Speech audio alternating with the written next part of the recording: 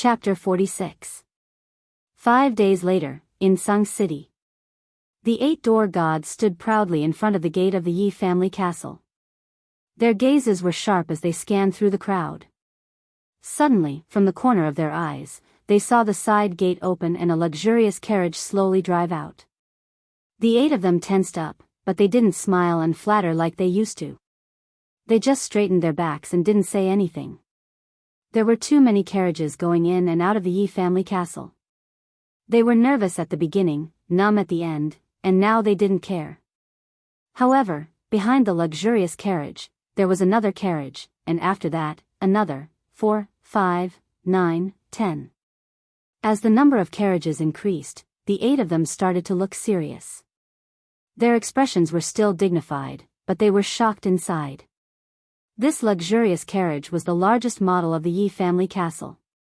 Each carriage could seat at least 20 people. 10. That was 200 people. Furthermore, this carriage was the most luxurious one of the Yi family castle. It wasn't something that just anyone could sit in. There were so many important figures of the Yi family. Where were they going? However, after an hour, the side gate of the Yi family castle opened again. Another 20 luxurious carriages drove out and disappeared into the wide streets of Tsung City. Another half an hour passed, and another 20 luxurious carriages arrived. Big brother, what's going on? The family sent out 500 to 600 experts. Isn't this a big move? Looking at the third wave of carriages slowly disappearing at the end of the street, one of the door gods couldn't help but ask the biggest door god at the center of the gate. The people beside him also glanced at him. Their sparkling eyes couldn't hide their bewilderment. What are you doing? Stand properly. Do you think you can pry into the family's secrets? Hearing the question, the door god's expression became even more dignified. He reprimanded in a low voice. However, he was obviously satisfied with the gazes of the crowd. He scanned the street and made sure there was no one nearby. Then, he whispered, "Elite Prefecture Battle." Ugh! The crowd quickly retracted their bewildered gazes and continued to look ahead with stern expressions. However, the thick eyebrows on their foreheads revealed some of their thoughts. Didn't the Elite Prefecture Battle usually only send 200 to 300 people? Why did 500 or 600 go this time? It should be known that the young experts of the clan had come out in full force. What kind of secret was hidden in this Fu battle? In the mountains behind the Yi family, in front of the lake in the valley, 2 figures stood side by side. Patriarch, why did we send almost all of our young experts to the elite prefectural tournament?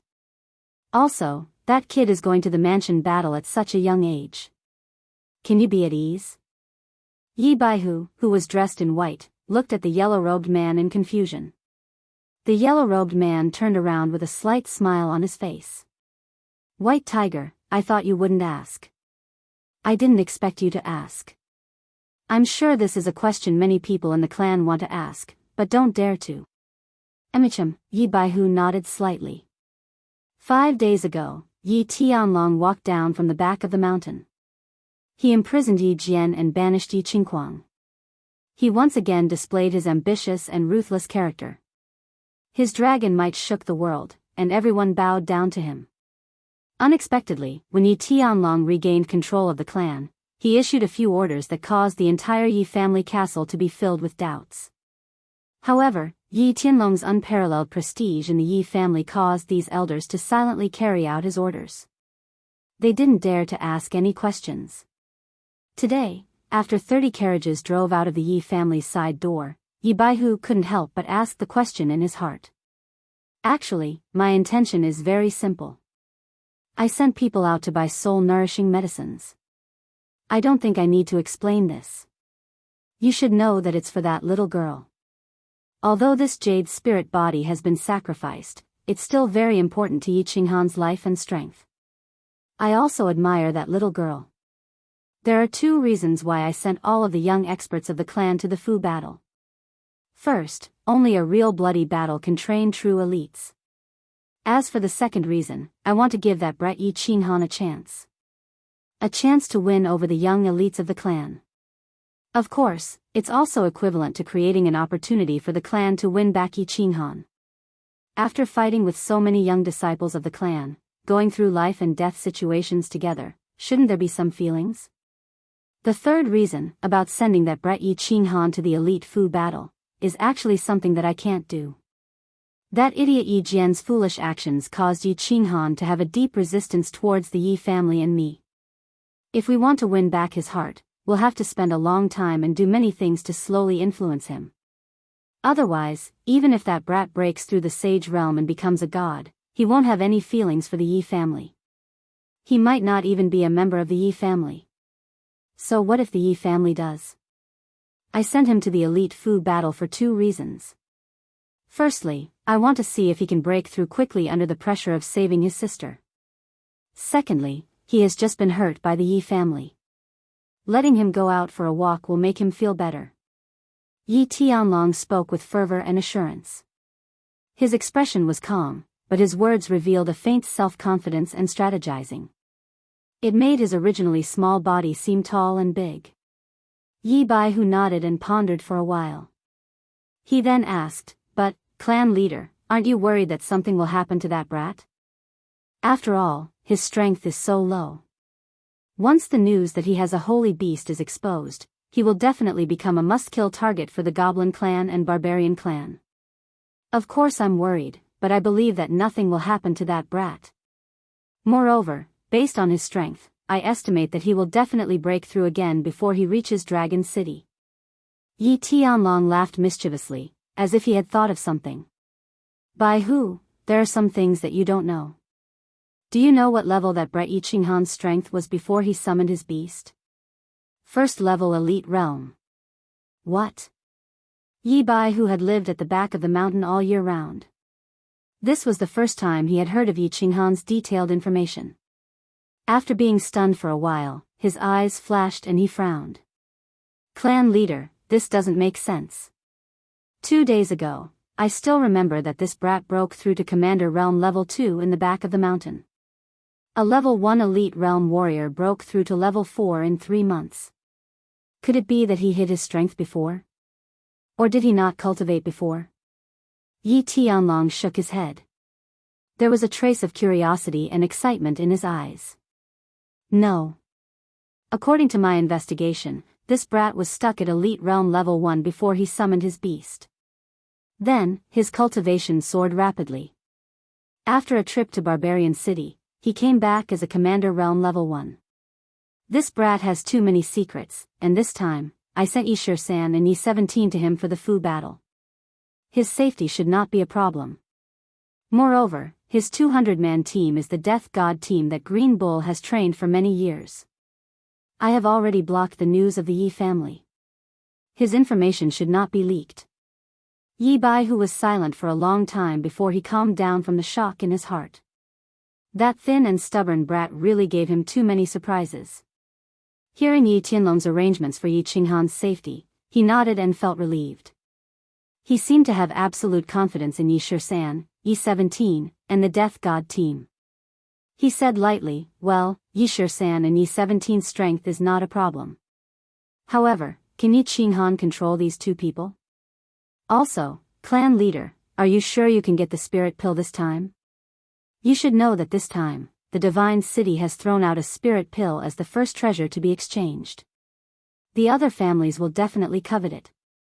After all, the spirit pill only appears once in 100 years. Moreover, 100 years ago, the Feng family paid a terrible price to get the spirit pill in the Divine City battle. This time, we need 2. Hearing Yi Baihu's question, Yi Tianlong's expression also became solemn. Whether he can control it or not depends on his luck and ability. As for the spirit pill, Yi Qingyo should be able to get the first place to exchange for it. Whether they can get so many points or not will depend on their performance in the Divine City battle. As for the other pill, in half a month, when you are in charge of Tsang City, I will go to the other side of the sea and ask for one. The other side of the sea. Hearing the words the other side of the sea, Yi Tianlong's expression became obviously respectful and even a little fearful. He nodded and said, "Since clan leader has arranged everything, there should be no problem.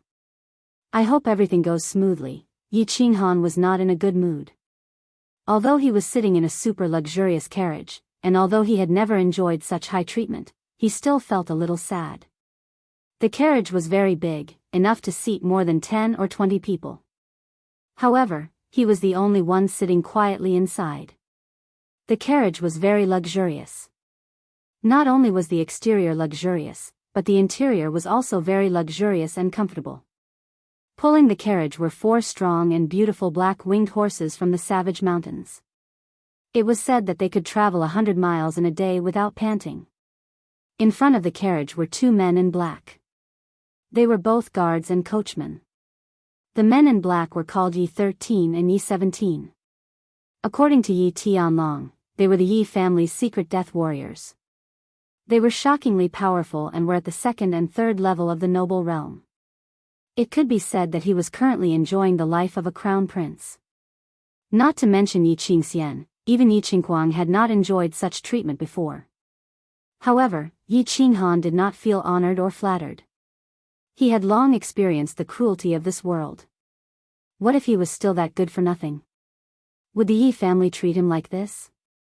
Would Yi Tianlong, his grandfather, treat him like this? Or could it be said that he indulged him?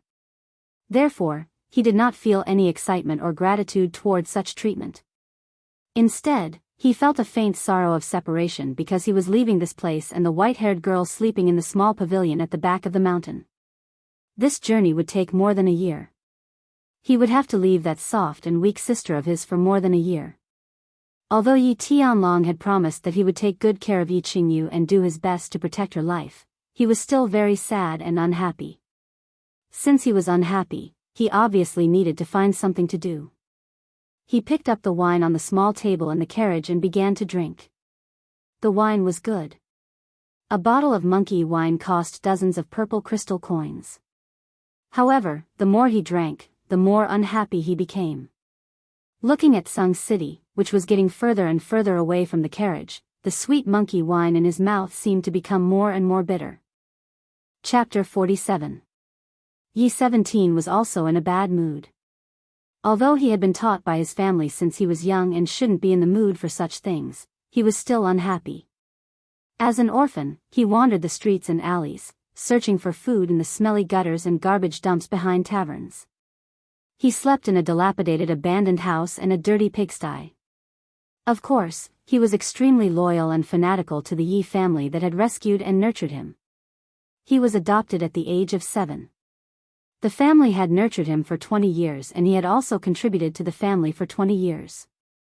This time, he was ordered to participate in the elite prefectural battle. He was extremely happy about this mission. He could finally kill again. It had been a long time since he had tasted fresh blood. However, it seemed that the most important thing on the order wasn't to kill. Instead, it was to protect the frail little fellow in the carriage. He didn't dare to disobey the family's orders, nor would he disobey them. But the family didn't order him to be in a good mood, right? So naturally, he wasn't in a good mood. It wasn't that he hadn't received orders to protect the young master of the family. He had also secretly expressed his displeasure and ridicule towards the arrogant and unreasonable young masters of the family. However, he still didn't dare to show it on the surface. But this time, he was deeply suspicious of the family's orders. Was this little fellow, who was obviously only 15 or 16 years old, really going to participate in the prefectural battle? Second-level commander? He shook his head inwardly. Wouldn't the family know how many people would die if they brought such a young master to participate in the prefectural battle? 17. Seeing Yi 17's gloomy face, Yi 13 glanced at the carriage behind and reminded him in a low voice. Humph. Yi 13 glanced at the curtain behind him and let out a low snort that only the two of them could hear, expressing his displeasure. It seemed that the young master in the carriage was even more arrogant than the previous young masters.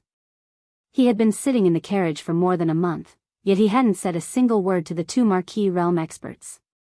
He hadn't even stepped out of the carriage. It seemed that this young master was even more arrogant than Yi Qinghuang. Yi Qinghan wasn't in the mood to talk nonsense. He didn't have the time either because he had been living a monotonous life of pain and happiness for more than a month. He was attacking the remaining 2 main meridians. In the Savage Mountain Range, he unexpectedly discovered a shortcut that could allow him to cultivate to the general realm at a terrifying speed. Using battle chi to attack the meridians and block the substance, he had done so. With the help of his strong mental fortitude and the miraculous bronze ring, he was already halfway there. In 1 month in the Savage Mountain Range, he had opened 6 small meridians and broken through to the Commander realm. However, he did not give up on cultivating diligently.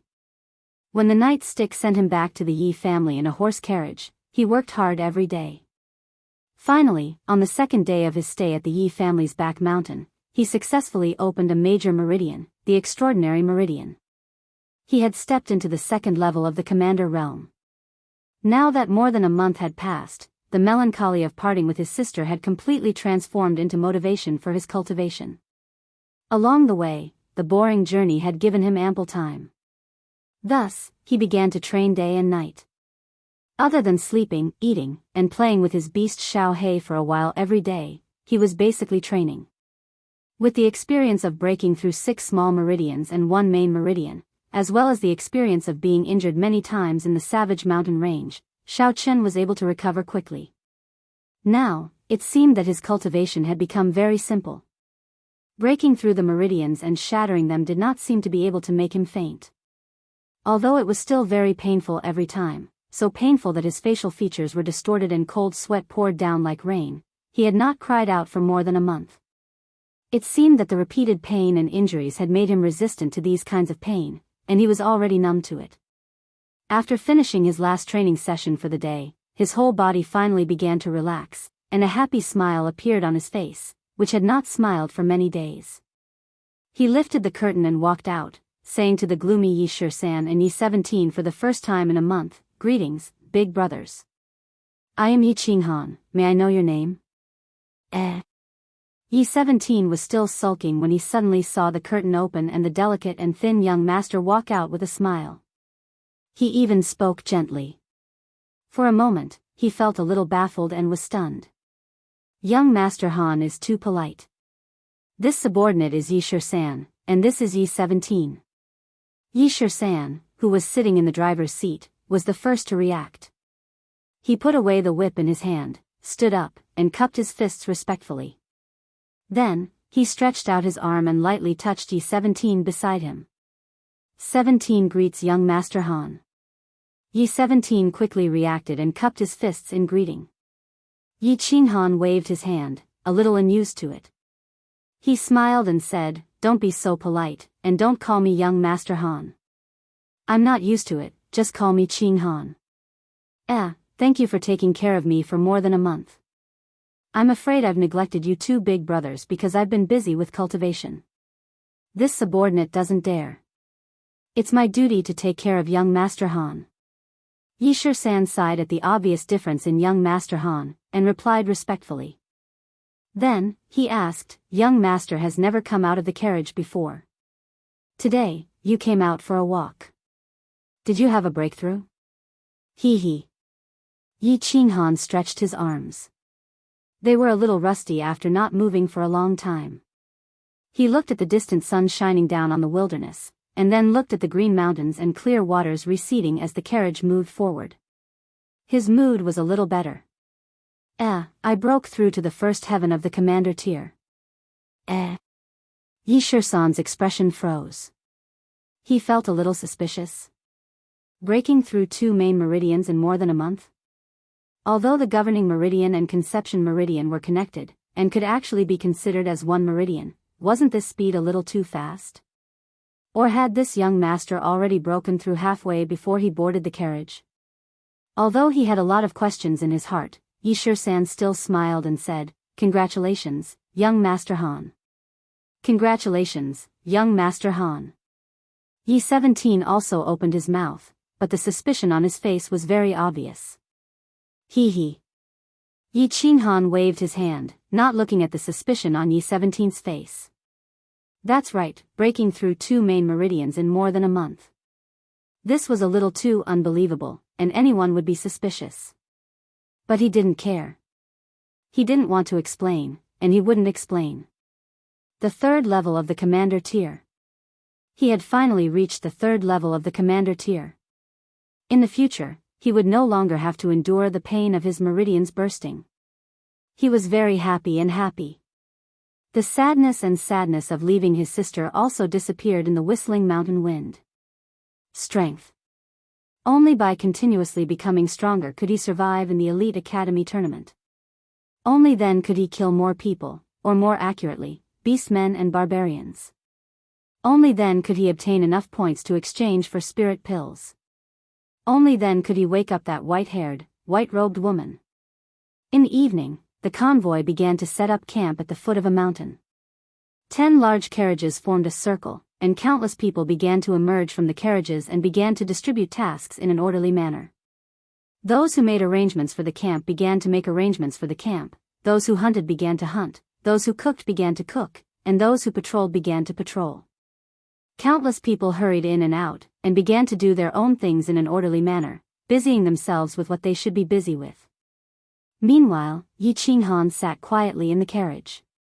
Beside him, Yi 17 stood coldly beside him, while Yi Shisan went to make arrangements for everyone. Yi Qinghan watched with interest as everyone bustled in and out. It had been more than a month since he sat in the carriage, and he hadn't taken a single step out of the carriage. He had always given orders to Yi Shisan, and this was the first time he had seen something so lively. What's that? We don't need to go help. Yi Qinghan was a little embarrassed as he rubbed his hands. If we go help, it will only make things worse. They wouldn't dare to let you, the commander of the team, and the young master of the family, do these chores. Yi 17 said coldly, but he snorted in his heart. Now you want to help? What did you do before? That's true. Yi Qinghan said, a little embarrassed.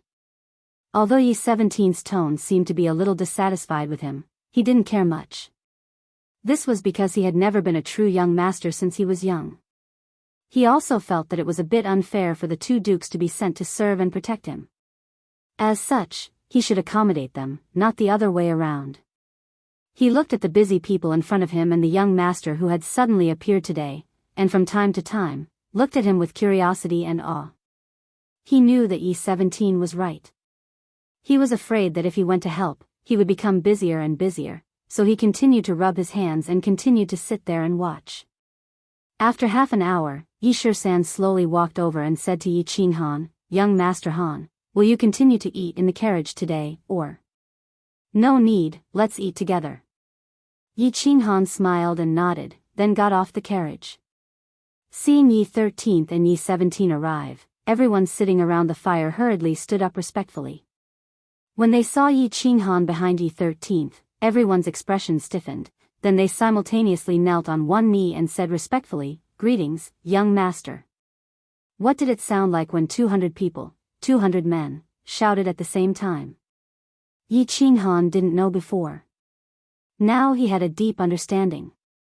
He rubbed his ears, turned his head, and said to Yi 13th, "13th, I seem to remember that I'm the commander of this team." Yi 13th was also a little shocked by this sudden roar. Although he didn't understand why Yi Qinghan said this, he still answered honestly, "That's right, young Master Han. Including the 2 of us, there are a total of 202 people, all of us must listen to your orders." "That's good." Yi Qinghan nodded, turned around, and said seriously to the 200 people kneeling on the ground, "Everyone, listen carefully. In the future, when you see me, you must not kneel or bow. As long as it's not a battle, you must not be too serious." "I don't like it." "This is an order." Chapter 48. The 200 people quietly looked at the handsome young man in front of them and listened to his strange words. They were a little confused. They were all men of sacrifice secretly trained by the Yi family. They were the Reaper squad. Like Yi Shisan and the others, they were orphans from all over the House of Aries. They had been adopted and trained by the Yi family since they were young. However, their talents were not as terrifying as Yi Shisan and the others. Therefore, they were arranged into a group of 200 people. After being adopted into the Yi family, they were very grateful to the Yi family and had been taught and trained by the Yi family for more than 10 years. Therefore, they had always taken the orders of the Yi family as the highest standard. Before they came, their chief instructor, Elder Yi Qingniu, had personally told them that Yi Qinghan would be their master from now on. He was the person they would protect with their lives. If Yi Qinghan wanted them to die, they would die. Therefore, they were very puzzled. Why was the first order given by this new master that they must never kneel in the future? Did they not need to respect their master? If they wanted to respect him, they had to kneel. However, when they glanced at their leader, Yi Shisan, they suddenly realized something when they saw the coldness in Yi Shisan's eyes. They quickly stood up and said respectfully in unison, "Yes." Yi Shisan's cold eyes made them instantly understand one thing. The chief instructor had once said that no matter how ridiculous the master's orders were, an order was an order and must be carried out. However, they had actually hesitated just now, so as the leader, Yi Shisan's eyes turned cold. "Okay, it's okay. You go about your business. Those who can eat, those who can drink, and those who can brag, just pretend that I'm not here." Feeling that the atmosphere in the field was a little heavy, and this heavy atmosphere was caused by him, Yi Qinghan felt a little embarrassed. He waved his hand and sat down next to the fire at the edge. After taking a yellow rabbit leg from Yi Shisan, Yi Qinghan waved his hand and motioned for the two of them to sit down. Yi Shisan hesitated for a moment before sitting down with Yi 17. Yi Qinghan nodded. He was very satisfied with the barbecue technique and turned to ask Yi Shisan, "I feel like they respect me very much. Or should I say, they are very afraid of me? Because they are the Reaper Squad." The chief instructor, Elder Yi Qingniu, bestowed this team to you, which means that the lives of these 200 people will be yours in the future. Furthermore, before the Elite Academy battle ends, both of our lives are yours. If you tell us to die, we don't even dare to live. How could they not respect you? Not afraid of you? Before Yi Shisan could answer, Yi 17 interjected. He seemed to find Yi Qinghan's question a little strange. They had originally thought that Yi Qinghan was a very important young master of the family. This time, it was obvious that the clan wanted these 200 people to be his escorts for the prefecture battle. Then, before he left, the clan would definitely tell him of their existence and their role. Thus, when Yi Shisan asked this question, Yi 17 easily misunderstood that Yi Qinghan was showing off his power as a young master. He was asking a question that he already knew the answer to, so his answer was obviously a little sarcastic. There's such a thing? Yi Qinghan frowned slightly, revealing the shock in his heart. He had never seen any of these people before. He had told Yi Tianlong that the first branch didn't want any of them, but in the end, Yi Tianlong had sent out the clan's secret suicide squad and directly bestowed a squad to him. Yi Shisan and Yi 17 were obviously not over 30 years old, but they had actually reached the second and third level of the Duke realm. With such strength, they were more than enough to be sent out to be city lords. It was obvious that they were experts that the Yi family had secretly nurtured, but now they were only sent to protect him. Young Master Han really doesn't know about the Reaper Squad? You didn't know about our existence in the past? Yi Shisan asked doubtfully when he saw that Yi Qinghan's expression was obviously not artificial. Any young master of the clan could shit on me in the past.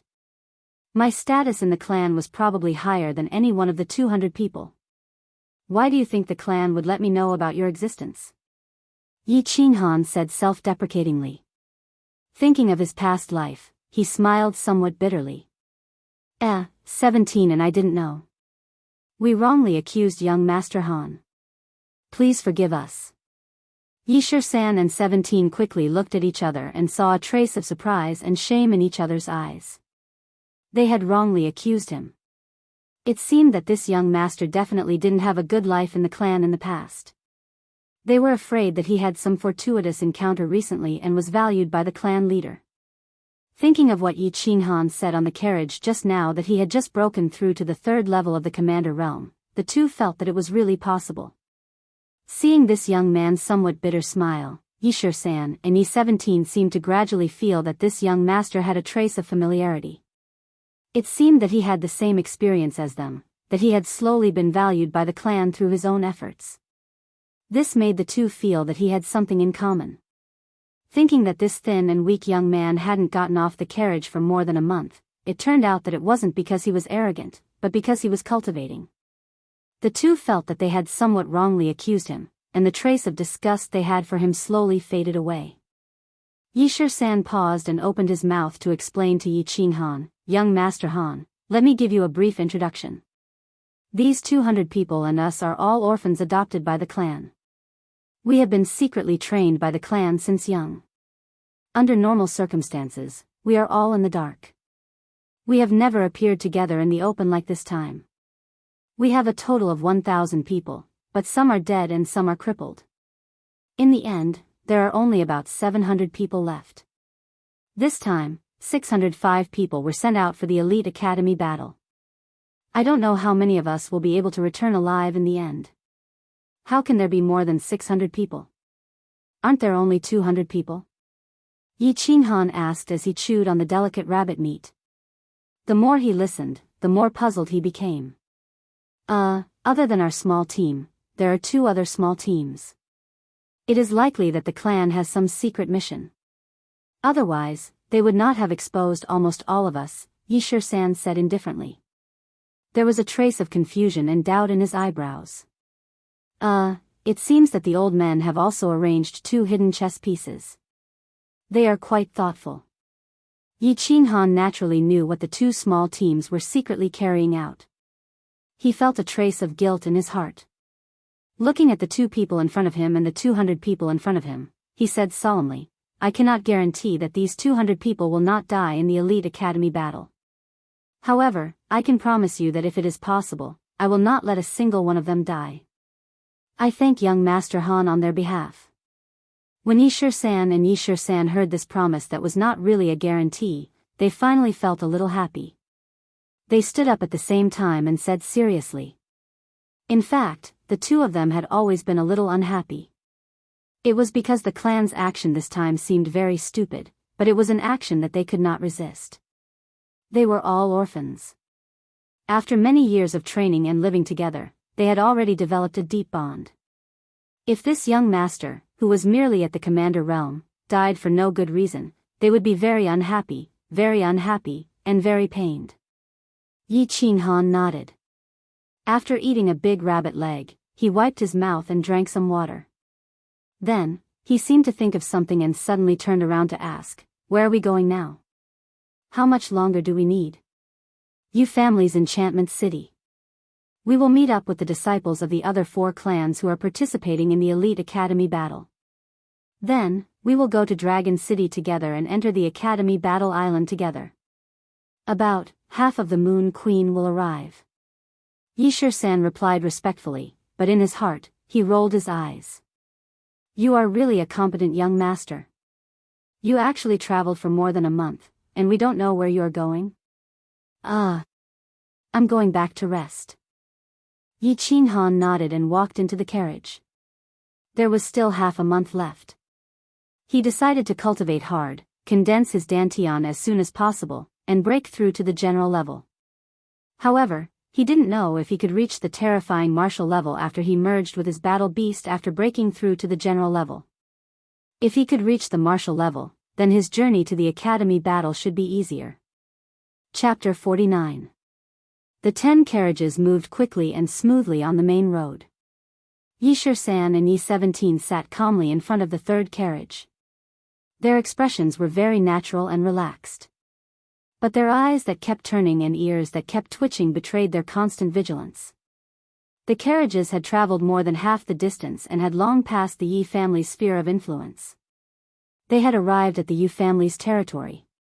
In order to better protect the young man in the carriage, they needed to be constantly vigilant of their surroundings and be ready to deal with sudden special situations. Thinking of the young man in the carriage, the 2 no longer had the usual feelings of disgust or even disgust. Instead, there was a kind of respect and intimacy that came from the bottom of their hearts. Ever since Yi Qinghan stepped out of the carriage that day, they increasingly found that this young master was obviously different from the young masters they had served in the past. Perhaps it was because this young master was not favored in the family when he was young or because of his nature. Yi Qinghan did not put on any airs. He was very easygoing with the Death God squad and very respectful to the two of them. This made them feel very comfortable and honored. This made the two of them feel closer to their master, Yi Qinghan, and they were somewhat satisfied. What made them feel even more respect was the hard work of the young master in his cultivation. Apart from eating and sleeping, Yi Qinghan was holed up in the carriage every day to cultivate. Back then, he was able to stand out among the 1,000 orphans. Of course, he knew that if a martial artist wanted to become a strong martial artist, talent was absolutely indispensable. However, apart from talent, hard work was the most important thing. And this young Master Han, since he could break through to the 3rd level of the Commander realm in more than a month, his talent was definitely not bad, at least for now.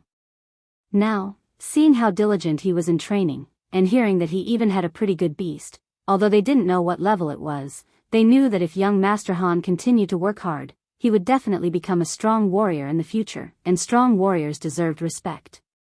At this moment, Yi Qinghan certainly did not know that his position in the hearts of Yi Shisan and the others had changed from disgust to closeness and respect. He did not deliberately do anything to make them respect him. He only did certain things according to his nature. From Yi Shisan and 17, he learned that they were all deathsworn of the clan. They were people who silently contributed to the clan without asking for anything in return. Therefore, he was very respectful to these people. He did not feel superior to them because of their status and his current status. Because they had participated in the mansion battle to save his sister, he felt grateful and guilty towards them. Therefore, he was very easygoing with the Reaper squad and very respectful to Yi 13th and 17. He told himself to work hard and improve his strength as soon as possible so that he could save more people's lives in the mansion battle and complete the mission faster. Therefore, at this moment, he was still sitting in the carriage, closing his eyes and continuously cultivating. He needed to condense his Dantian, break through the Commander realm, and enter the General realm. Battle Chi was like wine, and human meridians were like wine bottles. However, these bottles were very small. Warriors needed more power, so they had to have more battle chi and a bigger bottle. Therefore, the last stage of a martial artist's basic training was to condense a bigger bottle and condense the Dantian. Once the Dantian was successfully condensed, the warrior's battle chi would have a much larger storage space than before.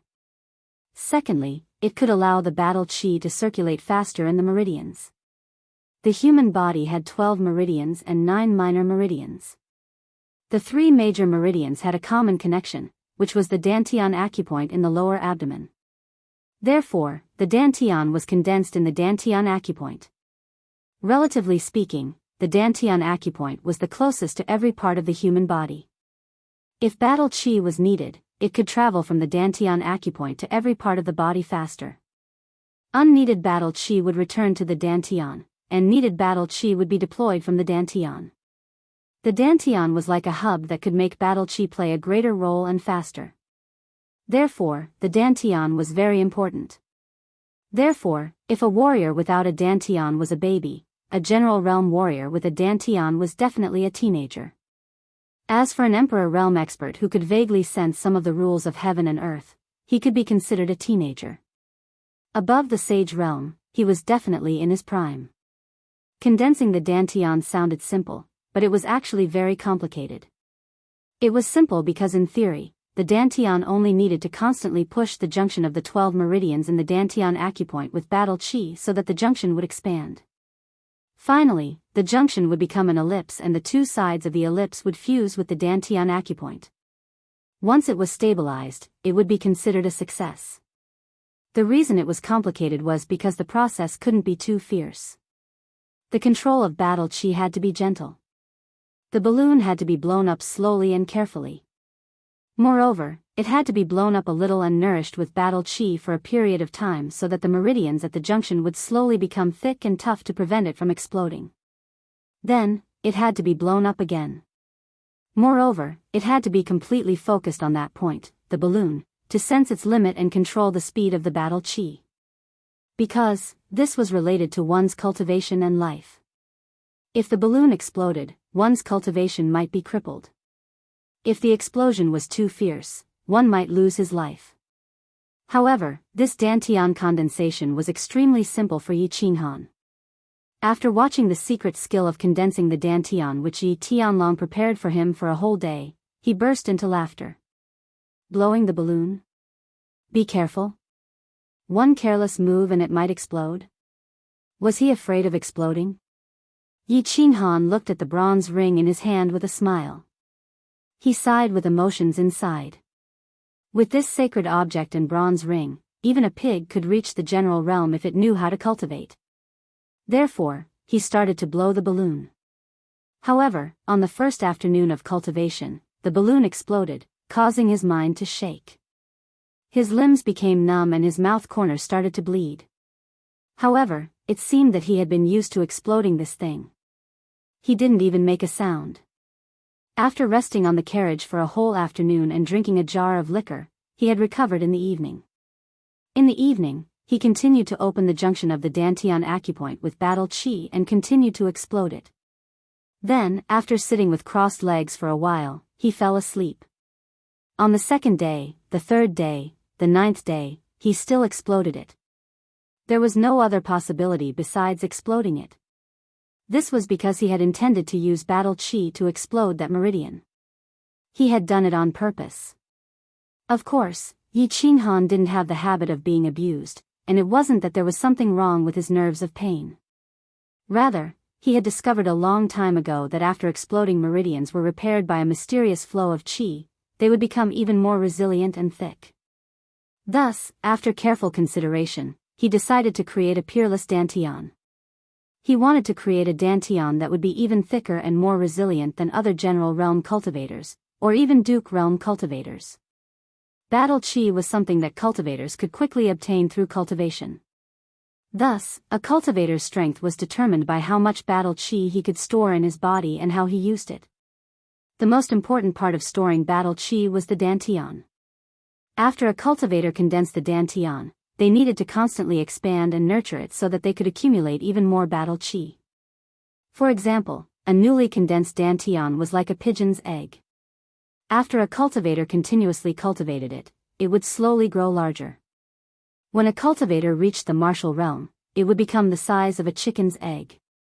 After cultivating to the duke realm, it would become the size of an ostrich's egg. Yi Qinghan's current goal wasn't to make his dantian the size of an ostrich's egg, but it should at least be the size of a chicken's egg, right? Thus, he slept in the carriage every day and continuously exploded the balloon. The bronze ring would then repair it, and the membrane on the surface of the balloon would become even more rigid. On the 15th day, Yi Qinghan was expressionless as he sat cross-legged in the carriage. Outside the carriage, he could hear the whistling of the wind and the slight noise. The whistling of the wind and the faint clamor outside the carriage didn't affect his state of mind. He could feel that the meridian in his dantian was no longer as strong as before. It had probably already reached its limit. He decided to completely condense his dantian today. He couldn't wait to find out just how powerful his dantian would be after it was condensed. He circulated his battle qi, and it wasn't as brutal and vicious as before. Instead, it flowed gently and slowly towards the intersection of the meridian. Then, he continued to gently and slowly expand the bulging meridian. His movements were gentle and careful, like a groom slowly undoing a bride's dress on the first night of marriage. The balloon slowly grew bigger and bulged. An hour later, the balloon stopped growing. The balloon wasn't like the description in Yi Tianlong's secret technique. It wasn't a long oval sphere with only 2 points on both sides that connected to the dantian acupoint. Instead, it was a rectangular oval. Instead of 2 points connecting to the dantian acupoint, the 2 sides were firmly attached to the acupoint.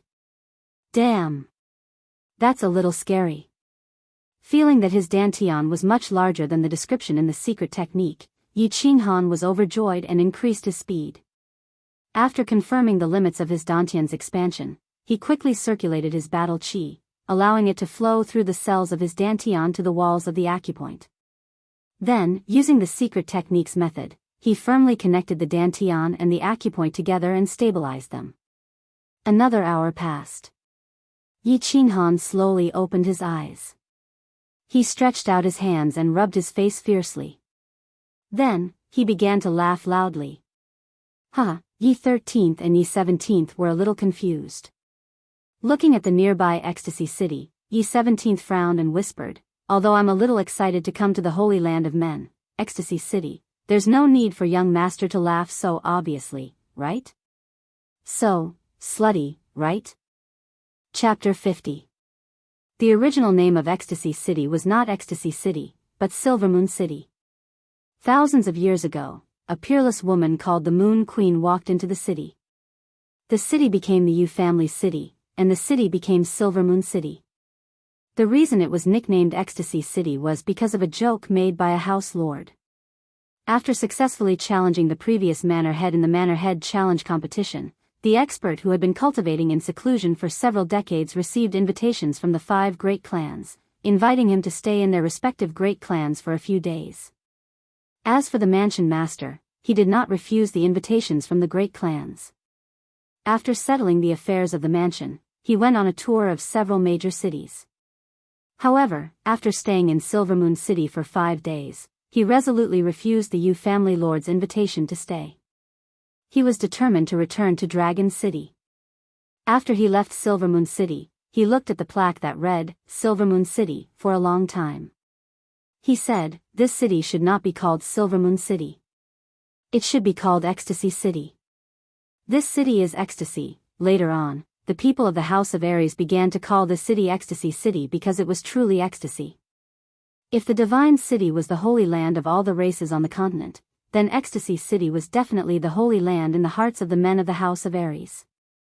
There was nothing famous in Ecstasy City. There were only women, beautiful women, and all kinds of beautiful women.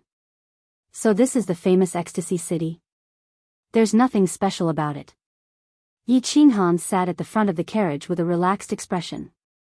He looked at the wide road in front of him, the sparse passers-by, and the shops on both sides of the street. He did not feel anything special. He smiled at Yi 17, who was sitting beside him. From the outside, there's nothing special about this city compared to other cities. Yi 17 chuckled. He seemed to remember something, and his eyes flashed. He licked his lips and continued, "The special things about this city are in the buildings in front of us, as well as the moon loft that we will be staying in." Yi Qinghan nodded. He didn't think much of it until the carriage continued forward. After 2 or 3 kilometers, they made 2 more turns and arrived at a street. Yi Qinghan finally understood what was so special about this city, and why it was called Ecstasy City. The street ahead was very wide, even twice as wide as Tsang City's Nilan Street. It was enough for the 2 carriages to travel side by side. Logically speaking, there was no need for a city to build such a wide road, but it was obvious that the architect who designed this road was definitely a genius. That was because the road was densely packed with carriages and pedestrians. What is this place? Why is it so lively? After walking for a few miles and making 2 turns, Yi Qinghan suddenly felt as if the sky had changed. Looking at the densely packed carriages and crowds of people in front of him, he felt a trace of shock. Why didn't he see anyone on the streets just now? It turned out that they were all gathered here. This street is called the Street of Clouds and Rain. There are 13 streets like this in Enchanting City. And what you see isn't the most lively. You'll see what's really lively later. Yi 17 nodded. He was very satisfied with Yi Qinghan's expression, because he had the same expression when he first came here. Those women, this place is actually a brothel? These people are all here to visit prostitutes? Before Yi 17 could finish, Yi Qinghan suddenly shouted. He suddenly discovered a very surprising phenomenon. He finally understood why the street was built so wide, why there were so many people on this street, and why this city was called Enchanting City. This was because he discovered that the street in front of him was filled with neatly arranged lofts, and in front of each loft was a row of beautifully dressed and flirtatious women. They were constantly throwing flirtatious glances at passers-by, their half-naked breasts and snow-white thighs swaying from time to time, displaying their powerful charm and passion. Whenever a guest stopped in front of the door of the loft, countless women would immediately surround them and use their coquettish voices and plump breasts to make the guest dizzy. In a daze, the guest would walk in unknowingly. Yi 13th smiled, nodded, and explained to Yi Qinghan, "Hee, young Master Han, it seems that you really don't know much about the Yu family and Enchanting City. The Yu family is most famous for their charm techniques, and Enchanting City is most famous for its brothels and beautiful women. There are more than 3,600 registered brothels in Enchanting City. Beautiful women of all races and styles are gathered here, and they are said to be 100,000 beauties. And their slogan is that there are only things that you can't imagine, and nothing that you can't get. Hee, let's go. When we reach the Yu family, you'll know what it means to be in ecstasy." I know that the Yu family is most famous for their charm techniques, which are as famous as our family's beasts. But I didn't expect them to use their charm techniques to seduce men, and even make the city's sex industry so prosperous and powerful. Yi Qinghan frowned slightly, and said in confusion. "Wrong. Young Master Han, the Yu family's charm techniques are definitely not like what these prostitutes have shown. There is only one brothel in Enchanting City that belongs to the Yu family, and that is the Yu family's Yu family that we are going to now. Furthermore, the Yu family's charm techniques are definitely not on the same level as the low-level charms displayed by these prostitutes. You'll know when we reach the Yu family's Yu family." Yi 13th's face showed a hint of nostalgia, and he said with certainty very seriously. "Oh. Is that so?" Yi Qinghan smiled with great interest. He was looking forward to the Yi family's charm techniques, which were as famous as the Yu family's beasts. 10 horse carriages moved forward majestically.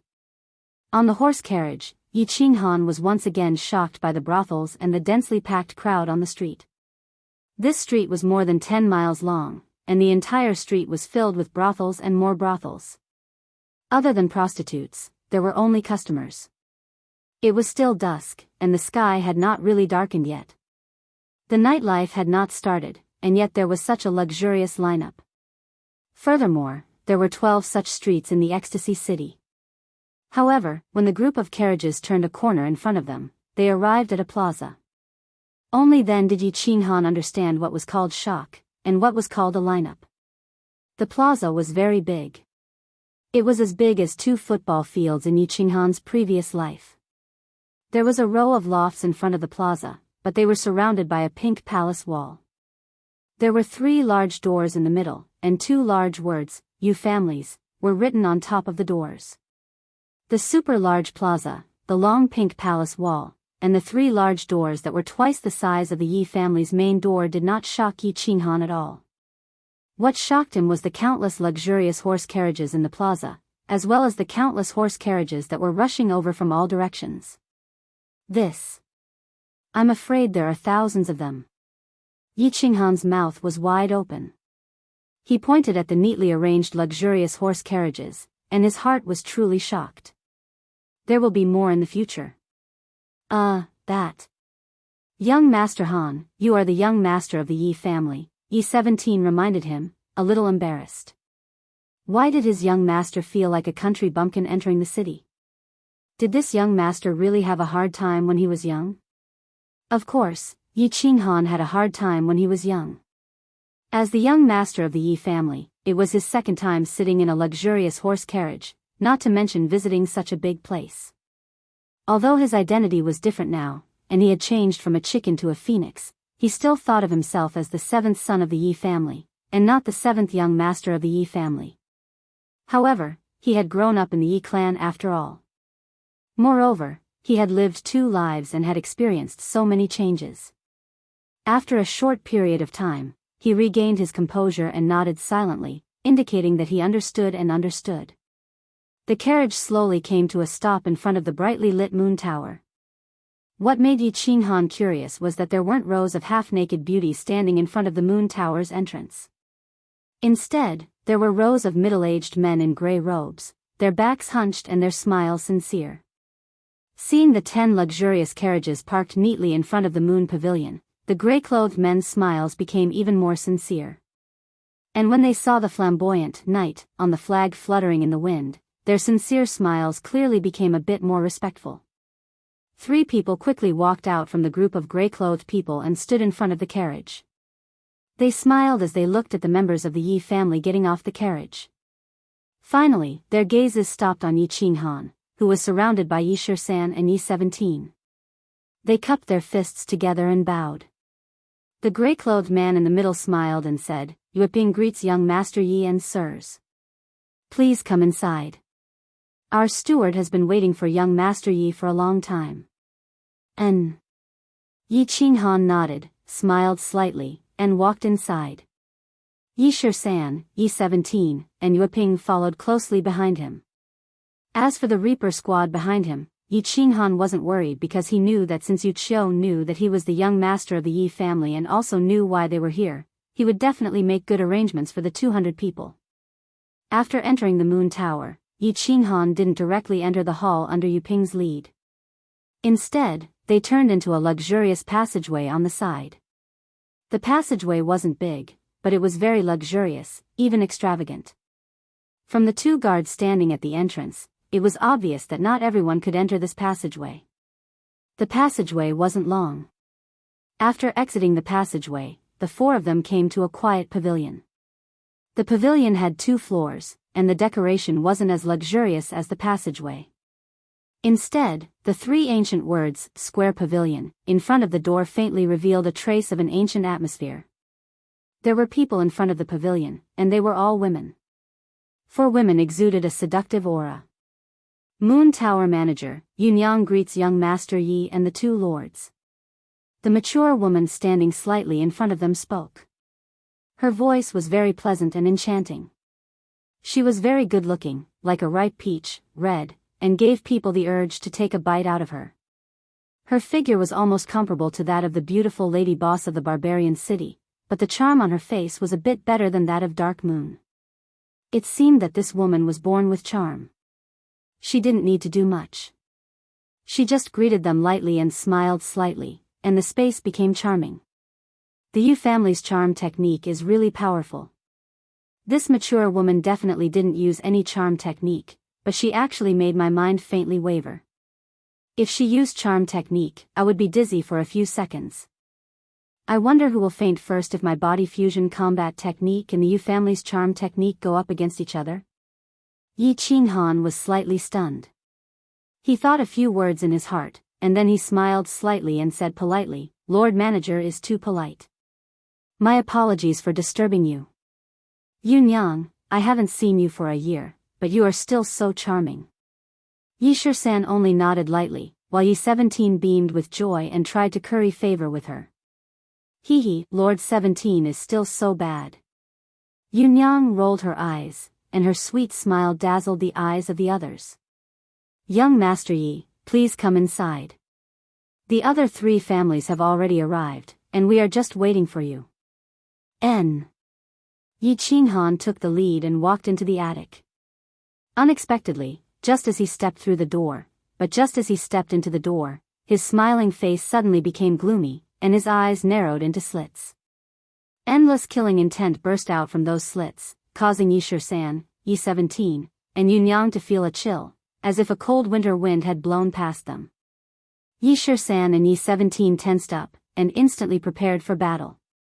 Their sword-like gazes followed Yi Qinghan's gaze, and what they saw was an incomparably handsome face and a pair of eyes, one big and one small, exuding a demonic aura. Chapter 51. Xue Wuhan looked at the skinny young man at the door in surprise. He had mixed feelings. A few months ago, he had met this young man for the first time on Milan Street in Sung City. This young man was like an enraged lion. He jumped up high and waved his hand at him. However, the young man casually slapped his hand away. In the Yi family's courtyard, he asked old Shi to investigate this young man. He found out that his name was Yi Qinghan. He was Yi Dao's son. He was a useless cultivator. He was the poor young master of the Yi family. He didn't care about him. He thought that the young man had Yi Dao's temper, but he didn't have Yi Dao's strength. He was just a useless person. He knew that in the Fire Dragon continent, in the House of Ares, and in the 5 noble families, those who didn't have strength were useless. Even though he was the direct descendant of the Yi family, they could only ensure that he didn't have to worry about food and clothing. He didn't have any power or influence. As a direct descendant of the 5 noble families, he knew that similar things happened in every family. Of course, his family was no exception. Therefore, after knowing that Yi Qingyu was a resolute person, he didn't think much. He ordered Shui Yi and the others to capture or kill Yi Qinghan. He knew that as long as he did it discreetly, even if the Yi family knew that he did it, they wouldn't make things difficult for him. Because he knew that the Yi family wouldn't make things difficult for him because of a useless person. Then, news came from the man's city. Shui Yi and the others were killed by Yi Qinghan. He started to pay more attention to this useless young master of the Yi family. He took the risk to kidnap Yi Qingyu. However, he didn't expect that Yi Qingquang wouldn't succeed. He even crippled himself. He didn't know what had happened to the Yi family that day. He only knew that Yi Rong had been killed, Yi Jian had been imprisoned, and Yi Qingquang had been crippled. As for the youth that he once thought was trash, he seemed to be valued by the Yi family. He had never thought about hiding what he had done in the Yi family castle from the Yi family. He had never thought that the elders of the Yi family would attack him, the young master of the Shui family. He also knew that the Shui family would give the Yi family a satisfactory price to resolve the hatred the Yi family had towards him. However, when he looked at the thin and weak young man in front of him and the endless killing intent in his squinted eyes, he understood that even if the Yi family did not do anything to him and no longer hated him, this young man would never let him go. It wasn't that he hadn't thought about meeting this youth again. He had also thought about what he should say and what he should do when he met this youth again. But he didn't expect that the two of them would meet again so quickly and so suddenly.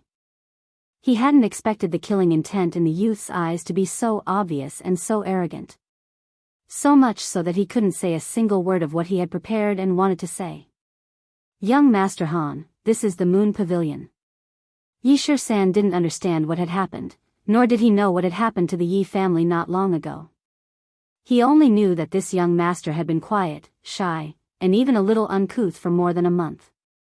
Why was he acting so sharp and arrogant at this moment? But he also knew that the target that caused his young master to display such shocking killing intent was Shui Wuhan, the young master of the Shui family. And this was the Moon Pavilion of the Yu family, so he spoke in a low voice to remind his young master who was about to go berserk. I know this is the Moon Pavilion, so I didn't make a move. Yi Qinghan said in a low voice. His voice was cold and not loud, but he didn't deliberately suppress it. In the quiet 8-direction pavilion, his words were like a clap of thunder, exploding a group of people. There weren't many people in the pavilion, only about 7 or 8. But those who could enter this 4-direction pavilion and sit inside to drink tea were not ordinary people. This 4-direction pavilion didn't receive guests from anywhere, only distinguished guests. And there weren't many people in the House of Aries who could be called distinguished guests by the Yu family, one of the 5 big families. Of course, Shui Wuhan could be considered a distinguished guest. He was the young master of the Shui family, a young elite ranked 10th on the Earth roll. Of course, he was a big figure, a big figure. And this unfamiliar, immature youth in front of them released his killing intent the moment he entered, ruining the elegant atmosphere in the room. Of course, the people sitting inside weren't very happy. And now this youth was boasting shamelessly that he wanted to make a move on Shui Wuhan. This kid was a little too pretentious, and the people in the room were a little dissatisfied. A young man on the far left stood up, ready to help young Master Shui gain some face. The young man wasn't old, and his face was a little pale. He was quite handsome, and his curly hair was casually draped behind his head, giving him a very demonic air. He looked carefully at Yi Qinghan, and after confirming that he didn't know him, he said unconcernedly, Yu Ji, which family is this kid from? Why are you so impudent? Young Master Long Shuilu, this is the young master of the Yi family. Young Master Yi, can you give me some face and come in to take a seat quietly? Yunyang smiled sweetly and explained. Then, she turned to look at Yi Qinghan with an expression of hope. I'm giving face to your family, that's why I didn't make a move. Yi Qinghan said indifferently. He didn't care about the people in the room at all, and walked straight in. He walked to the front of Shui Wuhan, squinted his eyes, and actually smiled. Shui Wuhan, young master Shui. You are very good, very good. Shui Yi asked me to pass a message to you. He said that you can go and meet up with them when you have time. Hua. Shui Wuhan didn't move, but his face became a little gloomy.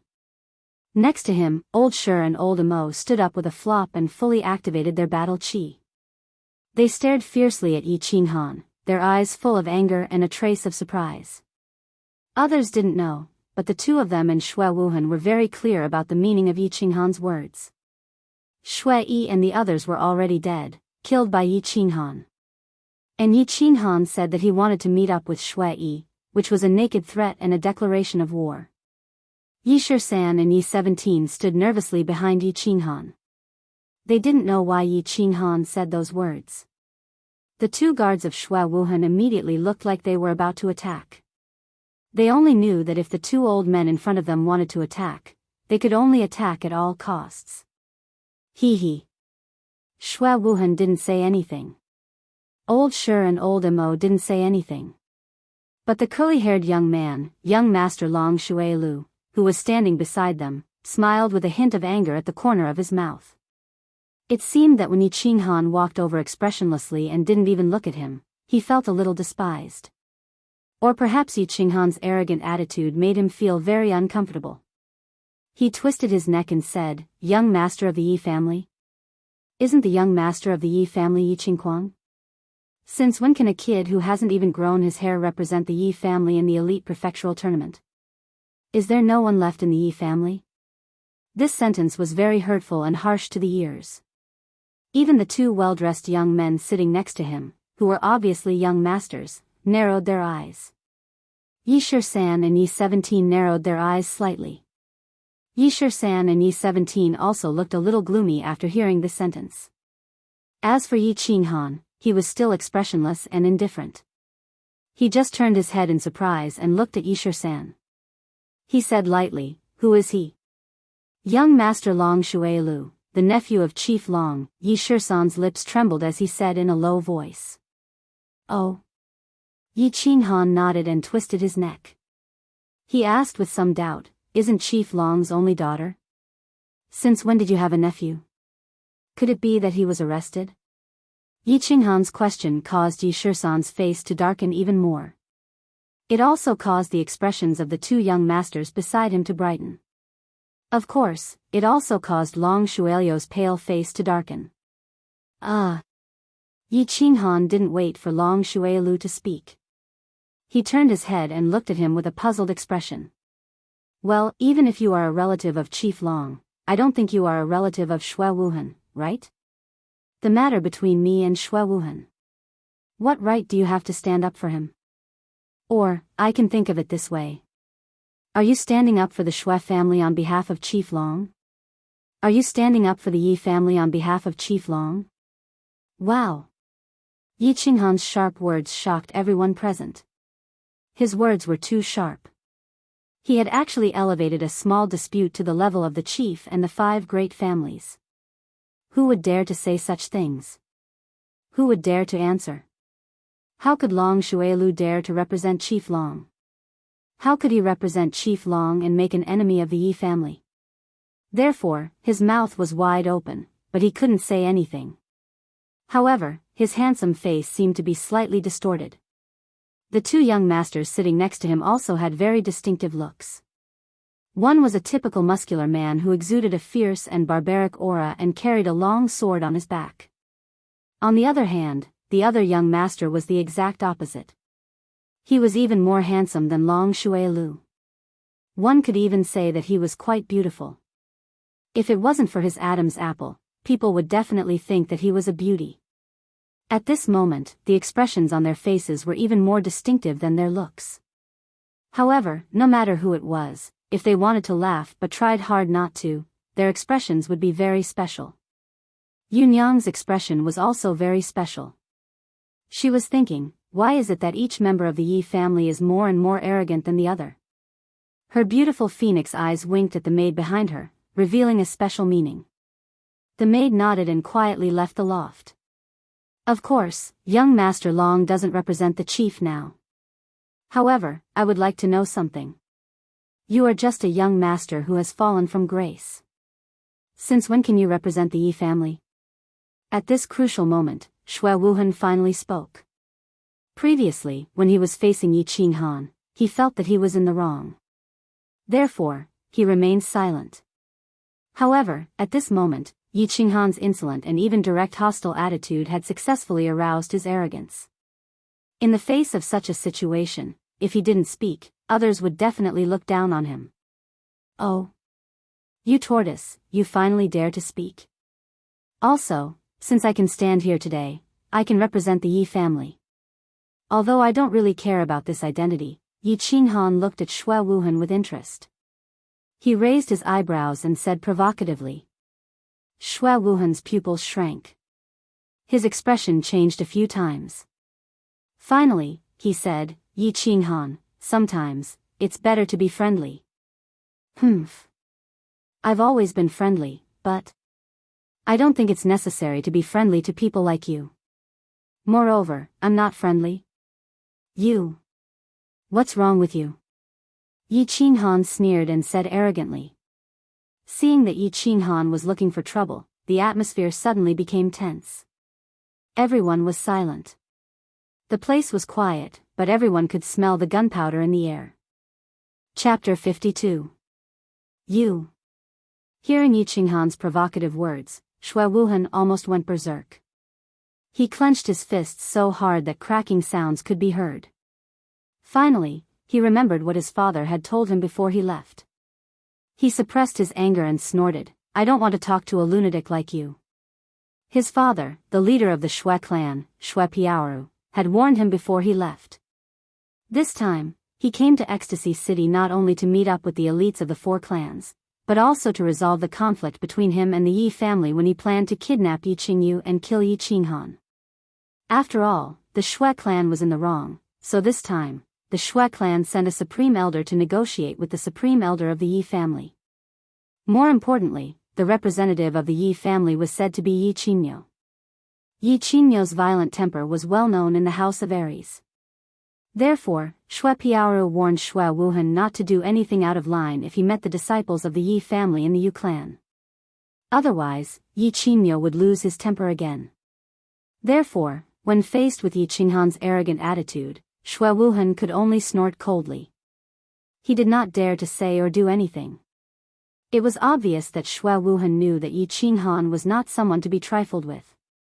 However, the people present did not know that, especially Long Shuilu, who had just been slapped in the face by Yi Qinghan. He was a little curious about Shui Wuhan's behavior today. However, after a while, he thought that perhaps Shui Wuhan did not want to ruin his gentle temperament. He did not want to quarrel with this kid or teach him a lesson. Just now, both of them had been slapped in the face by this young man. Since Shui Wuhan was embarrassed, then he felt that he should stand up and regain his face. Therefore, he stood to the side and said in a somewhat sinister tone, I also think it's better to be kind. Usually, people who are not kind will basically be taught a lesson. They will all be slapped to the ground. The moment Long Shuilu's words left his mouth, the other two young masters sitting beside him smiled at each other, shook their heads, and remained silent. Idiot. Yunyang cursed inwardly. It was obvious that Yi Qinghan wanted to flip out, but Shui Wuhan didn't want to face this young man. Yi Qinghan couldn't find an opportunity to flip out. At this time, the idiot Long Shuilu actually came to the door. He didn't understand why Master Long, a hero of his generation, would have such a nephew. Moreover, this nephew of his didn't understand how much wealth he had. He often used his uncle's name to show off. She shook her head helplessly, not daring to get involved. After all, as a middle-level member of the Yu family, she didn't dare to interfere in matters between young masters, nor did she want to. A few months ago, a lot of people could slap me to the ground, and I was slapped a few times. And now, I think a lot of people want to slap me to the ground, but there are a lot of people who are slapped to the ground by me. If you want to have a taste of being patted, you can try. Although his words were a little awkward and sounded like a tongue twister, the arrogance and contempt in his words could be heard even by a deaf person. Humph. It seems that I have to teach you a lesson on behalf of your elders and let you know that the sky outside Sang City is even vaster than the sky outside. Long Shui Lu sneered and cracked his knuckles. It seemed that he was about to take action. The sky is indeed very vast, but I don't think the area above your head is very vast. Yi Qinghan shook his head, but he suddenly thought of something. He turned his head to look at the two young masters who looked very special and said, What is that? I guess you two are the young masters of the Feng clan and the Hua clan. I have a question to ask you two young masters. Since young Master Long wants to teach me a lesson, why don't you come here? I have no choice but to accept the lesson. It's just that he failed to teach me a lesson and got slapped. You won't be so ungentlemanly as to find the adults of your clan to continue teaching me a lesson, right? The two young masters were obviously stunned by Yi Qinghan's words. They smiled bitterly in their hearts. They didn't provoke anyone, but this young master was obviously trying to drag them down with him. However, since he had been asked, it would be embarrassing not to answer. Thus, the muscular man flexed the muscles on his chest and chuckled. He said, Well, under normal circumstances, when I fight with young people, I won't find my clan even if I win or lose. That's very embarrassing.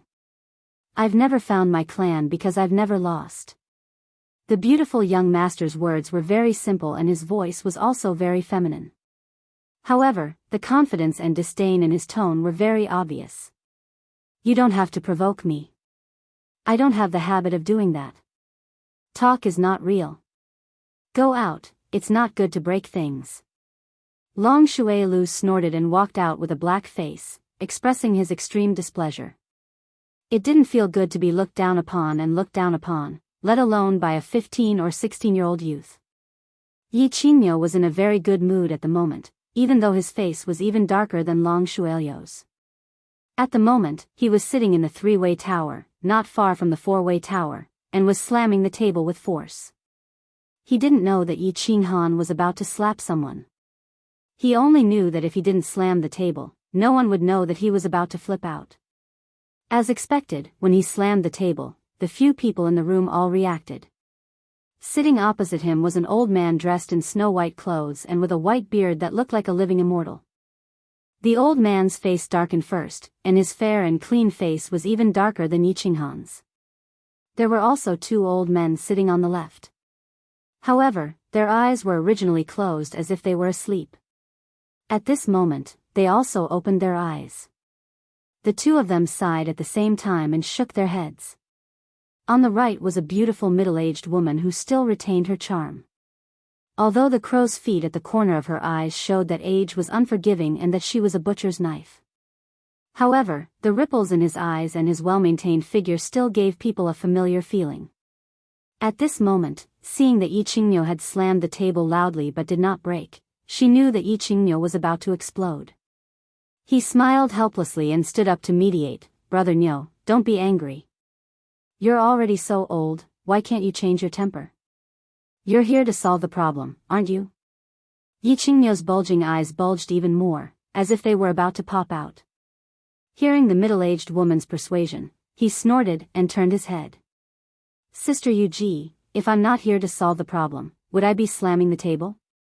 Jade spirit body. How long does it take for a jade spirit body to appear on the continent? But now, he was crippled by that black-hearted wolf, Shui Wuhan. Also, because of this, our Yi family's elder, Yi Rong, died. He was a martial artist who had 100% chance of entering the Saint Realm. Also, Yi Qingquang's cultivation was crippled. You all know Yi Qingquang's aptitude. He had a high chance of entering the Saint Realm, and he also had a jade spirit body to create a Saint Realm. Our family lost 3 Saint Realm martial artists in one go, and that's not even including the dead core disciples. Look at old Shui. Does he think he can settle this matter with something that's used to dismiss beggars? Let me tell you, there's no way. As they listened to Yi Qingniu's bulging eyes and roaring angrily, black lines appeared on everyone's foreheads. It was said that Yi Qingniu used to be in the underworld when he was young. It was not groundless after all. Look at this smack. Let's not talk about whether Yi Qingquang, a general realm martial artist, could enter the emperor realm or not. As far as they knew, Yi Rong had been stuck at the first level of the emperor realm for more than a decade.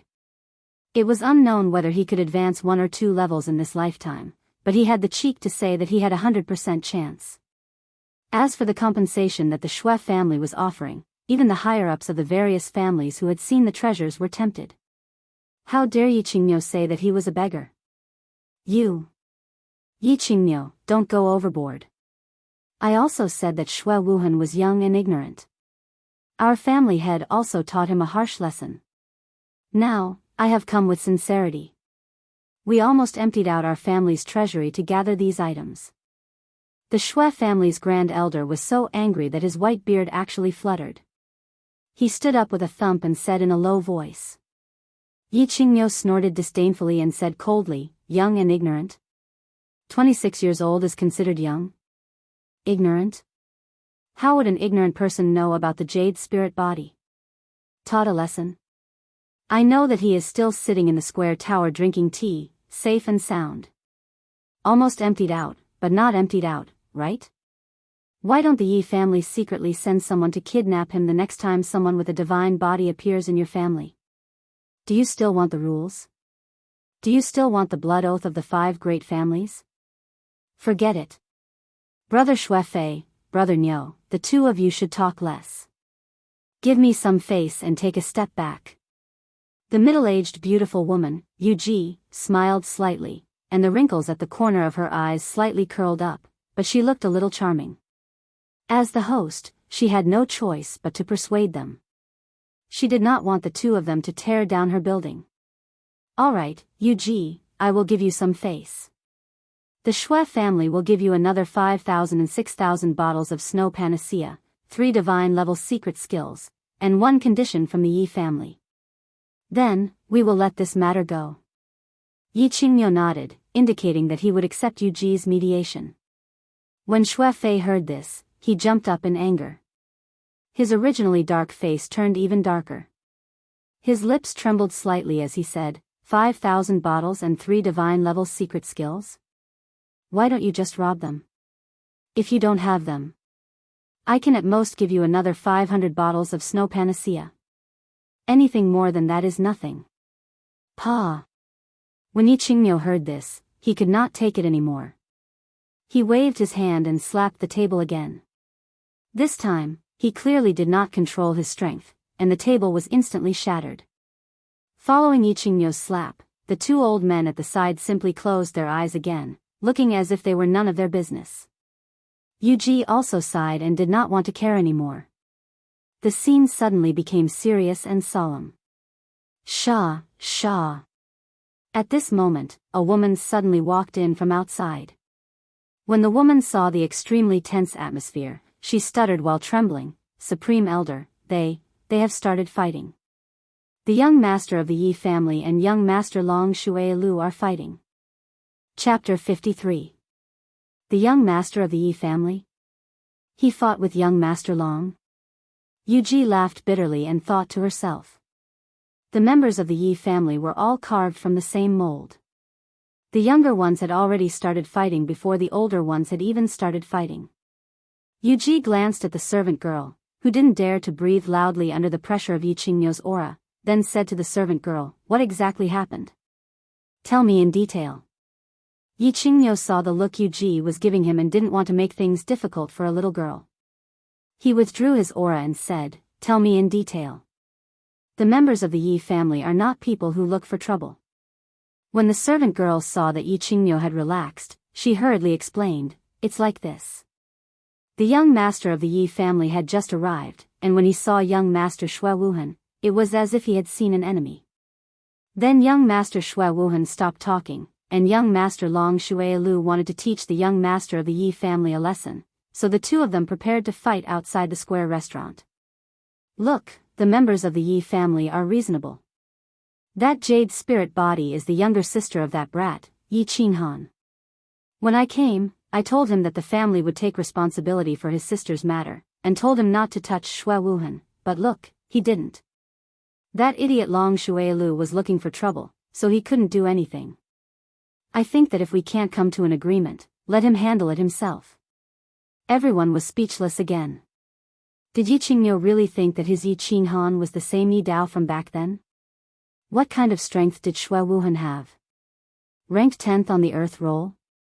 Could any Tom, Dick, or Harry touch him? Besides, even though Long Shuilu was a bit of a spoiled brat, he had painstakingly cultivated his strength to the second tier of the general realm. It was hard to say who would be the one to be hit. He wasn't worried that Long Shuilu would be hit. Even if he was hit, Chief Long wouldn't care. He was just worried that if Yi Qinghan was hit, Yi Qingniu would take the opportunity to flip out and make her square restaurant a mess. Hee, let's go out and take a look. Yi Qingniu chuckled, but thought to himself, this brat can even cripple Yi Qingquang, who is in the third tier of the general realm, not to mention Long Shuilu, a good-for-nothing. And I heard that this brat has broken through again? Make your move. Seeing that you're young, I'll let you have 3 moves. Long Shuilu stood calmly outside the square tower, a sword in his left hand. The sword was not unsheathed and his right hand was behind his back. He held his head high, giving off the aura of an expert. What an idiot. There's no beauty by his side, so what's the point of showing off? Why are you putting on airs? The muscular young master was the strongest among the younger generation of the Feng clan. His name was Feng Zi. His name was a bit feminine, but he was a very pure man. At this time, he was standing next to the beautiful young master with a feminine temperament and whispered, I reckon it'll be settled in 3 moves. The feminine and delicate young master was the young master of the Hua family, Hua Ji. He shook his head and said, but it was unclear whether he meant that he could defeat Long Shuilu in 3 moves, or that Yi Qinghan could defeat Long Shuilu in 3 moves. Feng Zi obviously understood that Hua Ji was referring to the latter, or the former, or both. He knew very well that this friend of his, who was like a transvestite, had grown up in the midst of slaughter. His foresight and battle experience could be said to be the strongest, and Feng Zi had never doubted his foresight. However, when he looked at Yi Qinghan again, his gaze was a bit different.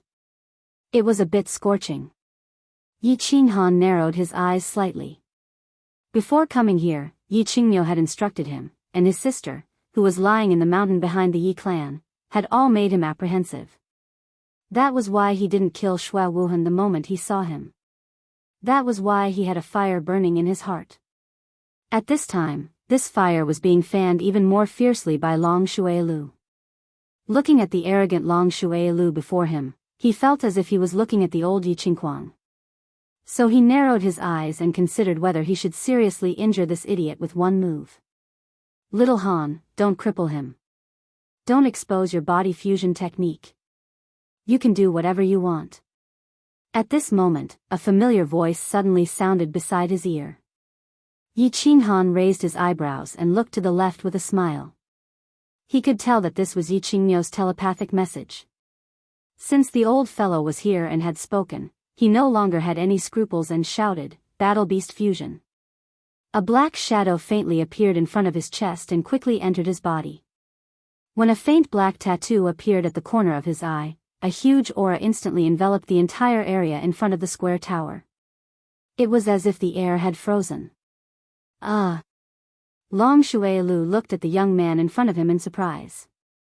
How did this young man's aura become so strong after the Battle Beast fusion? He didn't dare to be careless and quickly released his battle aura, forming a yellow battle aura shield around his body. 8th grade Battle Beast? Feng Zi and Hua looked at each other and saw a trace of surprise in each other's eyes. The Yi family had really hidden their strength well. Looking at the aura of the body fusion technique, it was very likely to be an 8th grade Battle Beast. As for the Holy Beast, he didn't think too much about it. After all, the Yi family had only produced 1 Holy Beast in a few thousand years. The Yi family was probably going to have another strong warrior. Old Nyo.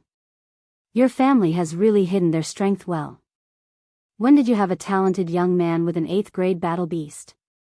Furthermore, he's already at the 1st level of the general realm at such a young age. His future is limitless. At the entrance of the square tower not far away, one of the two elders from the Feng and Hua families who had been silent all this time finally spoke up.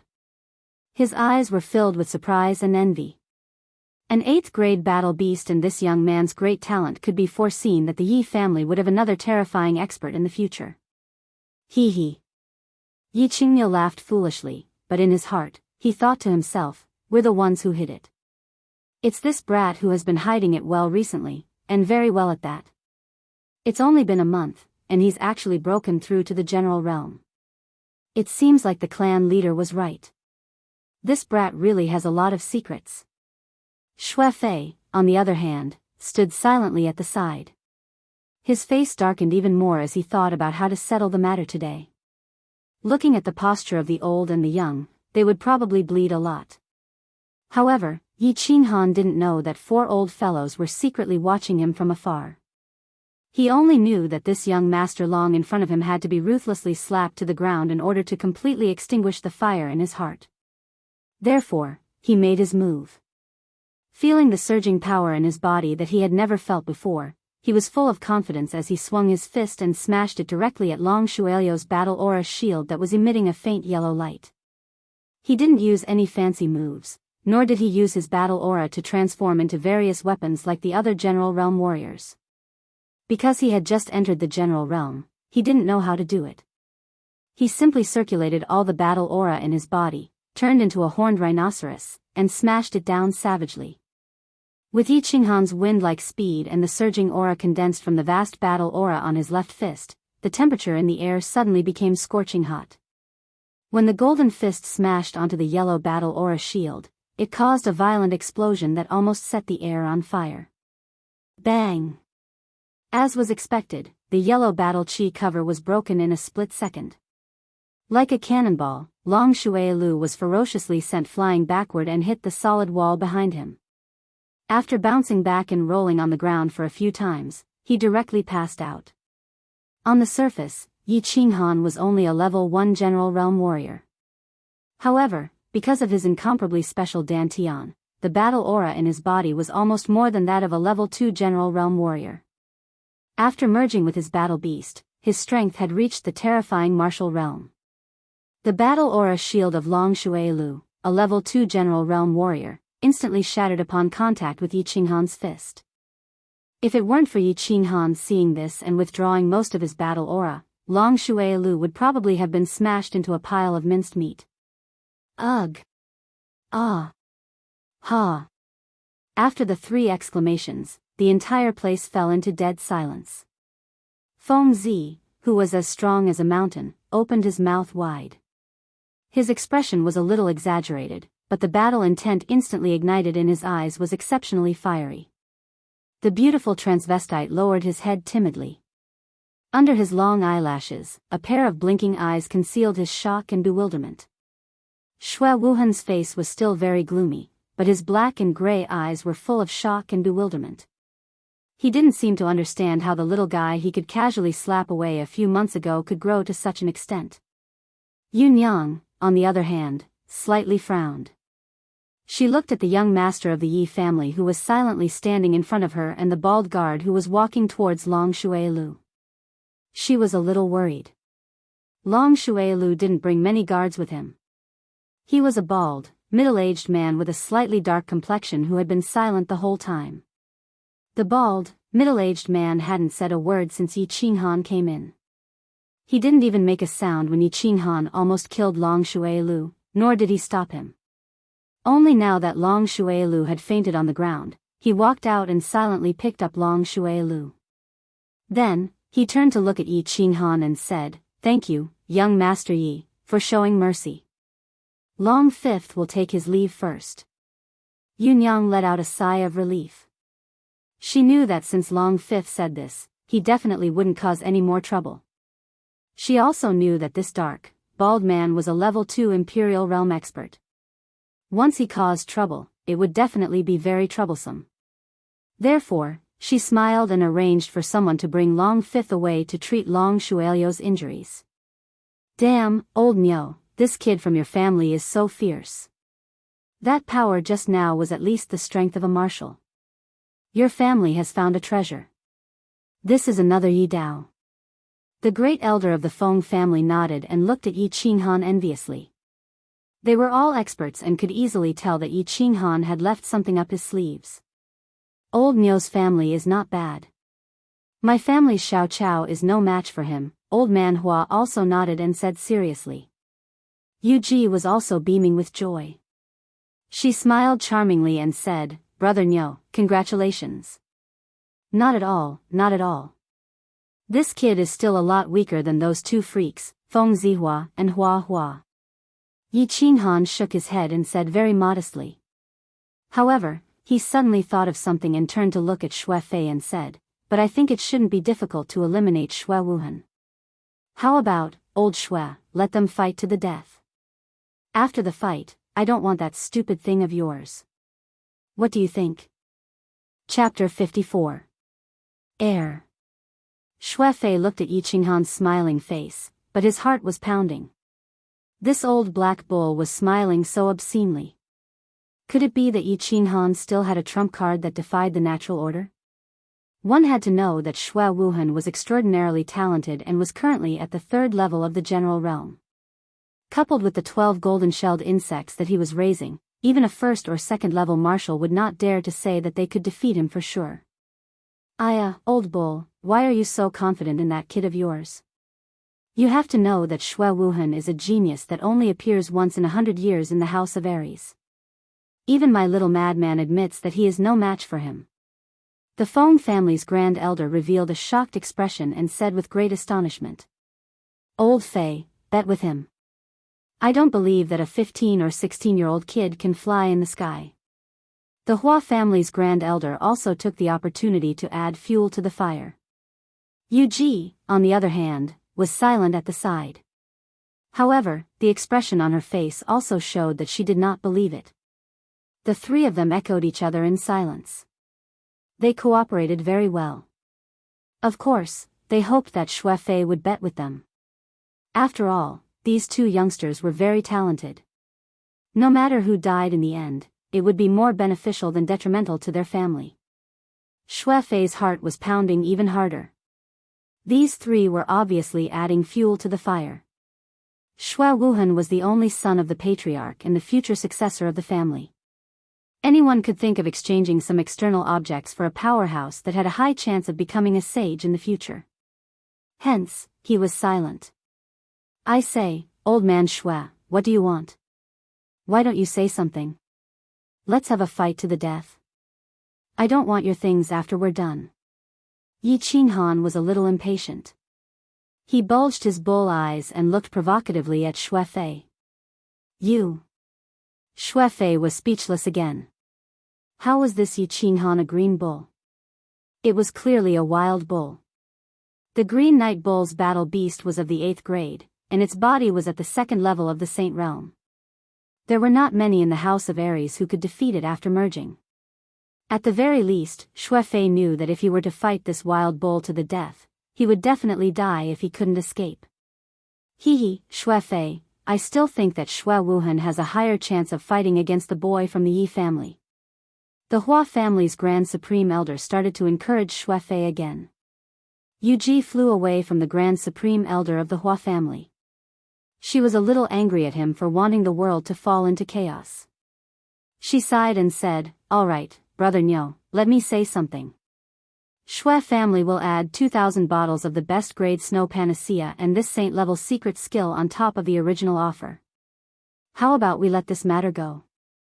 The prefecture battle is just around the corner, and our common enemy is the other 2 prefectures. Don't make a fool of yourself. Xue Fei was silent for a while before he gritted his teeth and said, Sigh, this is also Xue Wuhan's fault. Forget it, we'll do as Yu Ji says. Brother Niu. Yu Ji was a little dissatisfied after seeing Yi Qingniu's silence. After all, the Xue family was bleeding a lot this time. If Yi Qingniu still didn't agree, then he wouldn't be giving her face. I have one more condition. Yi Qingniu was silent for a while before he spoke again. However, before Xue Fei and Yu Ji could answer, he continued, Don't panic, I don't want anything else. I want the right to exchange for the first prize. The right to exchange for the first prize? Everyone pondered. After a moment of silence, the Feng family's Grand Supreme Elder was the first to speak. You want the spirit pill? As long as your family's disciple can get enough points, I don't mind. 10,000 points is not easy to get. I don't have any objections since that boy from your family is so fierce. The Hua family's Grand Supreme Elder also expressed his opinion. I agree.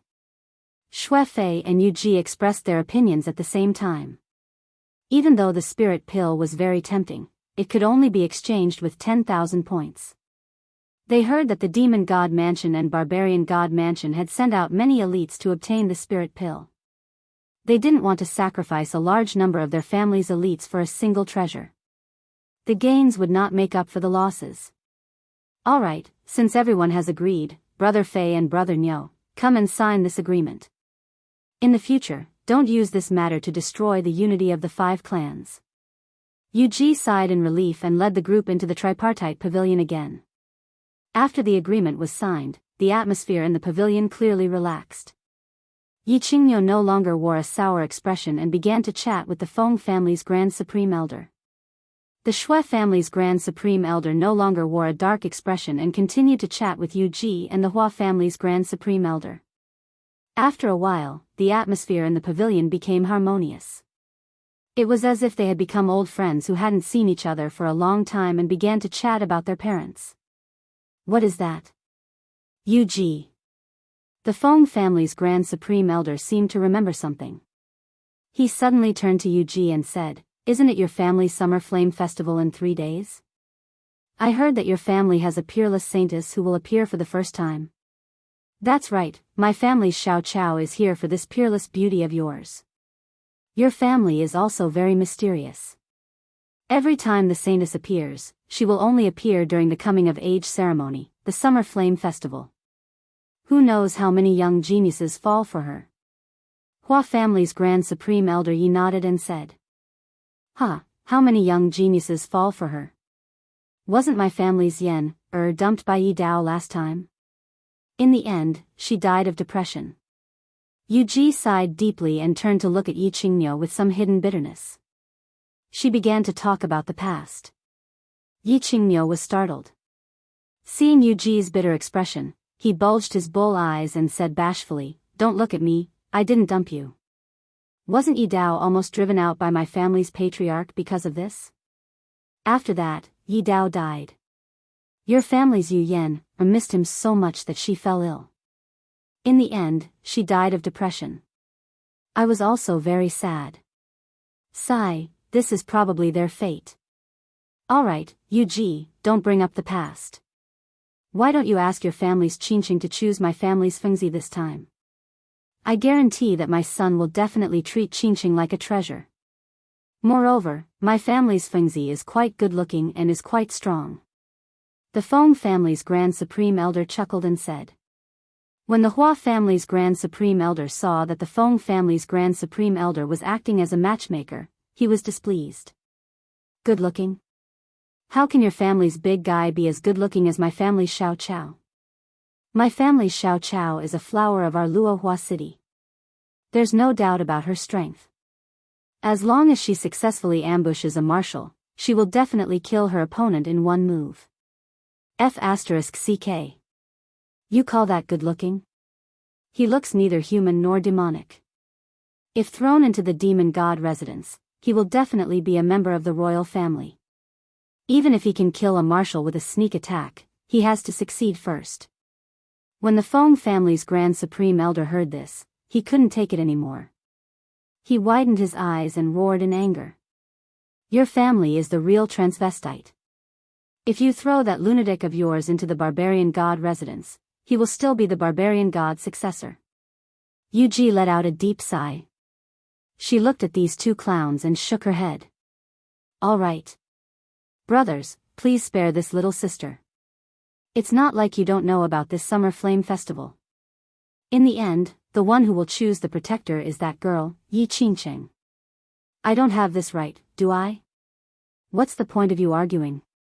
Summer Flame Festival? What Summer Flame Festival? Yi Qinghan was sitting in the square tower. He originally wanted to ask Feng Zi when he could depart for Dragon City, but Feng Zi said that he would only depart after the Summer Flame Festival 3 days later. Hence, he asked in confusion. Hearing Yi Qinghan's question, Feng Zi and the flowers and plants looked at him as if they were looking at a monster. Even Xue Wuhan, who was sitting quietly at the side, twitched his nose. You don't know about the Summer Flame Festival? Feng Zi asked in astonishment as he puffed up his iron-like chest muscles. You don't know? Is the Summer Flame Festival very famous? Yi Qinghan was a little baffled. He knew about the summer festival. Let me put it this way. The Summer Flame Festival is actually the most important festival of the Yu clan. Feng Zi chuckled, and his eyes revealed an indescribable feeling. He continued, what is the Yu clan most famous for? Beauties, peerless beauties. Every year during the Summer Flame Festival, they will send a peerless beauty to the Moon Tower to be an artist for a year. Under normal circumstances, that beauty will be the goddess of the Moon Tower's guests. She is definitely a super red card. After a year, the beauties will be auctioned off, and the 3 with the highest bid will have the chance to win the beauty. 3. Not the one with the highest bid? Yi Qinghan's curiosity was piqued by Feng Zi's description, and he asked with interest. Nope. Feng Zi shook his head and sighed. This is also the most brilliant part of the Yu clan. In the end, it's all up to the lady to choose the one she likes among the 3. This way, the Yu clan will receive great benefits, and their lady will marry happily. Don't you think it's killing 2 birds with 1 stone? Indeed clever. Then, will the Yu clan have a new beauty in 3 days? Yi Qinghan nodded and sighed. Beauty, a peerless beauty that can topple cities and countries. Let me tell you, you're in luck. Today is the Calm Lake Summer Flame Festival that the Yu clan holds once every 15 years. That's a grand ceremony for the younger generation of the House of Aries. I, your young master, have been waiting for years. Feng Zi flicked his bangs, and his eyes emitted a fiery glow as if he wanted to burn the entire square tower. Calm Lake Summer Flame Festival? Didn't you just say the Moon Tower Summer Flame Festival? Isn't the Calm Lake the place where the Yu clan's descendants live? Yi Qinghan was getting more and more confused as he listened. If the Yu clan sends a peerless beauty out of the Moon Tower every year, then the Summer Flame Festival wouldn't be that famous. Let me tell you, the Summer Flame Festival is famous because of the Calm Lake Summer Flame Festival that happens once every 15 years, which is 3 days from now. Every 15 years, the Yu clan selects a saintess from hundreds of female disciples. Then, they invite all the descendants of the great clans to gather at the Calm Lake to watch the saintess coming of age ceremony. And their saintess will choose 2 guardians from dozens of youthful talents. They will observe her for 3 years, and the last person will return with the beauty. Furthermore, the talent who is fortunate enough to marry the saintess will receive the position of a lifetime guest elder of the Yu clan, and will receive the full support of the Yu clan. A peerless beauty and an unparalleled status are within reach.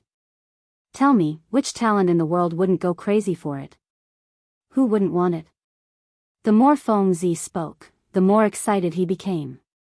It was as if he had already succeeded, and the corners of his mouth curled into an intoxicated and wanton smile.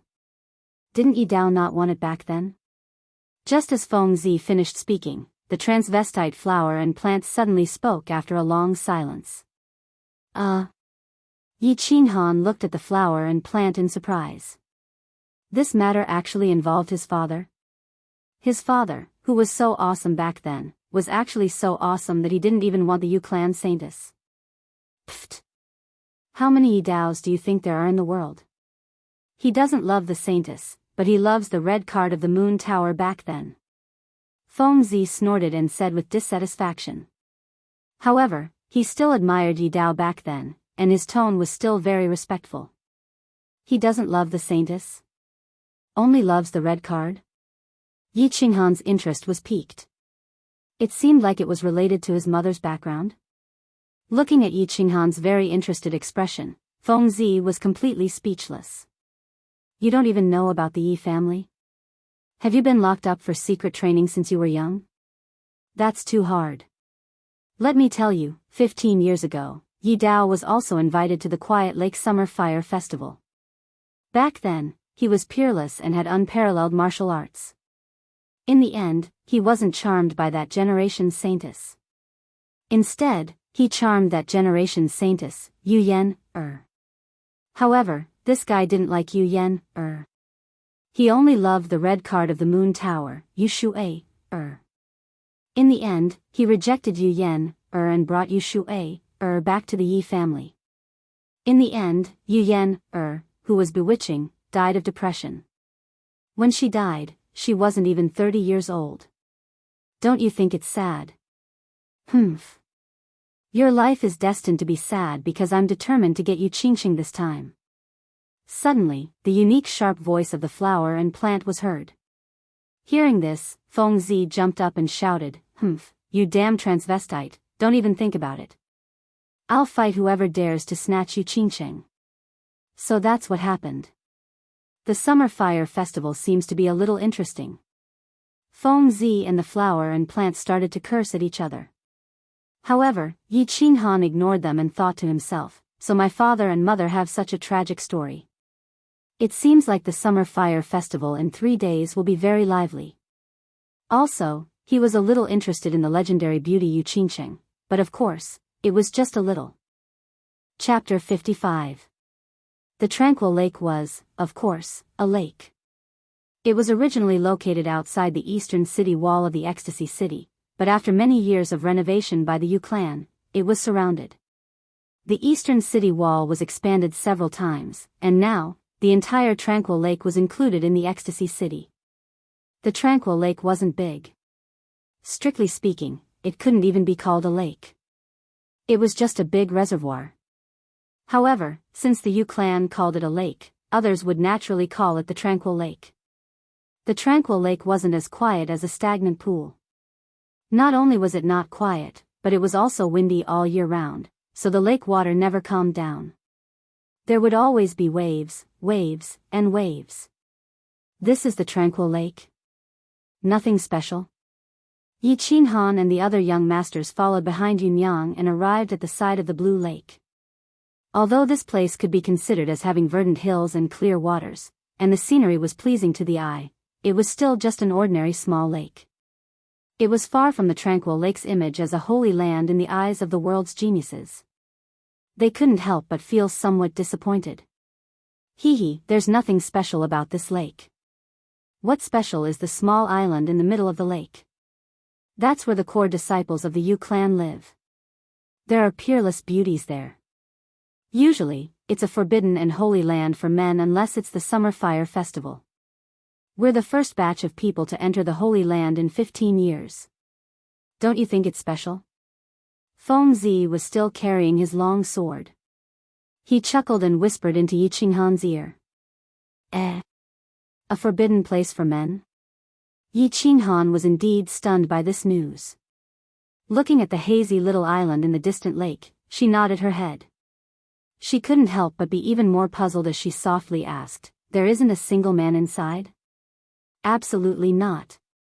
Feng Zi nodded seriously. Yi Qinghan was a little speechless. He shut his mouth in embarrassment, but his heart felt like it was being blown by a cold wind. He shuddered. If they were to encounter a group of resentful women pouncing on them like wolves and tigers, would they be able to hold them off? "Young masters, this way please." Just as Yi Qinghan was letting his imagination run wild, a small boat approached from afar. Yunyang smiled and gestured for them to board the boat. "Young Master Han, after you." Feng Zi flexed his chest muscles to show his elegance. "Huh? You're already in bed?" "Oh, no, I mean, get on the boat." Yi Qinghan felt a lingering fear in his heart. He quickly waved his hand and said, "Brother Feng Zi, you go first. My body is weak, I can't take it." "Humph, since the two of you are so polite, I will go first." Xue Wuhan waved his folding fan, smiled and got into the boat. The beautiful flowers and plants flicked the edge of their clothes and followed. Seeing this, Feng Zi and Yi Qinghan also followed. The boat wasn't big, but the decorations were very elegant. It was like a small living room. The front and back of the boat were separated by a thin silk curtain, and the scenery outside could be vaguely seen. They went in and took their seats. Yunyang also came in and served them a few cups of tea. Then, she bowed and walked out of the boat, standing at the front of the boat. The Yu clan is indeed the Yu clan. Even the person rowing the boat is an exceptional beauty. Feng Zi looked around once she came in, and finally, her eyes fixed on the woman on the bed at the back of the boat. Through the blurry curtain, a graceful woman with one hand on the oar at the back of the boat could be seen. Only the side of her body could be seen. The woman was wearing a cyan palace dress, but her face was covered by a white silk scarf. Although the curtain was a bit blurry and her face was covered, just her graceful and curvaceous figure, as well as her elegant temperament, were enough to make one's heart sway. Feng Zi's words awakened the people on the ship, and they all turned their heads to look at her. Hua Chao and Feng Zi were the most direct. They stared unblinkingly at the masked woman, and they couldn't stop praising her.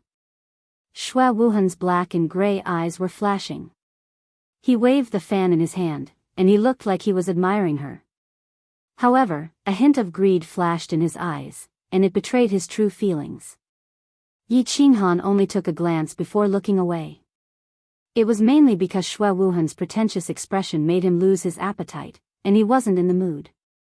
Moreover, Feng Zi said that there were a bunch of women who had never seen a man living on the island, so he was a little afraid. Squinting at Shui Wuhan, Yi Qinghan silently pinched his fingers. Thinking of what Yi Qingmyo said 3 days ago, he let go of his fingers again, and picked up the tea on the table to drink. That day, after slapping Long Shuilu, he wanted to find something to do and use the opportunity to destroy Shui Wuhan. However, Yi Qingmyo directly transmitted a message to him, telling him to bear with it. That night, Yi Qingmyo came to the place where he was sleeping and had a secret talk with him. He told him that because of Yi Qingmyo, the Shui family had lost a lot of treasures, which could be exchanged for a spiritual pill. Yi Qingmyo told him darkly that he shouldn't do anything now, and that once he got the Shui family's treasures, he could find an opportunity to kill Shui Wuhan. Of course, he had to do it secretly, and he had to do it cleanly, without leaving any evidence. Once the Yu family's matter was settled, they would go to the prefecture battle, and it would be a 3-way battle. At that time, there would be plenty of opportunities to kill Shui Wuhan. Therefore, Yi Qinghan could only bear with it for now. Fortunately, he had vented a little of the anger he had been holding back that day on Long Shuilu, so he wasn't as angry now. Moreover, he knew that Shui Wuhan was someone he had to kill, and that he had to die, so there was no need to be too calculative with a dead person. Yunyang, why haven't you set sail yet? Everyone admired the graceful figure of the woman rowing the boat, and they couldn't help but be more interested in entering the Tranquil Lake Island, and they couldn't wait any longer. If the woman rowing the boat could be so outstanding, wouldn't all the women inside be sky immortals? Gentlemen, please wait a moment. There is still one more person. Ah. Coming. Yunyang answered respectfully. Everyone looked at the front of the boat in surprise. Who else was qualified to sit on the same boat as them? However, when they saw a handsome face and slightly curled hair through the blurry curtain, they all smiled slightly. Gentlemen, you are so early. Shuilu is late, please excuse me. Long Shuilu walked in with a smile and greeted them politely. His face was still radiant, and there was no difference from the first time they met 3 days ago. Hello, brother Shuilu. The people on the boat all smiled naturally, and they seemed to have forgotten what happened a few days ago. They smiled and greeted him. Shui Wuhan folded his folding fan and pointed to the seat beside him. He even personally poured a cup of tea for Long Shuilu. Yi Qinghan didn't say anything and just nodded slightly. He silently drank his tea, but he admired Long Shuilu's shamelessness and prostrated himself in front of him. Long Shuilu took a sip of his tea and said with a smile, "What are you all chatting about?" "Nothing much. I'm just sighing at the peerless beauty of the Yu clan's women. Young Master Long, even the Yu clan's woman rowing the boat is so beautiful. It is hard to imagine how beautiful the women of the Tranquil Lake Island are." Although Feng Zi looked well-developed, his mind wasn't simple. Although he was rumored to have a fiery temper, he seemed to be very tactful today. He didn't offend anyone, and he befriended everyone. He was a smooth and slick person. Oh. Long Shuailu looked at the back of the boat seriously and revealed an intoxicated expression. He sighed and said, "Such a woman is truly enchanting. Unfortunately, she is masked, and I can't see her true appearance. What a pity." Of course, of course. A woman masked also has a kind of hazy beauty. What's the saying? What you can't get is the best. This woman in front of me has the essence of it. What you can't see is more beautiful. Shui Wuhan smiled faintly. He didn't seem to care about the cold eyes that Yi Qinghan was shooting at him. He waved his folding fan elegantly. "Brother Wuhan, you should be a poet. You can recite a good poem." Hua Hua smiled gently and said with a sigh. Feng Zi also nodded and sighed. Brother Wuhan is right. The ancients said that a woman's most beautiful is when she takes off her clothes and when she comes out of the bath. I think we can add that to the list. A woman with a mask is also very beautiful. Absolutely right, absolutely right. All of your words are well thought out, and each of your words has a profound meaning. You can all be called scholars. In my opinion, a woman with a mask is either extremely ugly or extremely beautiful. I can foresee that this woman is definitely an extremely beautiful woman. Long Shuailu nodded and moved closer. Yi Qinghan shook his head, but he sighed deeply in his heart. These perverts actually called themselves scholars? It was true that each generation was more unruly than the previous one. What? Young Master Han, do you have any other opinion? Feng Zi asked curiously when she saw Yi Qinghan shaking his head silently. I don't have any opinion. I think we should ask Yunyang to start the boat, or we won't be able to make it for lunch. Yi Qinghan said lightly. He didn't want to express any opinion. Shui Wuhan's flirtatious performance made him want to vomit, and Long Shuailio's shameless participation made the trip to the calm lake that he was originally interested in become boring. He stared blankly through the window at the rippling lake in the distance. He thought of his sister in Sangcheng, and his mood became gloomy. Darling, let's start the boat. Yunyang had followed Yi Qinghan into the boat. She had been quietly standing to the side, not saying anything, nor showing any expression. When she saw Yi Qinghan speak, she smiled and said to the woman at the back of the boat. The woman behind the boat responded in a low voice. Although her voice was soft, it was very clear and moving, like the chirping of an oriole. Everyone who heard it felt numb and sore. Everyone present was at least at the general realm, so they all heard it clearly. They couldn't help but look at the woman behind the boat with even more interest. They slowly glided through the window, breaking through the water, and gradually moved towards the small island in the middle of the lake. Yunyang looked thoughtfully at the woman behind the boat and suddenly said, "Darling, why don't you sing a song for the young masters on the boat to relieve their tiredness? What do you think?" Long Shuailu heard her and immediately said with a smile, "We couldn't ask for more. I'm all ears." Feng Zi and Hua Hua smiled as well, while Yi Qinghan nodded his head. "Thank you," Shui Wuhan said with a smile. The veiled woman behind the boat still didn't say anything or turn around. She silently rowed the boat. After a long time, she sighed and sang softly, "The shadow of the vermilion building is at noon, the jade tree is low in the shade, the moon is already 3.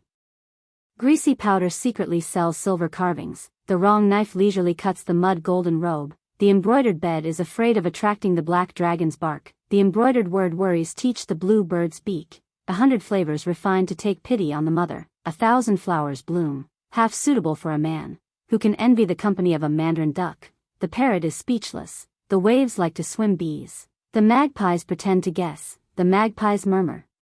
But I love the number of palms, every time I remember the light of the hawksbill hairpin. The years of sorrow in the smoke cave are still there, the night of disappointment on the star bridge is empty, the season in front of the window is shameful, the romantic world smiles bitterly. Only the incense burner steals the wages, secretly hangs down the sandalwood sleeves to learn the ginseng. One must know that it is difficult to calm the heart, but one is willing to part with the clouds. Seeing the scenery fall, the sound of the strings still drifting, looking toward the south. The song was a poem, without the accompaniment of drums, music, or lights to add color to the beautiful scenery. It was just a simple singing. The voice of the person singing did not have any special emotions, and there was no dancing to add color, but everyone felt intoxicated, as if they had flown to the heavenly palace and listened to the peerless celestial song sung by a fairy. Good song, good melody, good poem, such a beautiful song can only be found in the heavens. How many times can one hear it in the mortal world? Lady Nan Nan, this song really makes my heart surge. I am afraid that I will not be able to taste meat for 3 months. After a long time, Long Shuailu loudly clapped his hands and stood up, looking at the graceful figure behind the boat with tender affection. He laughed loudly and said, "Pa." Shui Wuhan waved his folding fan, stood up, and said with a slight smile, "It is indeed a good poem. Who can envy the company of a mandarin duck?" The parrot is speechless. "I am ashamed, Lady Nan Nan. Why do you envy others? Why do you feel ashamed? You must know, with Lady's charm and talent, I am afraid that all the geniuses in the world will be attracted to Lady, right? At the very least, the 5 of us will be charmed by you, right?" "Extremely right, extremely right. You sang it really well. Even though I don't know much about music, I think even a pig would be able to tell that this is a peerless song." Fengzi laughed heartily and sincerely used a lame joke to flatter the old man. Hua Chao also nodded, and very seriously said, "It is indeed a celestial song." Yet Yi Qinghan sat there alone, continuing to remain silent. He half raised his cup of tea, and looked at the cup in front of him in a daze, not knowing what he was thinking. Seeing this, Yunyang could not hold back the curiosity in her heart, and turned sideways to ask, "Young Master Han, do you feel that the song is not good?" The 4 turned around, and looked at Yi Qinghan, also a little puzzled. Such a beautiful song, it was also the first time they had heard it, so why did Yi Qinghan appear so silent? Or even somewhat disdainful? Under the gazes of the others, Yi Qinghan remained silent for a while, then slowly drank his tea, and leisurely said, "The song is a good song, the poem is a good poem, and the singing is also very good, but this poem, this song, and this scene, the beautiful artistic conception created by it, have been ruined by some idiots. How sad, how lamentable." What did these words mean? Fengzi and Hua Chao felt a little strange, while Long Shuailu and Shui Wuhan's expressions were a little gloomy. They could hear the idiots in Yi Qinghan's words, and a glimmer of light appeared in Yunyang's eyes, and the corners of her mouth curled up, revealing a trace of a smile. And at the back of the boat, the veiled woman, who had never turned around, suddenly turned around. Behind the white silk scarf that covered her face, a pair of beautiful black eyes that shone brightly, showed some faint interest. Chapter 56. What do you mean? Young Master Han. Fengzi saw that Shui Wuhan and Long Shuailu were about to go berserk, so she hurriedly tried to smooth things over and asked in confusion. "Yeah? I don't think they're wrong," Hua Hua said in confusion. "They're not wrong, but what they're saying is bullsh*t. What's so exciting about singing and not knowing the taste of meat? What's the point of being envious? What's the point of being ashamed?" Yi Qinghan sighed deeply, shook his head, and continued, "You don't even know the meaning of this song, or this poem, and you dare to talk nonsense? It's a good poem about the scenery in front of you, and the helplessness of the passing of time. How can it make people excited? Isn't it funny? Oh.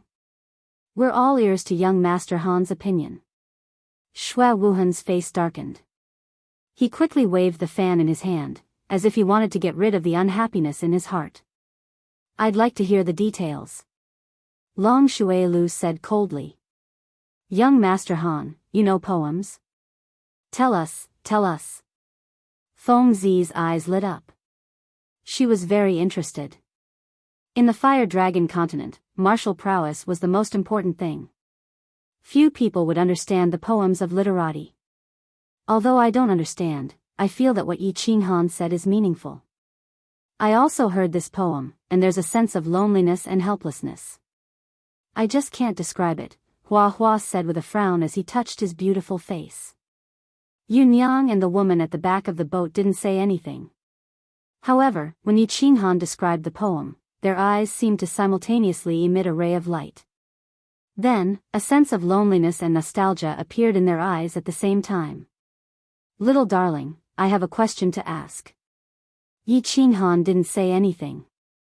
He just turned his body to look at the woman behind the boat. He looked at her black and shiny eyes and said calmly. The woman behind the boat bowed and said softly, Young Master Yi, please speak. If I'm not mistaken, this poem was composed by Senior Yu Yan, right? Yi Qinghan's words shocked everyone.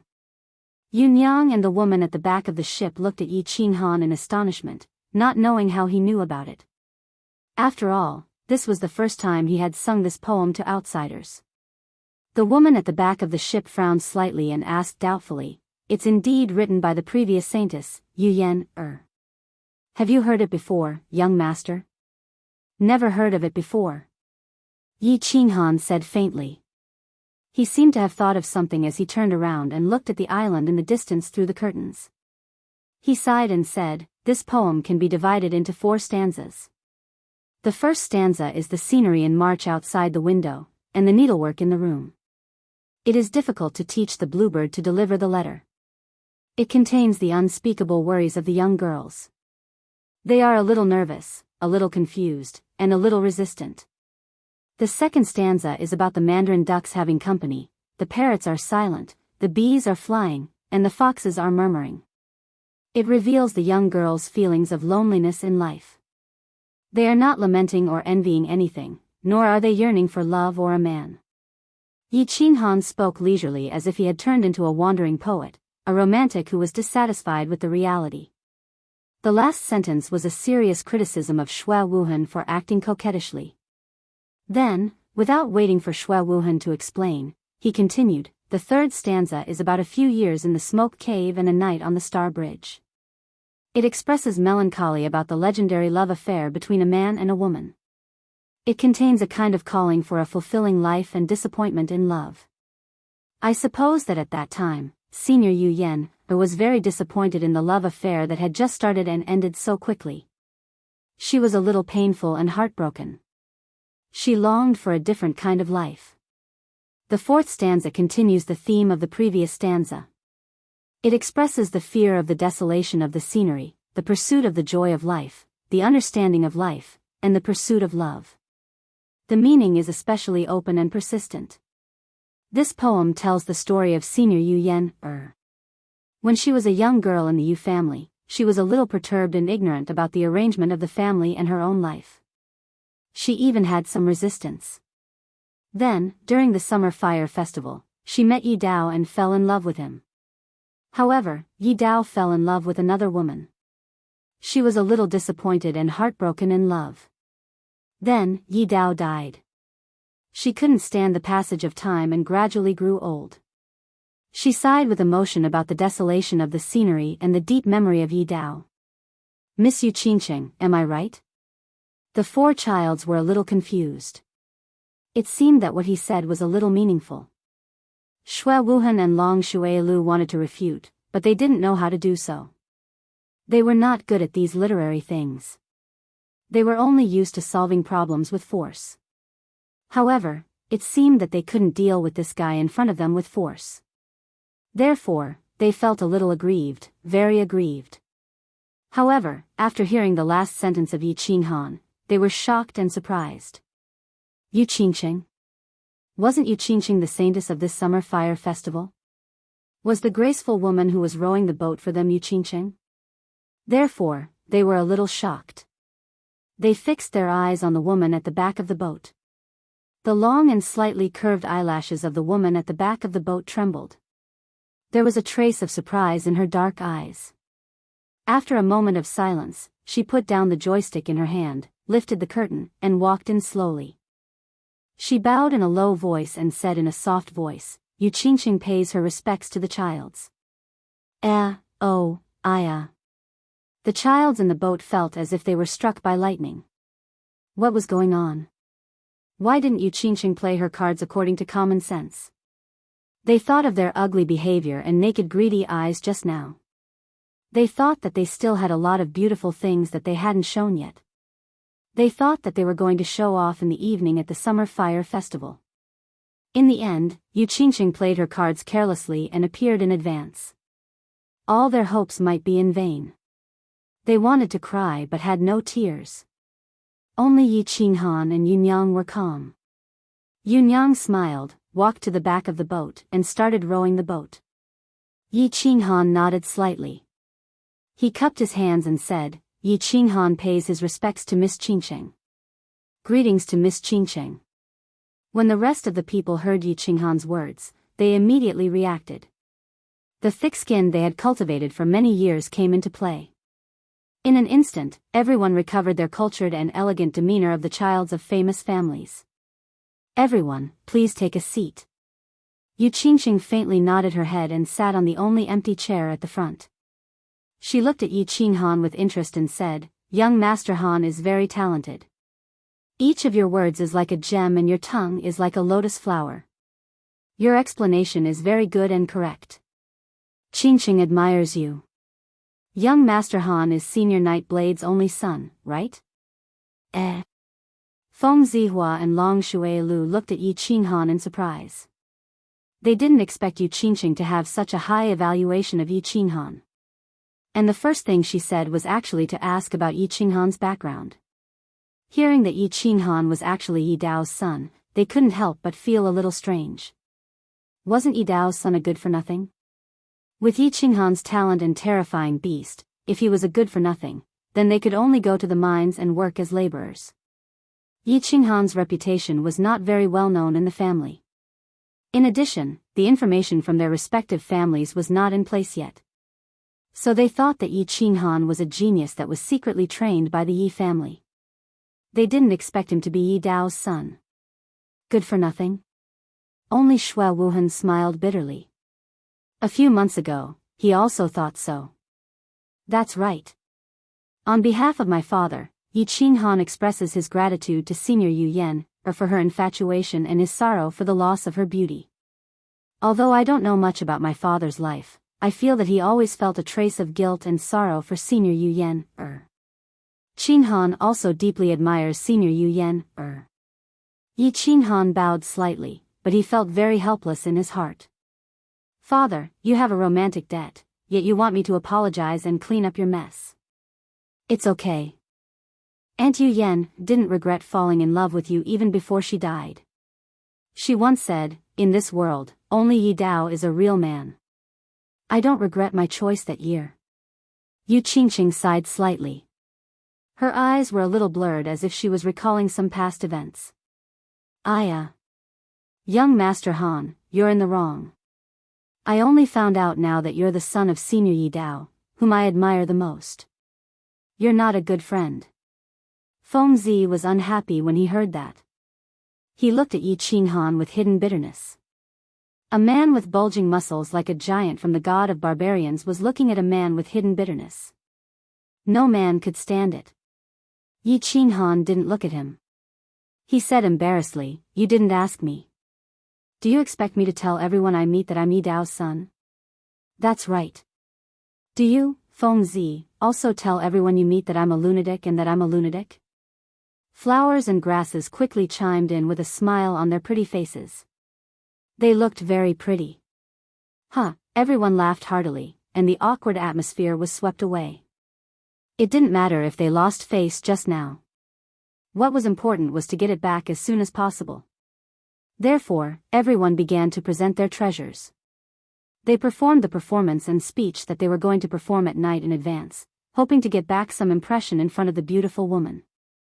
However, the performance was about to end before it even started. The small boat had arrived at its destination, Tranquil Lake Island. Looking at the beautiful woman drifting away, looking at the beautiful scenery in front of them, everyone's emotions were complicated for a moment. Chapter 57. As they watched Yu Qingqing's figure gradually disappear on the small path of the island, they reluctantly withdrew their gazes and stood rooted to the ground. When they didn't know that she was Yu Qingqing, they only felt that this woman's figure was really graceful, and her every movement had an otherworldly aura. When Yi Qinghan revealed her identity, she threw down the armrest and walked over leisurely. Everyone saw the pair of black pearl-like eyes above the white silk scarf and smelled the delicate fragrance that was naturally emitted from her body. Only then did everyone realize that Yi Qingxing was actually so enchanting, even a little enchanting. There was no need for words. As long as she sat there quietly and looked at you with her clear, black pearl-like eyes, you would feel especially enraptured and overwhelmed. Alright, stop looking. We've already walked so far. Won't we be able to see her true appearance at night? Yi Qinghan said softly with a faint smile. Everyone withdrew their thoughts and their souls that had floated far away and smiled embarrassedly. Young Master Han, not bad. You've taken the initiative. I didn't know that you were so powerful. You're actually skilled in both the pen and the sword. How did you know that she's Yi Qingxing? Feng Zi said with a laugh as he returned to his senses and hugged Yi Qinghan. That's right. Young Master Han, Yi Qingxing is a holy maiden. Before the summer fire festival, she definitely can't leave the Tranquil Lake. How could you know her? Could it be that you've snuck in before? Hua Ji also came over curiously. As a descendant of the assassin god, his concealment skills were top-notch. However, he probably didn't have the ability to sneak into the Tranquil Lake Island. Long Shuilu and Xue Wuhan, who were at the side, were too embarrassed to come over. However, they pricked up their ears and listened curiously. It's very simple. You guys just didn't notice. Yi Qinghan wasn't used to Feng Zi's enthusiasm. He shrugged and said calmly, first, there are many beauties in the Yu clan. However, if there are beauties of this level among the boatmen, then all the beauties in the world are too common. Secondly, temperament. How could a woman rowing a boat have such an otherworldly temperament? Third, that scarf of hers was the biggest flaw. Young Master Long had said before, a masked woman was either extremely ugly or extremely beautiful. The Yu family naturally wouldn't have an extremely ugly woman, so she would definitely be an extremely beautiful person. Even if a boat servant was extremely beautiful, I don't think there was a need for her to cover her face. That would be akin to burying one's head in the sand. Fourth, that little song. When Yi Qingxing sang that song, her tone was a little sorrowful and a little melancholy. From the poem, I could tell that it was written by Senior Yu Yan, Since she felt sad about Senior Yu Yan's deeds, it was very likely that she felt sad because of what happened to Yu Yan, in the past. Therefore, I made a decisive guess, and it turned out that I was right. Respect. Young Master Han indeed has a discerning eye, to be able to observe these small details in such detail. Your words have awakened me from my dreams. Feng Zi thought about it carefully and nodded. However, he suddenly thought of a problem and shouted, "What's that?" Young Master Han, you're still so young. You won't fight with me over Yi Qingxing, right? Let me tell you, although we're familiar with each other, your father is also someone I respect. If you dare to fight with Yi Qingxing, I'll still fight with you. Just now on the boat, Yi Qinghan obviously had the upper hand and left a deep impression in Yi Qingcheng's heart. Moreover, this brat had a rather delicate appearance, and his strength and the forces behind him were not much different from theirs. If Yi Qinghan really took the initiative to attack, he wouldn't have any chance at all. That's right, young Master Han. You're not even 16 yet. Yi Qingcheng is already 16. Don't tell me you're fated to fall in love with an older sister. Once Feng Zi said this, the beautiful man Hua Shu also became anxious. His family had given him a strict order to fight for this opportunity. Moreover, he had also seen Yi Qingcheng.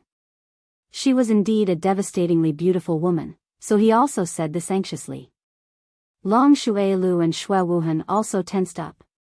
One had to know that in the entire house of Aries, the 5 most powerful and promising youths were all gathered here, so it could be said that they had the greatest chance. However, if Yi Qinghan took the initiative to fight for it, then their chances were really not high.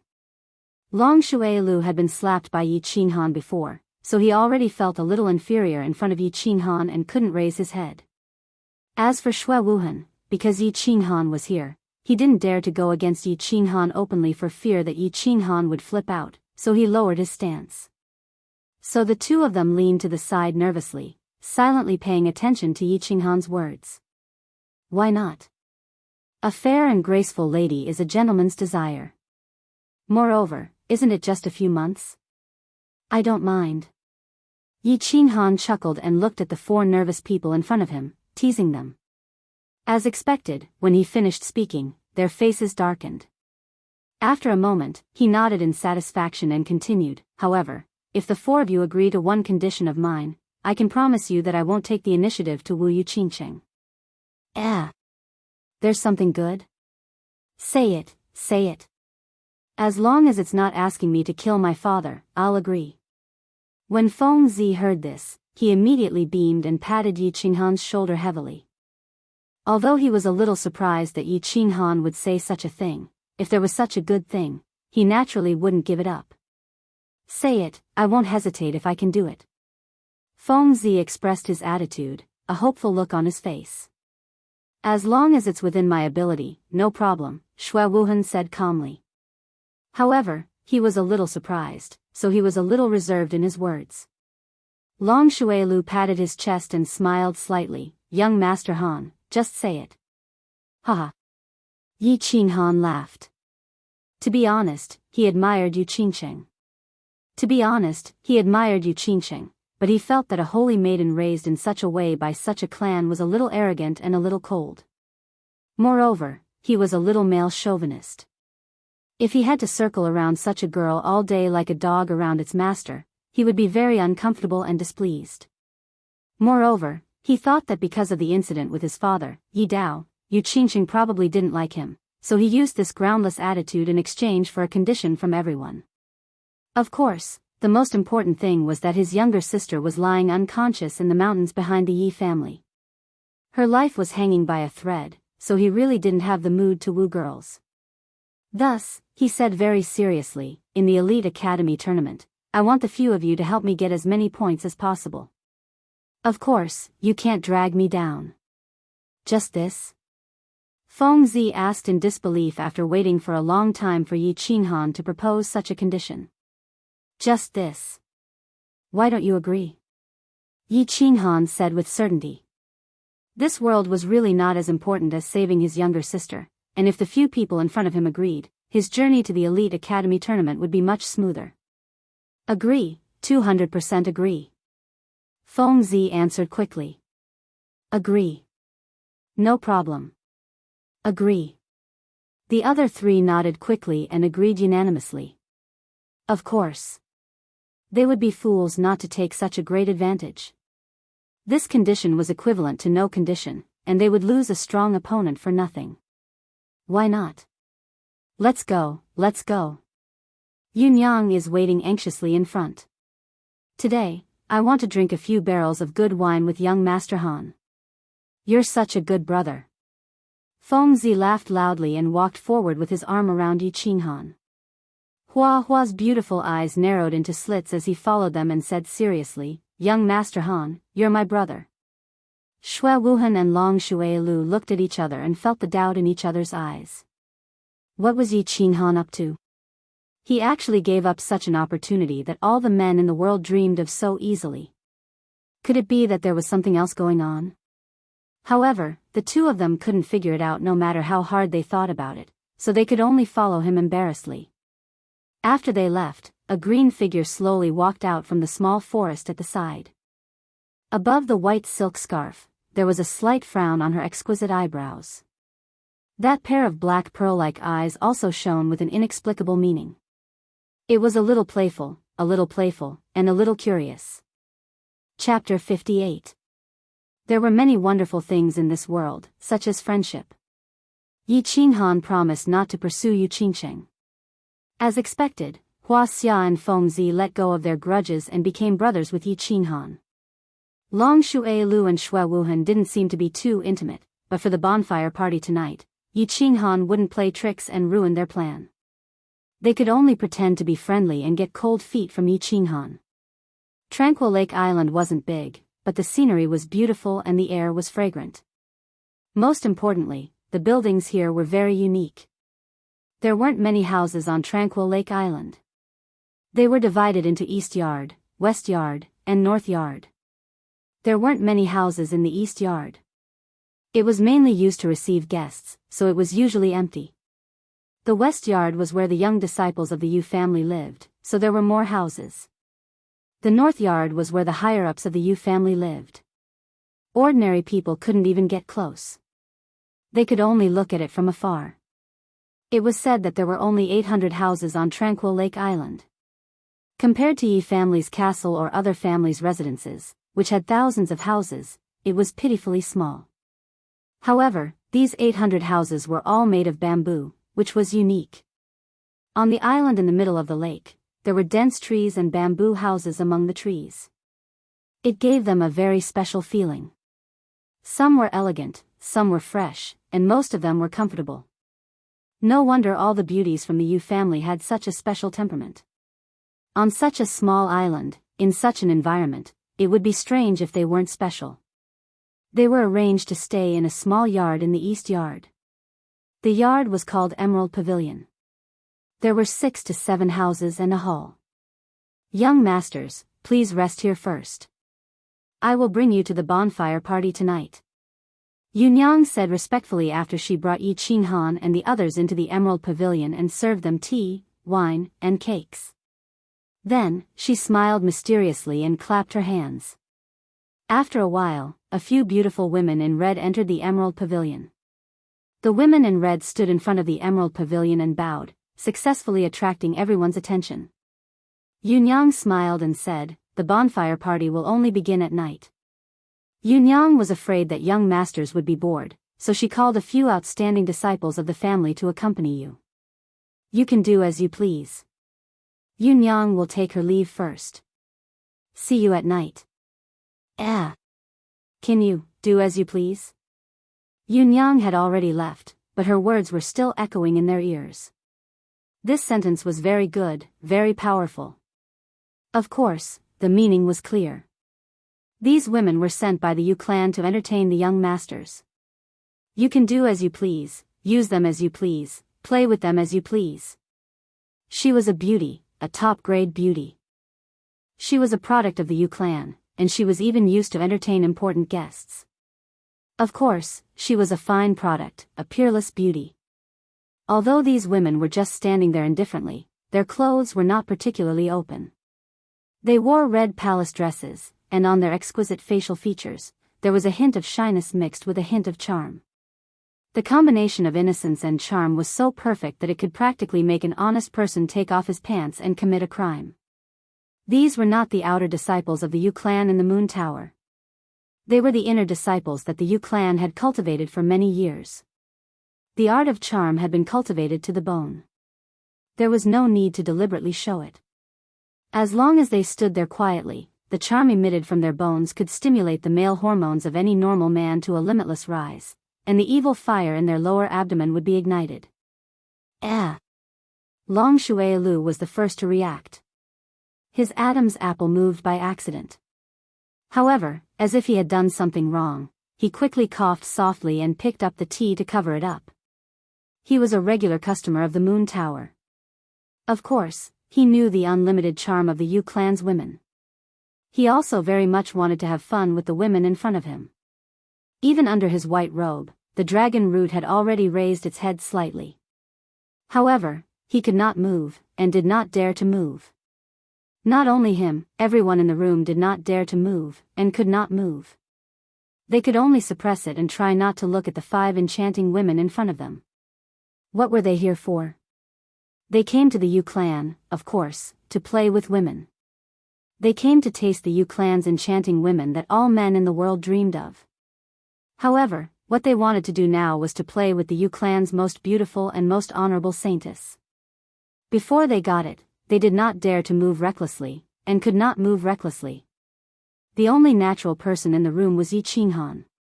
He was firm without desire. He was not afraid of anything, and did not ask for anything.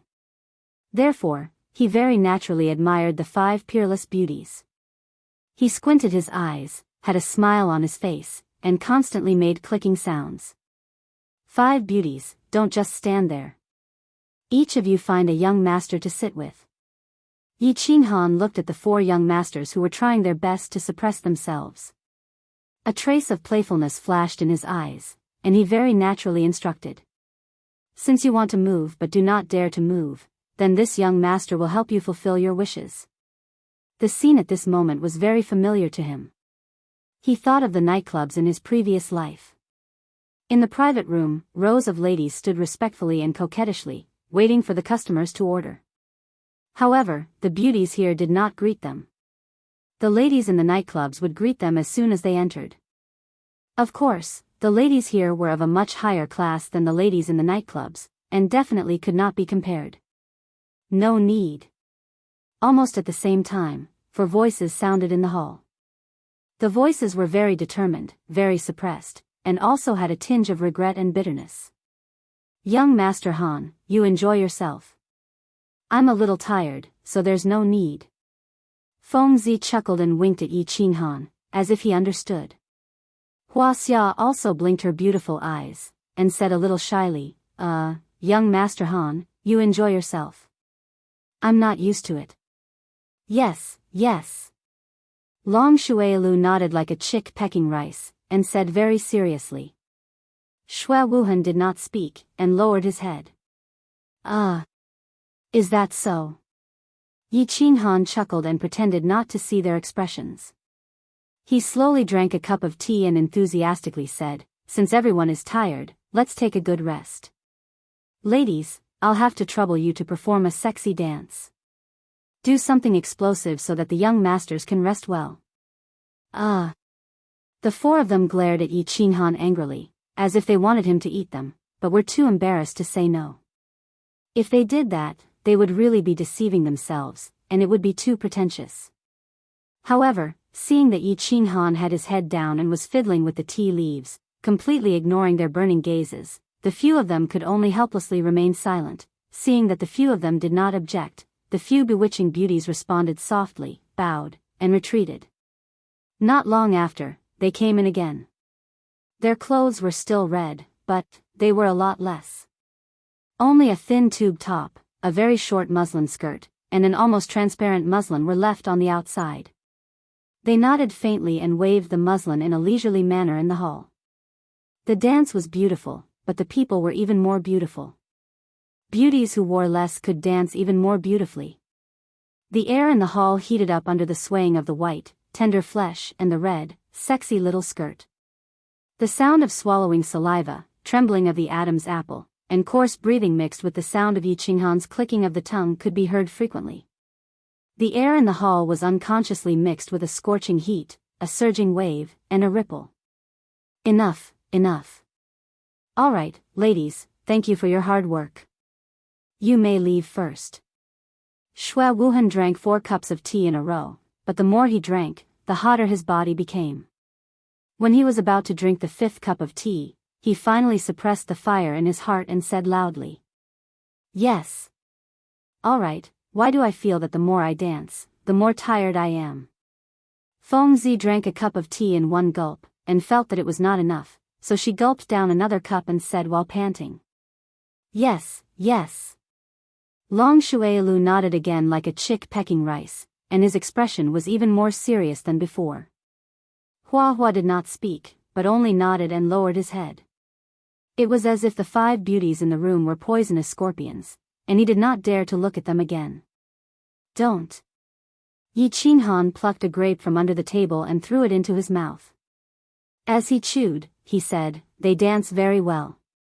It's rare to have a chance to enjoy the super treatment of the Yu family, so we should cherish it. Why? Do you think that these beauties dance badly? They dance very well, that. Young Master Han. Feng Zi looked at Yi Qinghan angrily, as if he was blaming him for his prank. He deliberately emphasized the words, young Master Han, to show his anger, and continued, but we are not used to this. If young Master Han likes it, I can give the one who serves me to young Master Han. Yes. Young Master Han, that's enough. I'm tired too, so I'll give them to you too. Hua Hua raised his head and said sincerely. Long Shui Lu and Shui Wuhan looked at each other and said in unison, us too. Young Master Han, you can enjoy it slowly, we are not used to it. Oh. I see. Yi Qinghan smiled mischievously, but he was laughing coldly in his heart. These animals, if they were not here, at this time, they would probably rob them. After a moment of silence, he said embarrassedly, how can I accept it? It's okay, it's okay. There are plenty of rooms next door. Feng Zi stood up and waved his thick hands, indicating that he could do as he pleased. Hee hee. Then, it would be impolite of me to refuse. Yi Qinghan laughed lewdly and stretched lazily. He looked at the 5 beauties of the Yu family and said sincerely, since they are not used to it, why don't we go into the room together, and study the art of the human body? The beauties did not speak and only smiled shyly. They nodded slightly and surrounded Yi Qinghan as they walked out of the room. What's that? Young masters, I'm going to rest for a while. You guys rest well too and perform well tonight. I have high hopes for you guys. Yi Qinghan did not forget to look back as he walked out of the hall and continued to tease them. Then, he laughed loudly and disappeared from everyone's sight. Animals, animals. Yi Qinghan, this animal, he really dared to do it, he actually did it. Feng Zi said angrily as he clenched his fists as he watched Yi Qinghan's figure disappear from the room. Huaxia also looked at the bamboo door of the room reluctantly and said angrily, I hate animals like him who don't care about brotherhood and value sex over friendship the most. When you go out with him in the future, don't tell anyone that I know him, Yi Qinghan is really lewd and unruly. Shui Wuhan waved the fan in his hand quickly, as if he could blow away the restlessness and injustice in his heart. Long Shuilu didn't say anything. He just kept pinching the grapes on the table. Chapter 59. Tranquil Lake Island, North Court. In an independent small bamboo building, a masked woman in a green palace dress was standing quietly in front of the window. She looked at the dense bamboo forest in the distance and said nothing. Miss. After a while, a woman in white walked in softly. She bowed and called out respectfully. Then, she stood aside silently. What's the situation at the Emerald Pavilion? After a long time, Yu Qingqing sighed deeply and turned her head. Her black pearl-like eyes flickered as she whispered. Miss, as you expected, after Yu Qi and the others went in, the young masters behaved themselves very well. They didn't do anything excessive, but, later, young master Yi Qinghan asked Yu Qi and the others to dance, an erotic dance. Then, young master Shui Wuhan asked them not to dance. Young master Yi Qinghan then he brought Yu Qi and the others into the room. The woman in red said carefully. This was related to the life of the Mississippi. She didn't dare to say anything that would affect the misjudgment. Yu Qingqing didn't have any expression and still stood there quietly. However, after she heard that Yi Qinghan brought Yu Qi and the others into the room, her black pearl-like eyes flashed a trace of inexplicable meaning. She asked curiously, what did Yi Qinghan and Yu Qi do after they went in? Do what? The woman in red was a little puzzled by the question. What else could a man and a woman do in a room? So, she was a little shy and said shyly, of course, they did that. The family scout said that they could hear moaning coming from that room. Humph. Yi Dao's son isn't that lustful. Call the scout team and activate the family mechanism. Peep, peep and report back quickly. A trace of shyness and anger appeared on Yu Qingqing's face. She didn't think that the young man on the boat with eyes like lightning, intelligence like the sea, and special temperament would be so unbearable. How could Yi Dao, who even the saintess didn't care about, give birth to such an unbearable son? She also didn't believe that with her charm, she wouldn't have a trace of attraction and love for Yi Qinghan. The Yu clan's scout team moved very quickly. In less than a moment, news came back. The woman in red looked at the information in front of her inexplicably.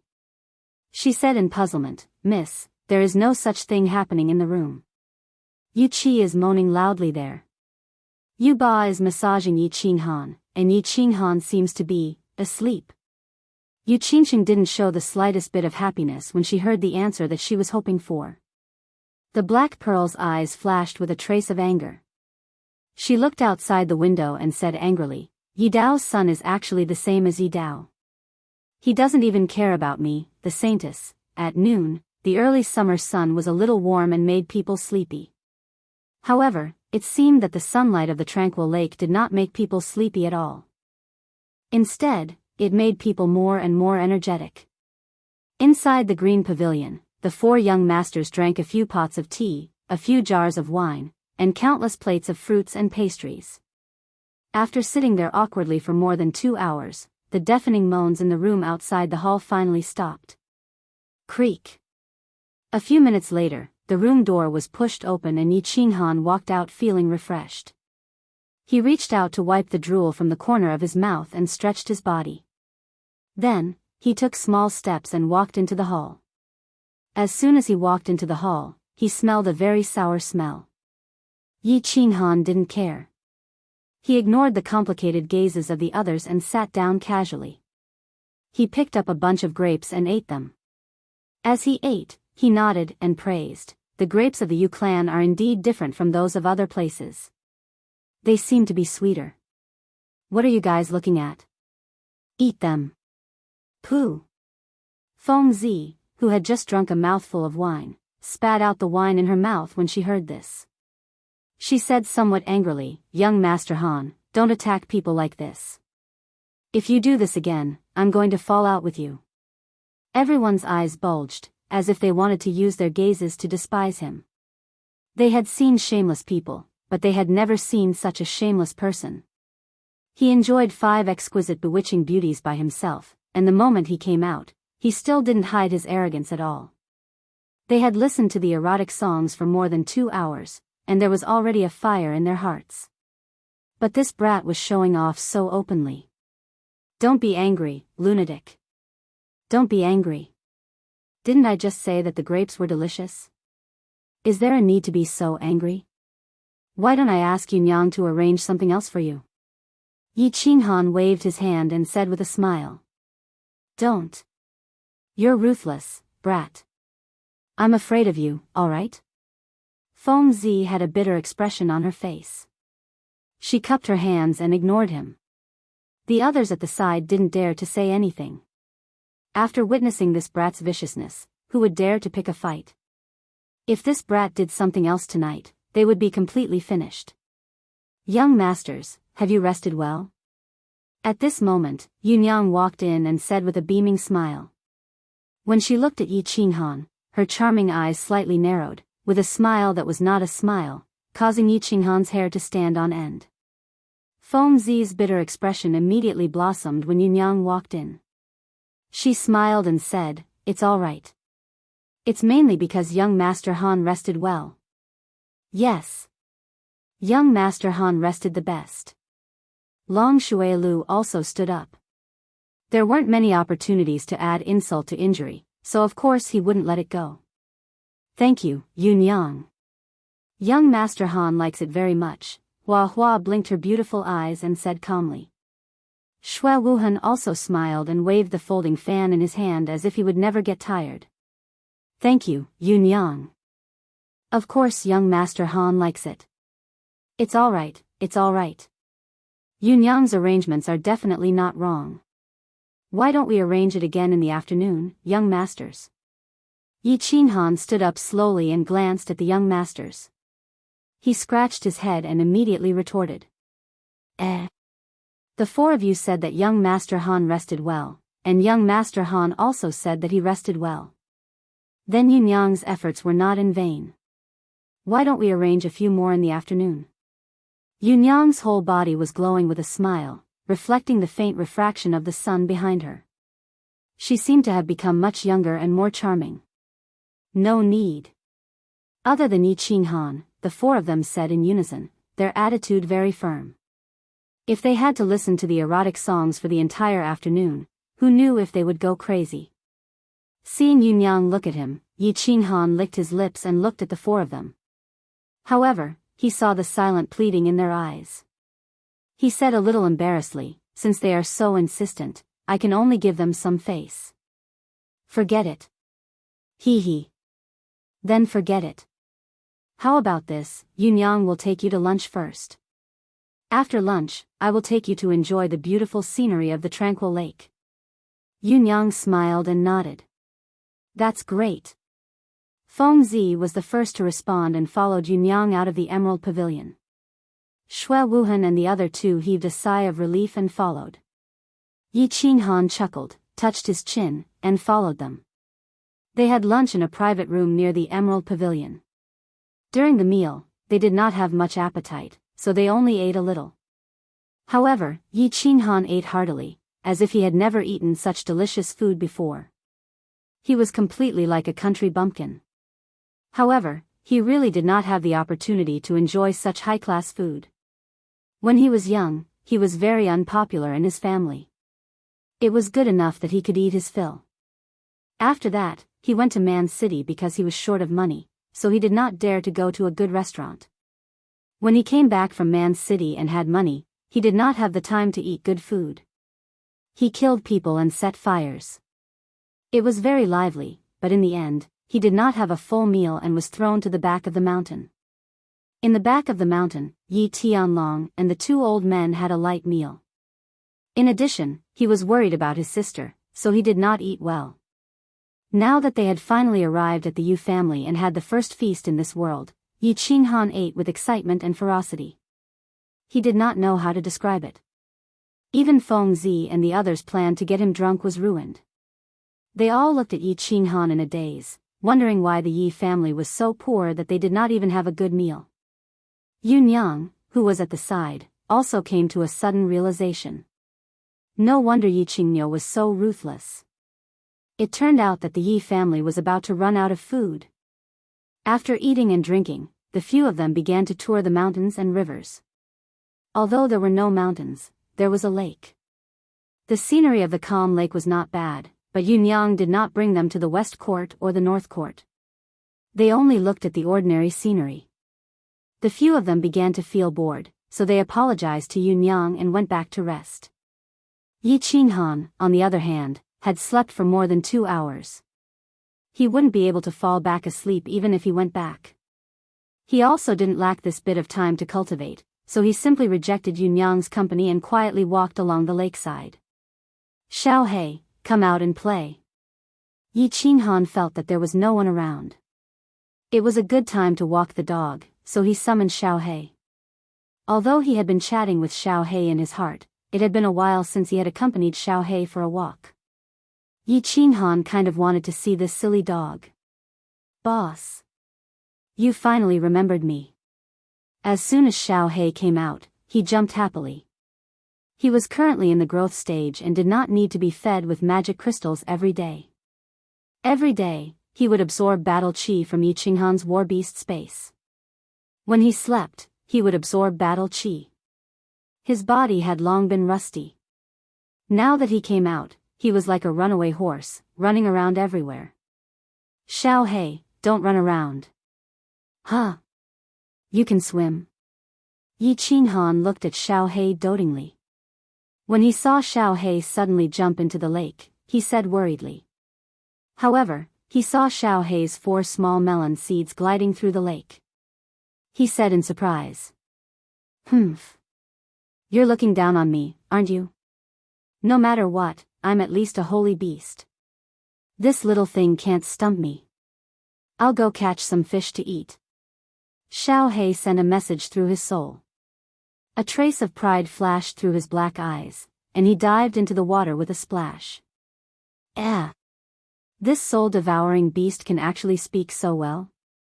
Yi Qinghan laughed and thought to himself. This little guy was indeed worthy of being a holy beast. It was full of intelligence. Pu. After a while, fish flew straight towards Yi Qinghan as if they could fly. Yi Qinghan looked at the black silhouettes that were as slippery as loaches in the water. He could not help but shake his head and smile. Huh? Yi Qinghan, what secret technique is this? It can actually make the fish jump out by themselves? The strange scene here shocked others. A gentle voice sounded from behind him. It was a little surprised and a little puzzled. Yi Qinghan turned his head in astonishment. He saw a graceful woman wearing a green palace dress and a white silk scarf slowly walking over. Her pearl-like eyes looked at Yi Qinghan in amazement. Tonight is Miss Qingqing's big day. How do you have the time to play a coincidental meeting with me? Yi Qinghan chuckled and lowered his head slightly as he spoke. It's not a coincidental meeting. I purposely came to meet you. Yi Qinghan's black pearl-like eyes flashed. There was a trace of a smile and agility. Chapter 60. Oh. You specially came to meet me? Yi Qinghan raised his eyebrows and said in confusion, Miss Qingqing, this seems to be the second time we've met, right? I don't think there's anything special that requires you to specially come for me, right? Yi Qingqing didn't say anything. She just turned her body and looked at the quiet lake quietly. The light eyebrows on her forehead frowned slightly and said with some resentment, since it's the second time we've met, I wonder what Qingqing did wrong? What made young Master Han hate Qingqing so much? Hate? This.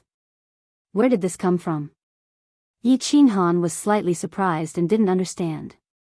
At the same time, he sent a telepathic message to Xiao He and asked him to go play at the side. He didn't want his trump card to be seen by Yi Qingqing.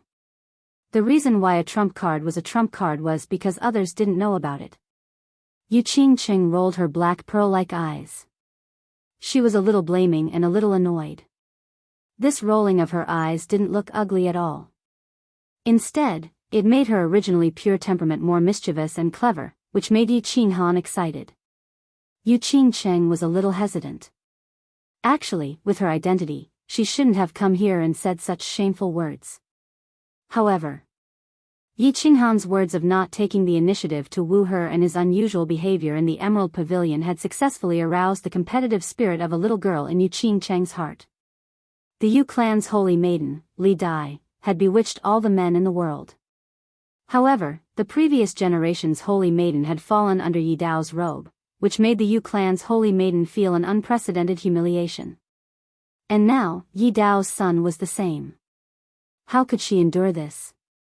Therefore, when she heard that Yi Qinghan was taking a walk alone, Yi Qingqing didn't hesitate and hurried over. It was just a conversation. Facing Yi Qinghan's direct question, Yi Qingqing didn't know what to say. Looking at Yi Qinghan's expression, it was hard to tell if he really didn't understand, or if he was pretending not to. Yi Qingqing bit her lips and said angrily, Qingqing heard what young Master Han said when he first came to the island.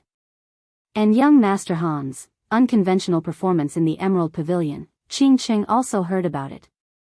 Isn't that young Master Han hates Qingqing? Sure enough, Yi Qinghan thought to himself, so this little girl came here in a fit of pique. It seems that father dumped their saintess back then, which made them lose a lot of face. Does she want to regain face from me? No way.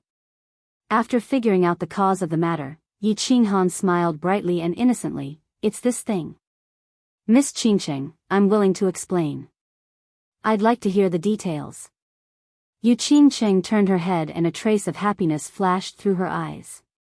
She listened attentively. Hee. Miss Qingqing, actually you've misunderstood. Actually, this is a conspiracy. Yi Qinghan chuckled and said with a somewhat complacent smile. His words were like a clap of thunder, which successfully aroused Yi Qingqing's interest. He continued, actually, my love for Miss Qingqing is like the bright moon in the sky, like an endless torrential river. To put it simply, I love you so much that you want to die. The seas dry up and the rocks crumble, the earth tremble, the sky fall and the earth crack. But Miss Qingqing has so many pursuers. I'm not as beautiful as that transvestite Hua Hua, not as handsome as that idiot Long Shui Lu. My demeanor is not as outstanding as that hypocrite Xue Wuhan, and my muscles are not as stylish as that lunatic. My strength and influence are also slightly weaker than theirs. So I thought. How can I stand out among so many pursuers of yours? So I thought of a shocking move, loosening the reins only to grasp them better. Look, didn't he successfully lure Miss Qingqing out? Beautiful Miss Xianxia, you must believe in my sincere love for you. At the beginning, Xianxia listened with interest.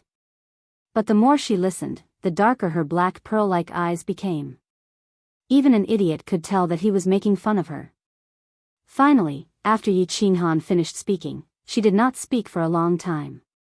She sighed deeply and said with some resentment, "If Mr. Han doesn't like Xianxia, you can say it clearly. There's no need to make fun of Xianxia. Sorry for disturbing you." Xianxia will take her leave. Xianxia's sincere speech would definitely make an ordinary woman smile until her eyes turned into crescent moons. But what kind of person was Xianxia? She was the holy maiden who stood out among the hundreds of women of the Yu clan. Whether it was intelligence, or appearance, she was the best. How could she not hear the sincerity in Xianxia's words?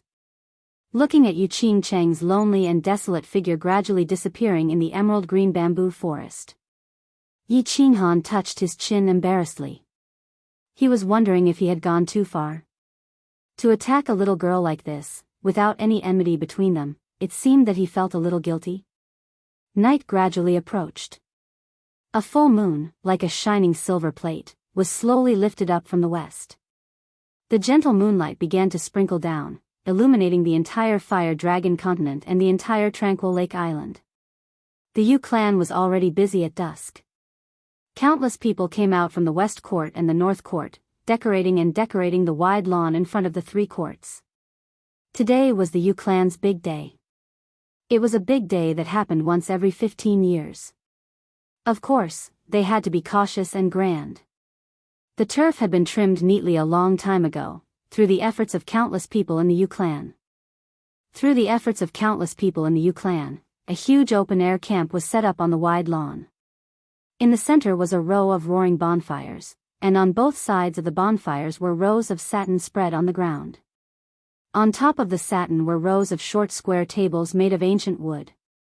The square tables were filled with fruits and wine. On top of the bonfires, golden yellow suckling pigs and suckling lambs were being roasted, making crackling sounds. The 5 young masters arrived neither too early nor too late. Apart from Xianxia, who was still dressed in black, the other 4 young masters were dressed extremely dazzlingly. They wore all kinds of tailor-made banquet robes. Their long black hair was combed neatly, and their faces were always rippling with charming smiles. They had been taught since they were young to have a noble temperament in their every movement. It made the 4 of them look like fighting chickens in a flock of chickens. They were like cranes in a flock of chickens, dazzling and eye-catching. It made Xianxia, who was following behind, look like a bodyguard, pale in comparison. A group of young masters were already sitting in the open space. They were the elite children of the famous families in the House of Aries. However, there was still a gap between their families and the 5 major families, so they did not receive the treatment of Xianxia and the others. It was not until the evening that they were received by the Yu clan into the Tranquil Lake Island and directly brought to the bonfire party. There were countless beautiful girls scattered around the open space. These were the Tranquil Lake disciples of the Yu clan. They had been nurtured for many years. They were also the main targets of this group of young masters. Most of these young masters were nominally subordinates of the 5 great clans and the manor lord. Thus, when they saw Xianxia and the others walk in, they immediately stood up and rushed forward to greet them. Lu Xiao greets young Master Shui. Young Master Shui looks radiant today. You will definitely be the top courtesan. Brother Z, I'm Chao Pei. Do your best, Brother Z. Take Xianxia back to West Wind City. Young Master Hua, I'm the cousin of your uncle's nephew. It's an honor to meet you. Young Master Long. Ha, I've long heard of your name. Today, I can finally meet you. I'm extremely excited. The 4 young masters smiled faintly and casually responded to the young masters who came to greet them. They were somewhat proud and somewhat arrogant. They looked askance at Xianxia, as if showing off their fame and status. Why should they be proud? Why should they be arrogant? Because the people who came to greet them were all heading towards the 4 of them. No one paid attention to Xianxia, who was following behind them. After arriving at the Yu family, they had always been suppressed by Yi Qinghan. So today, they finally had the opportunity to suppress him. So they were very excited, very excited. Normally, they would not care about such a scene, but they were very enthusiastic. Yi Qinghan smiled faintly. He ignored them and walked to a square table alone. He poured himself a cup of tea and lowered his head to drink. "Excuse me?" At this moment, 5 young masters suddenly walked straight to Yi Qinghan and bowed respectfully. They seemed a little excited and a little scared as they asked politely. "Huh?" Yi Qinghan raised his head in astonishment and looked strangely at the unfamiliar young masters in front of him. He frowned. And the 4 people who had been chatting with the crowd were also slightly shocked. They looked over with interest and seemed to find it strange that there was someone who knew this country bumpkin. And when the young masters saw that Yi Qinghan was frowning, they bowed even lower, and their tone became more respectful. They said in a slightly trembling voice, "Excuse me, are you the one who crippled Yi Qingquang, killed Yi Rong, and imprisoned Yi Jian, young master Yi Qinghan?" "Huh." As soon as the words fell, the whole place fell into a dead silence. The 4 young masters opened their mouths wide, and their bodies trembled slightly. But they recovered their calmness immediately, but their hearts were in turmoil. They had received news from the Yi family some time ago. The Yi family had undergone a great change. Yi Jian was imprisoned, Yi Qingquang was crippled, and the elder of the Yi family, Yi Rong, was dead. But the reason was unknown in the news. Now that they heard that all these things were done by Yi Qinghan, their first feeling wasn't shock, but funny. But at the same time, they started to think about the truth of these words carefully. And the young masters at the side were also half doubtful and half shocked. They thought this young man was just a follower or something. They didn't expect him to have such a powerful background and such a fierce story. So their eyes changed at the same time, and they looked at Yi Qinghan respectfully. No matter whether he did it or not, the fact that he could sit here today and represent the Yi family, it itself represented a certain attitude of the Yi family. And the attitude of the Yi family was one that must be respected. Countless beauties of the Yu family standing at the side also looked at Yi Qinghan with slight surprise. Although they already knew that this skinny young man dressed in black, who didn't look particularly outstanding, was the popular young master of the Yi family. And they also heard some rumors indirectly, that this young master actually didn't even care about the saint of the Yu family, Yu Qingcheng. But this was the first time they heard that Yi Qinghan had actually done such a big thing. Yi Jian, Yi Rong, and Yi Qingquang were all famous people in the House of Aries. Of course, they had heard about it. But now, all of them were actually crippled and destroyed by this ordinary young man? For a moment, the ripples in their eyes started to turn, and they all used their charming eyes to look at Yi Qinghan. "You can eat whatever you want, but you can't say whatever you want. I am Yi Qinghan. What's the matter?" Yi Qinghan was a little angry. He looked at the 5 idiots in front of him with some reproach. How could these things be spoken carelessly here? Dongfang Dao, Nangong Chang, Sima Fu, Xiahou Gong, Dugujian, greet young master. The 5 of them didn't say much, but they all knelt down in front of everyone. Their eyes were actually filled with hot tears, and they put on a good show of searching for their master. "What are you all doing? Get up, can you give me an explanation?" Yi Qinghan was a little confused. He frowned and stood up. The 4 young masters were dumbfounded. This Yi Qinghan actually did something like this. Wasn't he stealing their limelight? However, it seemed like Yi Qinghan wasn't acting, so they continued to watch seriously from the side. On the other hand, the young masters at the side were in an uproar. They all knew these people, and they had some dealings with them. They were the top 5 young masters among the young masters of their level. Regardless of whether it was martial strength, talent, or intelligence, they were all top-notch. Now, they actually recognized him as their master in front of everyone. One had to know that this recognition was no joke.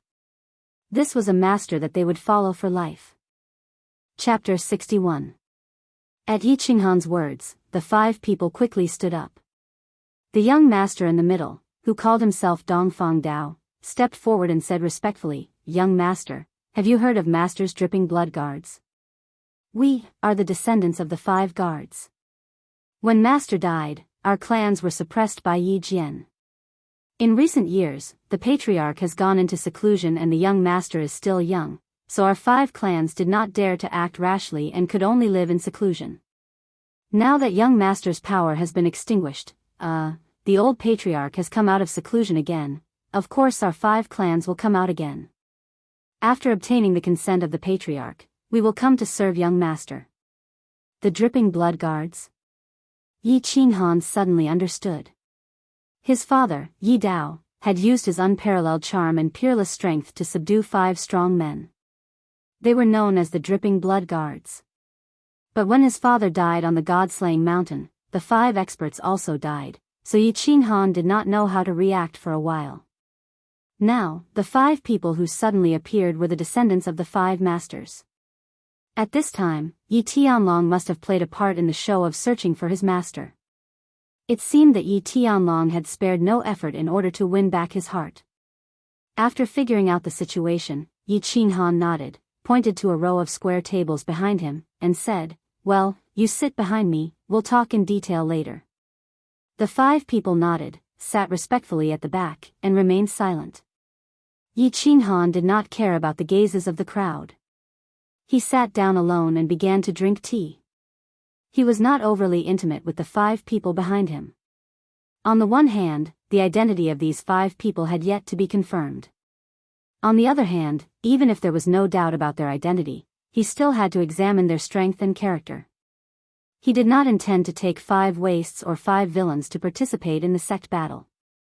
After watching the excitement, getting to know each other and flattering each other, everyone lost interest and took their seats. There were 3 rows of square tables in the Yu clan, forming the word door. The seats above the door were obviously for the Yu clan or the older generation. Yi Qinghan and the other 4 sat in the first row on both sides of the door. The rest of the young masters knew that their statuses were different, so they consciously sat behind them. "Congratulations, young Master Han, you've gained another 5 strong generals." Feng Zi sat next to Yi Qinghan and raised her wine glass. Hua Chao, Long Shuilu, and the rest quickly raised their glasses too. Although Yi Qinghan had promised not to take the initiative to attack, it didn't mean that he couldn't cause trouble, right? Therefore, the 4 of them would try to curry favor with him whenever they had the chance, even though Yi Qinghan didn't really like it. "Same to you." Yi Qinghan nodded and raised his glass. As everyone chatted and chatted, the doors of the north court of the Yu clan finally opened under everyone's hopeful gazes. The first to come out was a beautiful middle-aged woman. Her age couldn't be determined, and her figure was still graceful. Her skin was rosy like a young girl's, but there were faint crow's feet at the corners of her eyes, which made her look a little old. Behind the beautiful middle-aged woman was a tall man dressed in green. The man's eyes were like a bull's, bulging as if they were about to jump out. Behind him were 3 old men. They walked to the front with a smile and naturally sat down at the top row of square tables. "Greetings, 5 grand elders." Everyone hurriedly stood up. The rules of the Yu clan's summer fire festival were held and judged by the 5 grand elders of the 5 clans. They all knew this, so they weren't surprised. However, Yi Qinghan casually cupped his hands, but his eyes were staring at Yi Qingyo, as if he was blaming and questioning him. What was up with the 5 people behind him? "Brat, don't glare at me. They were arranged by your grandfather, and they are indeed the descendants of your father's dripping blood guards. There are no problems with their character and strength, so make good use of them." Yi Qingyo squinted his eyes, smiled, and transmitted his voice. Yi Qinghan rolled his eyes, but didn't say anything. These people were his father's descendants, so they were truly his people. Since Yi Qingyo said that there were no problems with their character and strength, then there shouldn't be any problems. He would observe them in the future and make good use of them. "Young masters, you are the elites of the new generation of the House of Aries. Today, I am honored to represent the Yu clan in welcoming you to the Summer Fire Festival. Your presence brings light to the Tranquil Lake Island. Now, I announce the official start of the Summer Fire Festival." Yuji smiled and stood up. She said a few simple pleasantries, then announced the official start of the Summer Fire Festival. In the beginning, the young masters thought that there would be a very long and complicated speech. Now that they saw that Yuji was so understanding and immediately entered the main topic, they couldn't help but smile very sincerely. Their smiles were very bright and happy. Yuji was also very happy to see everyone laughing so happily. She gently raised her hand. However, after a moment, she seemed to have discovered something. Her expression was somewhat solemn, and she didn't lower her hand in midair. She only stared blankly at the northern sky. Yi Qingniu, Xue Fei, and the others also stopped whispering and looked at the northern sky with some solemnity. Yi Qinghan and the others were also puzzled. They also looked toward the northern sky, but they didn't discover anything. However, after a moment, a deafening roar suddenly sounded in the northern sky. Then, a black dot rapidly grew larger in everyone's eyes. A dragon roar. It's a level 7 demonic beast, the winged dragon. Only then did everyone realize what the Grand Elders were looking at. They were shocked, but they calmed down in the blink of an eye. However, the excitement in their eyes were obvious. In all these years in the House of Ares, there had never been a case of a magical beast running into the 3 prefectures to cause trouble. Therefore, it was obviously impossible for a wild magical beast to come here. Since it wasn't wild, then it was very simple. This 7th level magical beast, the winged dragon, was reared by someone. As a powerful existence, the winged dragon wasn't something that ordinary people or clans could rear. There was only one place on the continent that could rear a winged dragon, and that was the Divine City. This winged dragon was clearly flying toward the Tranquil Lake Island. That meant that someone from the Divine City had come. The Divine City. What did the Divine City represent? If the Tranquil Lake was said to be the Holy Land in the hearts of the men in the House of Ares, then the Divine City was the Holy Land in the hearts of the people in the world. 5,000 years ago, the 3 prefectures often fought because of the differences in races and civilizations. Every time the 3 prefectures fought, a large number of warriors would die. Countless civilians, demons, and barbarians would be affected. Until 5,000 years ago, a mysterious man named Tu was born out of thin air. He single-handedly defeated all the experts of the 3 prefectures on the sacred mountain where the 3 prefectures fought. He forced the 3 prefectures to stop fighting and established the Divine City on the sacred mountain where the 3 prefectures fought. After that war, the Divine City became the most powerful existence on the continent. Its brilliance was like the stars in the sky. It was so dazzling and unsurpassable. It also brought 5,000 years of peace to the continent. At least the civilians wouldn't die for no reason. Those who liked fighting. Sure, go to the prefecture battles and kill to your heart's content. The more you kill, the more you'll be rewarded. Those who liked peace. Sure. Live a peaceful life without having to worry about the mutated races coming to your doorstep in the middle of the night. Afterward, other than a few loose rules, the Divine City had never interfered with the affairs of the prefectures. It stood quietly on the Divine Mountain, like an otherworldly master, smiling at the clouds in the sky and calmly watching the storms in the world. It was because of the Divine City's indifferent attitude that the people of the 3 prefectures began to accept the sacred mountain and the Divine City represented by the powerful man.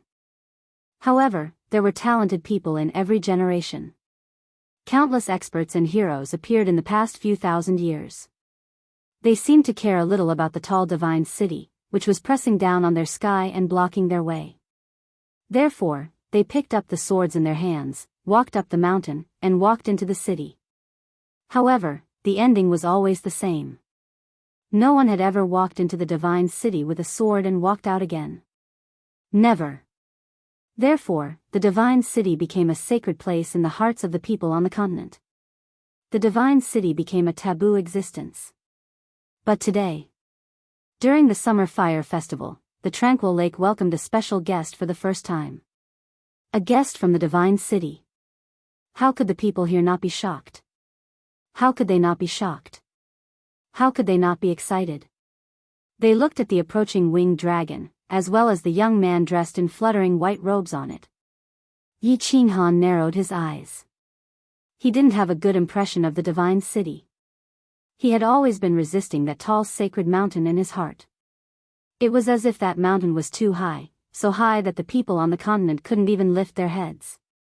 And now, the divine city actually sent a young man to the Tranquil Lake. What was the meaning of this? Yuji finally put down her hand, but her expression was not as solemn as before. She smiled at the young man in the sky. Since the divine city didn't send those old fellows, but a young man. Today was the summer fire festival, the day the Yu clan chose a son-in-law. The young man's purpose for coming here in such a grand manner was already very clear. Although it might not be a good thing, it would at least not be a bad thing. Therefore, he was slightly relieved. Yi Qingmiu and the others, on the other hand, had solemn expressions. With their status, they had the right to talk to the old fellows of the divine city. However, the young man who came to the divine city today was someone they had never seen before. Moreover, he was so ostentatious and brazenly coming to steal women. How could they not be worried? How could they not be angry? Feng Zi, Hua Hua, and Long Shuai-Lu looked a little gloomy. Another strong opponent had come. And from the looks of it, he looked pretty good. Most importantly, he had a mountain behind him. Meanwhile, Shui Wuhan wasn't as cultured and refined as he used to be. His expression wasn't gloomy either. Instead, there was some inexplicable joy and excitement. Yi Qinghan didn't care. He continued to drink his wine with a lazy look. After a short while, he regained his desire to be strong again. I'm not asking for anything, and I don't want anything. The more you guys fight, the more exciting it will be for me. It'll be a waste if I don't watch a free monkey show. Boom! The winged dragon landed heavily on the ground in front of everyone's eyes. The moment the winged dragon landed, a white figure lightly tapped his feet. His entire body emitted a golden light. Like an ancient god, he glided and floated towards the crowd. Landing steadily on the ground, the golden light instantly retracted. The young man in white smiled and cupped his fists towards the few grand supreme elders at the head of the table. Tu Qianjun greets the seniors. I've long heard of Lady Qingqing's unparalleled beauty. Today, I, too, have specially come to pay my respects. Furthermore, I heard that the young elites of the House of Aries are all here. I, too, also hope to be friends with the Martial Arts Association. Chapter 62. Tu Qianjun greets seniors. I've long heard of Miss Qingqing's unparalleled beauty. Today, I, too, specially came to pay my respects. Also, I heard that the elites of the younger generation of the Battle Gods Manor are all here. I, too, also hope to make friends with them. Pay my respects. They're probably here to snatch her. Make friends with Wu. Make friends? They probably want to give her some pointers. The few elders on the seats sneered secretly. When this brat descended, the golden light emitted from his body was the unique aura of the Duke Realm, also known as the Pseudo-Saint Realm. Furthermore, his golden aura actually reached a radius of around 1 meter.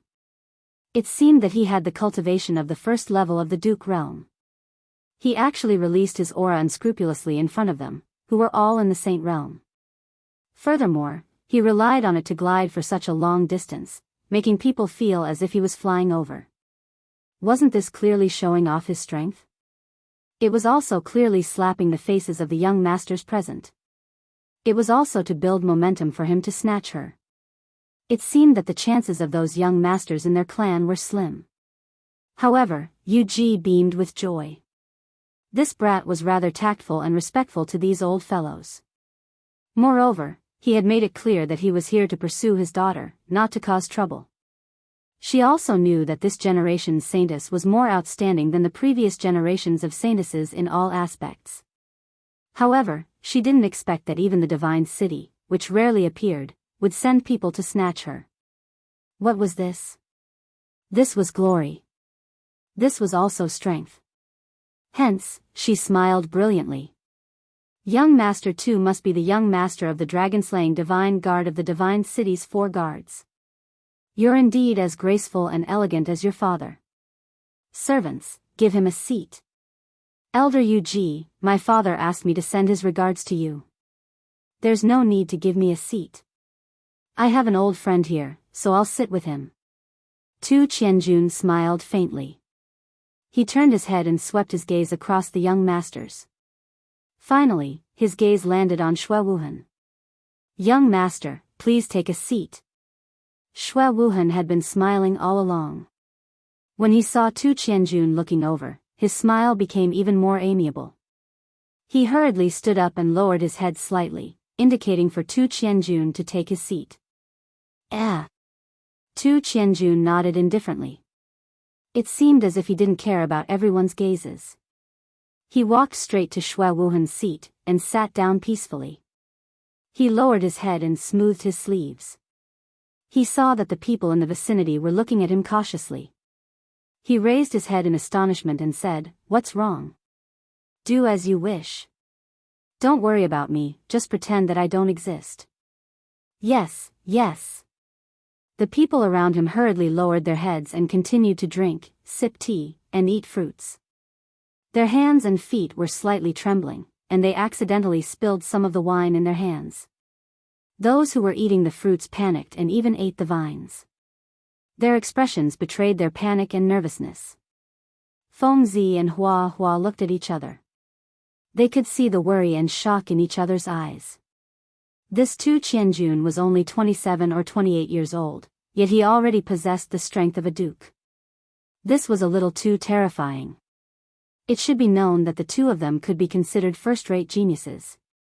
At the age of 24, they were already at the 3rd level of the general realm.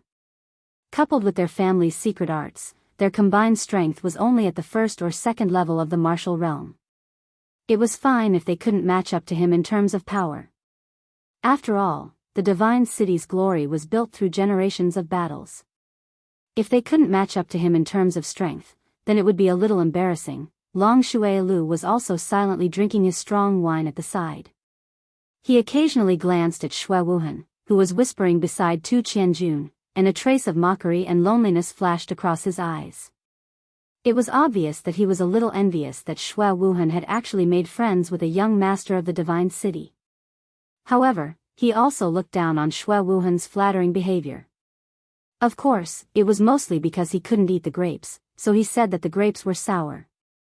Tu Qianjuan's appearance suppressed the entire crowd. Relying on the tall mountain behind him and his astonishing strength, he descended like a deity, instantly enveloping the entire lake's light on his body. In a battle between two armies, the most important thing was momentum. Without momentum, this battle would only end in defeat.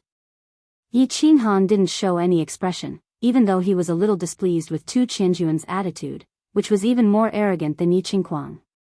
However, he didn't intend to carry Yu Qingqing to bed today, so he didn't feel like he was facing a love rival.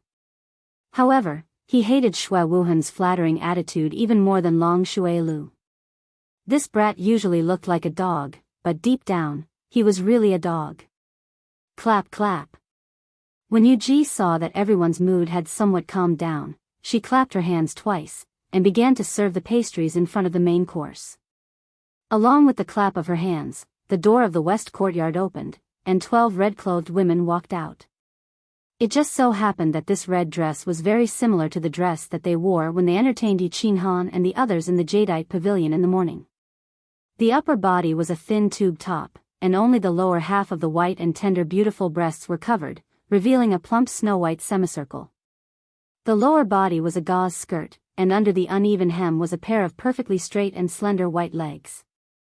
On their feet were pairs of long leather boots that covered more than half of their calves. The only difference was that today, on their smooth abdomen, which didn't have any extra fat, hung a small purple bell.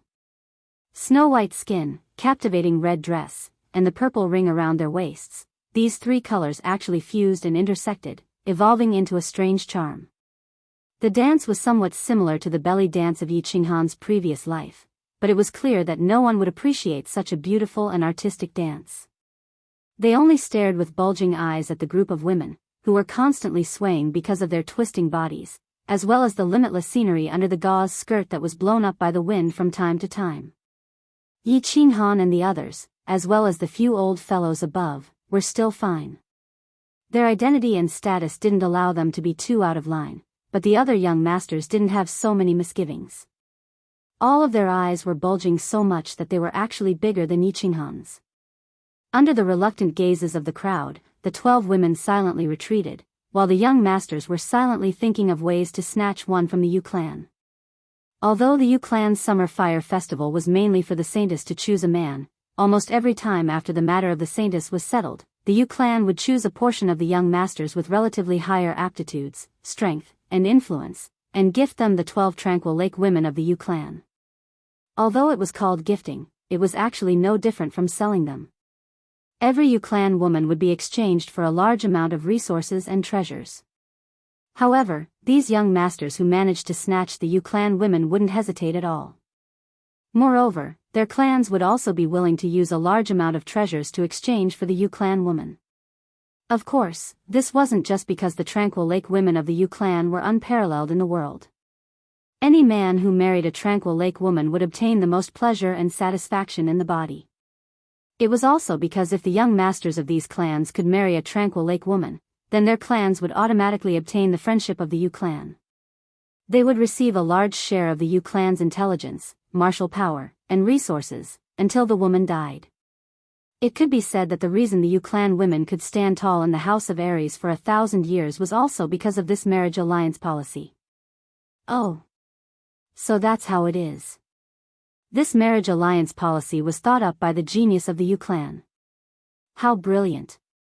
Yi Qinghan exclaimed in admiration as he understood many things he didn't know before from Feng Zi's soft explanation. Feng Zi nodded as well.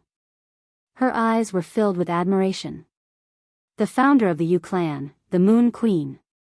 A miraculous woman who made the ancestors of the 4 great clans, the Wind Lord, the Flower Empress, the Snow Marshal, and the Night Emperor fall head over heels for her. Back then, her martial power and cultivation reached the peak of the Sage realm, half a step into the Divine realm. According to the clan's records, this woman naturally rejected the 4 great ancestors. She walked into Silver Moon City alone and created the Yu clan. Stop talking. The dishes are about to be served. You have to perform well later. I'll cheer for you. Yi Qinghan saw Yu Ji raise her hands and clap her hands again. He knew that Yu Qingxing was about to go on stage. He quickly nudged Feng Zi and looked behind Yu Ji. Hearing this, Feng Zi immediately straightened her body and sat up straight. She looked forward very seriously. As Yu Ji clapped her hands lightly, the sound of a guzheng rang out from West Court. She was playing an unknown song. Not many people present understood this. They only felt that the sound of the guzheng was like the whispering of young girls at first. It was pleasant to listen to. Then, the tune changed rapidly like the torrential rain in summer. Water droplets fell onto a jade plate. It was very crisp. Then, it changed to the sound of an ancient spring in the mountains flowing between the cracks of a rock. It was very pleasing to the ear. Finally, it changed to the sound of an armored horse's blade. It made people's blood boil. Even though everyone present was uncouth, they were gradually moved by the pleasant sound. For a moment, their hearts felt very ethereal and very peaceful. In the end, when the sound of the guzheng turned into the sound of a blade, everyone felt like they were in a battlefield of 10,000 people. Their blood boiled. Buzz, just as everyone's blood was boiling, the sound of the guzheng suddenly stopped. Everyone looked in the direction of West Court in surprise. They saw a peach-colored figure floating out from West Court. The peach-colored figure was a woman. She wore a peach-colored palace dress, and her face was covered with a peach-colored silk scarf. There was even a bright peach blossom on her head. The woman had a sword in her hand. Her left hand was held diagonally below, and her right hand was in front of her. She held a small and exquisite guzheng in her hand. She leaped down from the sky. Her palace dress flapped in the wind, making her look like a fairy from beyond the heavens.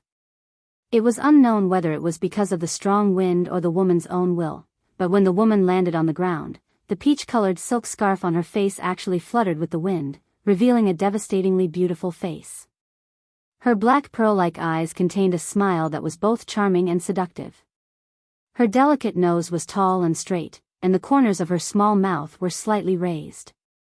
Her red lips were slightly parted, inviting people to kiss them. Below her slender white neck, there was a piece of white jade that was half covered and half covered. When it contrasted with the peach-colored palace dress, it was so soul-locking. Her white waist was actually so small that it couldn't be grasped. Her entire person was like a fairy that had fallen into the mortal world. She made people feel that she couldn't be profaned, that she couldn't be violated. However, she was also invisibly attracting people, making them want to profane her, to go on top of her. This kind of feeling was extremely contradictory. Normally, no one would wear a peach-colored dress that was unique, and no one dared to wear it because peach-colored clothes gave people a very tacky feeling. But today, Yu Qingqing dared to wear it, and she wore it. Moreover, she even wore an even more tacky peach blossom. It was just that, after today, presumably, no one present would dare to say that peach-colored clothes were tacky. At least Yu Qingqing was not ordinary. Not only was she not ordinary, but that faint peach-colored color on her graceful figure, coupled with her devastatingly beautiful face, gave people a feeling that she was so attractive, so ecstatic, so fatal. Peach blossoms were poisonous. They could topple cities, could topple countries, and could even poison people to death. Chapter 63. The lady with peach blossoms stood there quietly. Her eyes glowed and the corners of her mouth curled up slightly, revealing a faint smile. Then, she placed the zither on the ground. Her 5 slender and elegant fingers danced wildly, emitting a few clanging notes. The long sword in her left hand formed a flower and she actually began to play and dance. She played a hurried and rhythmic marching song. Although there would be occasional breaks as she played and danced, the special reverberation of the zither didn't make people feel that there was a break. Instead, they felt that the rhythm was different and it was very dynamic. The dance was a sword dance, and it was very good. Sometimes it was hard, sometimes it was soft. Furthermore, everyone present was an expert and could see that the swordsman wasn't a pretty one. Aside from being pretty, one could see the formless murderous aura that accompanied the sword dance. The sword was a killing weapon, a yang weapon of extreme yang. The woman was a beauty, a woman who was as gentle as water. But today, the combination of the beauty and the sword was actually so perfect. Accompanied by the clanging sound of the zither, everyone felt as though they were on a battlefield filled with corpses. A peerless woman who had lost her lover was killing people with a sword. Moreover, the way she killed people was so beautiful and moving. The sword dance ended, and the song also ended. However, the young masters were still immersed in that moving scene just now. It was like a dream or an illusion, and they were intoxicated. Only when Yu Qingqing bowed slightly and returned to Yu Ji's side to sit down did everyone suddenly come to their senses. They applauded in unison. Lady Qingqing can topple a nation. This trip of Qinjuan's was not in vain. This dance can raise a great white. Tu Qinjuan's eyes sparkled. He picked up a large cup of wine on the table and shook it at Yu Qingqing. He raised his head and laughed as he drank it. His actions and tone were extremely elegant and flawless. Yu Qingqing smiled faintly and nodded without saying anything. Lady Qingqing's sword dance is unparalleled in the world. No one in the world can compare to you in playing and dancing at the same time. This dance should raise a large jar. Feng Zi hurriedly stood up and said, not to be outdone. She raised a large jar of wine and drank it all in one go. She didn't stop at all and drank it all without leaving a drop. Seeing that Feng Zi didn't even gasp for breath after finishing a jar of wine, Hua Hua and Long Shui Lu, who were about to raise their cups, were dumbfounded. This lunatic is indeed a lunatic. How can we endure this? We can't possibly offer 2 jars, right? In the end, they didn't raise their cups anymore. Instead, they picked up their teacups and shook it in a toast. They said a few polite words to express their admiration for Yu Qingqing. After that, the young masters took turns to express their praises. They praised Yu Qingqing's performance to the point that there was nothing in the heavens that was unparalleled on the earth. Although their words were different, their purpose was the same. They were all expressing, "We admire you very much, we cherish you very much, we want you very much, we are willing to marry you and treat you like a treasure, we hope that you will pay attention to us, consider us, we are not bad," and so on. Yu Qingqing nodded faintly and smiled in response. Finally, her gaze stopped on Yi Qinghan, who was happily eating the pork roasted on the bonfire. Her eyes flashed with a hint of, as expected. After a moment of silence, he raised his head and said coldly, "Young Master Han, why didn't you express your opinion? Is Qingqing's performance so unworthy of a single word from you?"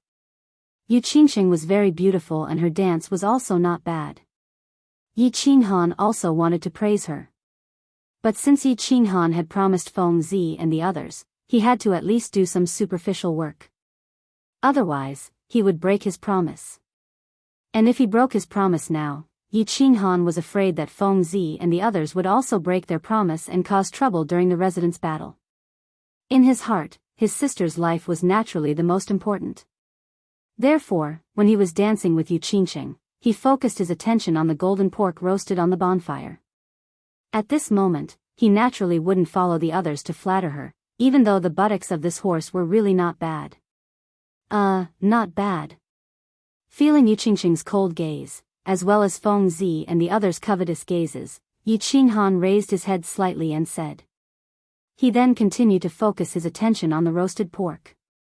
It seemed that this pig looked more delicious than Yu Qingqing. Not bad? What did that mean? All the young masters looked at Yi Qinghan, who was engrossed in his battle with the pig, with a variety of expressions on their faces. This was the first time Yu Qingqing had spoken today, but this young master didn't feel excited or flattered, but he actually said, "Not bad," in such a perfunctory manner. After he finished speaking, he continued to eat, not even looking at Yu Qingqing. Not to mention that Yu Qingqing was devastatingly beautiful, her dance today was really not bad. Just the fact that Yu Qingqing was the Yu clan saintess, with such a noble status, he still had to say a few perfunctory words to her. Today, Dongfang Dao and young master Nangong Cheng wanted to recognize him as their master. They originally thought that this young master was very fierce, but they didn't expect that he was even more fierce, to the point that he didn't even care about the Yu clan saintess. Dongfang Dao and the others looked at each other and laughed, giving Yi Qinghan a thumbs up. Meanwhile, Feng Zi, Hua Hua, and the others were all beaming with joy as they repeatedly raised their cups. They naturally knew why Yi Qinghan was like this, and now it seemed that this brat was really interesting. He kept his promise and was a good brother. Tu Qianjun also looked over with a smile, a trace of interest in his eyes. He whispered a few words to Xue Wuhan beside him, then glanced at Yi Qinghan a few times, then silently looked at Yu Qingqing and didn't say anything. Yi Qinghan didn't care about the gazes of the crowd, nor did he care about the warning look Yi Qingmiu gave him. Instead, he slightly tilted his head and said to Feng Zi beside him in a low voice, "What are you giggling for? Hurry up and perform well. Do you know what it means to gain the upper hand by a show of strength?" "Thank you, good brother." Feng Zi slapped his forehead and stood up. He let out a light cough to attract everyone's attention. He wriggled the two bulging muscles on his chest and said in a carefree voice, "Today is Miss Qingqing's coming-of-age ceremony. I, Feng Zi, am not talented, so I will also perform a few sword dances to celebrate." Although he said it was a sword dance, Feng Zi didn't reach out to hold the sword. Instead, he made a strange gesture. He stretched out his index and middle fingers of his clenched fists and leisurely swung them forward. With a sword hum, the huge sword on his back suddenly unsheathed and turned into a beam of white light that flew straight into the sky. Then, his fingers quickly changed. The huge sword twisted a few times in the air, turned around, and fell straight towards the bonfire. When it was about to touch, Feng Zi quickly changed his gesture again.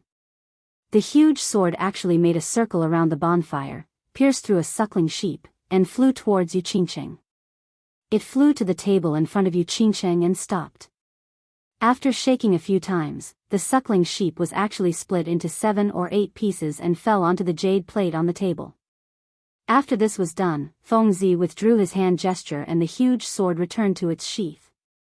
Only then did he say with a satisfied smile, "I've made a fool of myself, Miss Qingqing. This roasted suckling sheep is a small token of my appreciation." "Young noble Feng, thank you." Yu Qingqing smiled and nodded in thanks. At the same time, the young noble next to her gave Fengzi the middle finger in his mind. "You're playing so big right from the start. You only used your Feng clan's ultimate sword control technique. How can others play later? Plus, even if you want to please Yu Qingqing, you don't need to use the big guy that you kill people to make a living to cut meat. Old man Feng, not bad. Your brat's sword control technique has probably reached the 6th level." Yi Qingyo whispered to the Feng clan's supreme elder on a square table above. Yu Ji also nodded with satisfaction and said, "Small area control is already very good. With the power of a 3rd-level general, I'm afraid even a 1st-level marshal can't beat him. Feng Zi's talents are considered the best in your Feng clan in the last 100 years. His future is limitless. Where? Compared to the descendants of your clans, I still have to work harder." The Feng clan's supreme elder said humbly, but his face was full of joy. "Haha. My brat is ready to go. Let's see what special performance he has." The Hua clan's elder smiled and drew everyone's attention to the field.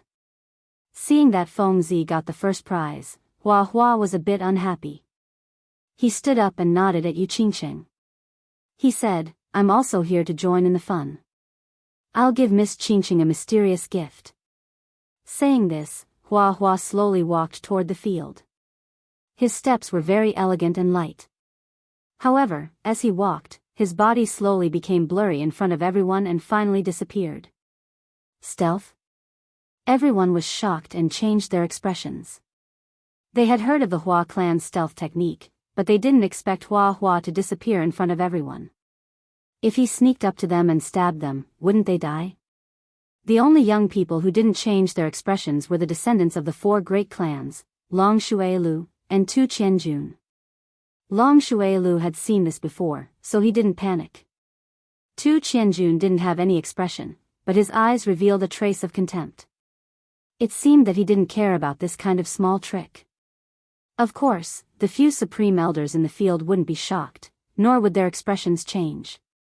Although Hua's stealth technique was quite good, under the powerful cultivation of the Saint Realm, it was equivalent to not being invisible at all. Hua left very quickly and came very quickly.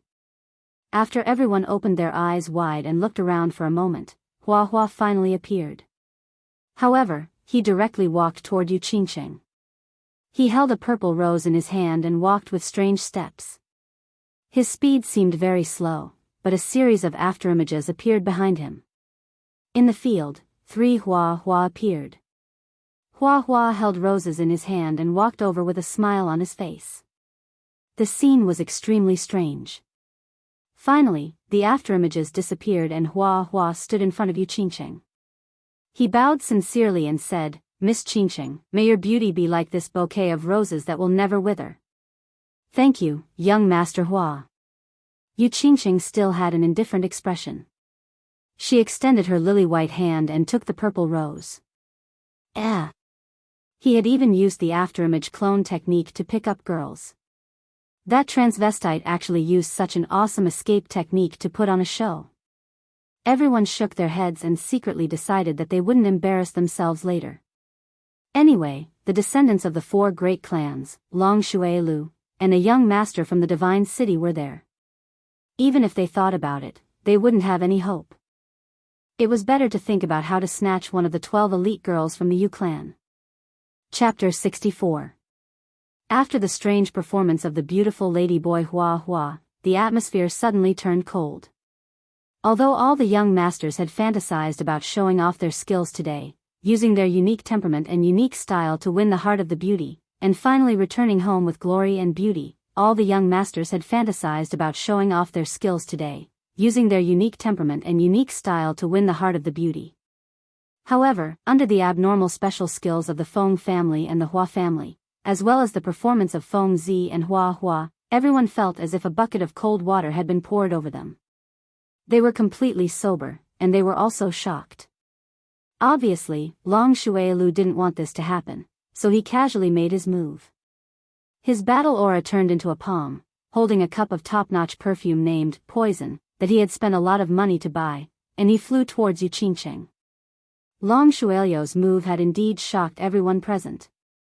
It should be known that battle aura was just an external release of energy. It was easy to use energy to kill and destroy enemies, but to materialize battle aura into a real palm, even if it could only hold a bottle of perfume, one would need to be at least in the Emperor realm. However, it was a pity that he hadn't managed to completely learn Palace Master Long's famous consummate skill, the dragon capturing hand. Palace Master Long's dragon capturing hand was extremely powerful. With Palace Master's strength at the peak of the Saint realm, if he used the dragon capturing hand, not to mention the Saint-level Azure Dragon, he would definitely be able to capture the 8th-level Tyrant Dragon. He would be able to easily throw it around like it was a broken jar. Long Shuailu's battle aura was naturally not a problem for him to kill enemies with his battle aura. However, if he wanted to materialize battle aura into a real palm, hold a bottle of perfume, and fly it for more than 20 meters, it would obviously be a little difficult. Therefore, when this palm flew, it would occasionally shake a little, and there was even one time when it almost fell. In the end, Long Shuailu was covered in cold sweat, and his face was pale. Only then did he deliver the bottle of perfume to Yu Qingcheng. Looking at the faint smile in everyone's eyes, Long Shuailu knew that he had really made a fool of himself this time. After that, some young masters seemed to feel that there was still hope, and used their last bit of strength to fight. They all went up one after another, each displaying their own unique skills. For a moment, it was very lively, and brilliant. On the other hand, there were only 3 people who should have made a move but didn't. One of them was the dazzling young master of the Divine City, Tu Qianjun, who rode on a winged dragon. The other one was Shui Wuhan, who was sitting respectfully beside Tu Qianjun. The last one was Yi Qinghan, who had silently finished off the suckling pig and started to wipe out the fruits on the table. It seemed like Tu Qianjun wanted to make the last move and suppress everyone with his skill. However, Shui Wuhan looked like a slave. He sat respectfully beside Tu Qianjun. It seemed like he didn't want to make the first move. On the other hand, Yi Qinghan didn't seem to be interested at all. It was as if he felt that the beautiful lady on the table was not as delicious as the plates of fruits on the table. The last young master's childish performance didn't garner any enthusiastic applause. The rest of the young masters finally recognized a fact. The ultimate skills that they were so proud of were so lowly and childish in front of the 5 clans and the Divine City's young masters. Therefore, they decisively expressed their silence and gave up. They didn't want to embarrass themselves and make a fool of themselves. Wu Hen, don't you want to go up and play? Tu Qianjun swept a glance at Yi Qinghan. He had been eating fruits with his head lowered. It seemed as if he would never be full. Tu Qianjun raised his eyebrows after he confirmed that no one else was going up. Young master is here. What is Wu Hen going to do? Make a fool of myself? Shui Wuhan shook his head and said. His tone was a little respectful, a little flattering, and a little humble. Tu Qianjun let out a long laugh. He proudly stood up and coldly swept his gaze across everyone. His eyes didn't have the same look of interest as before. Instead, he looked down on everyone. It was as if he was a high and mighty king looking down on a group of ants.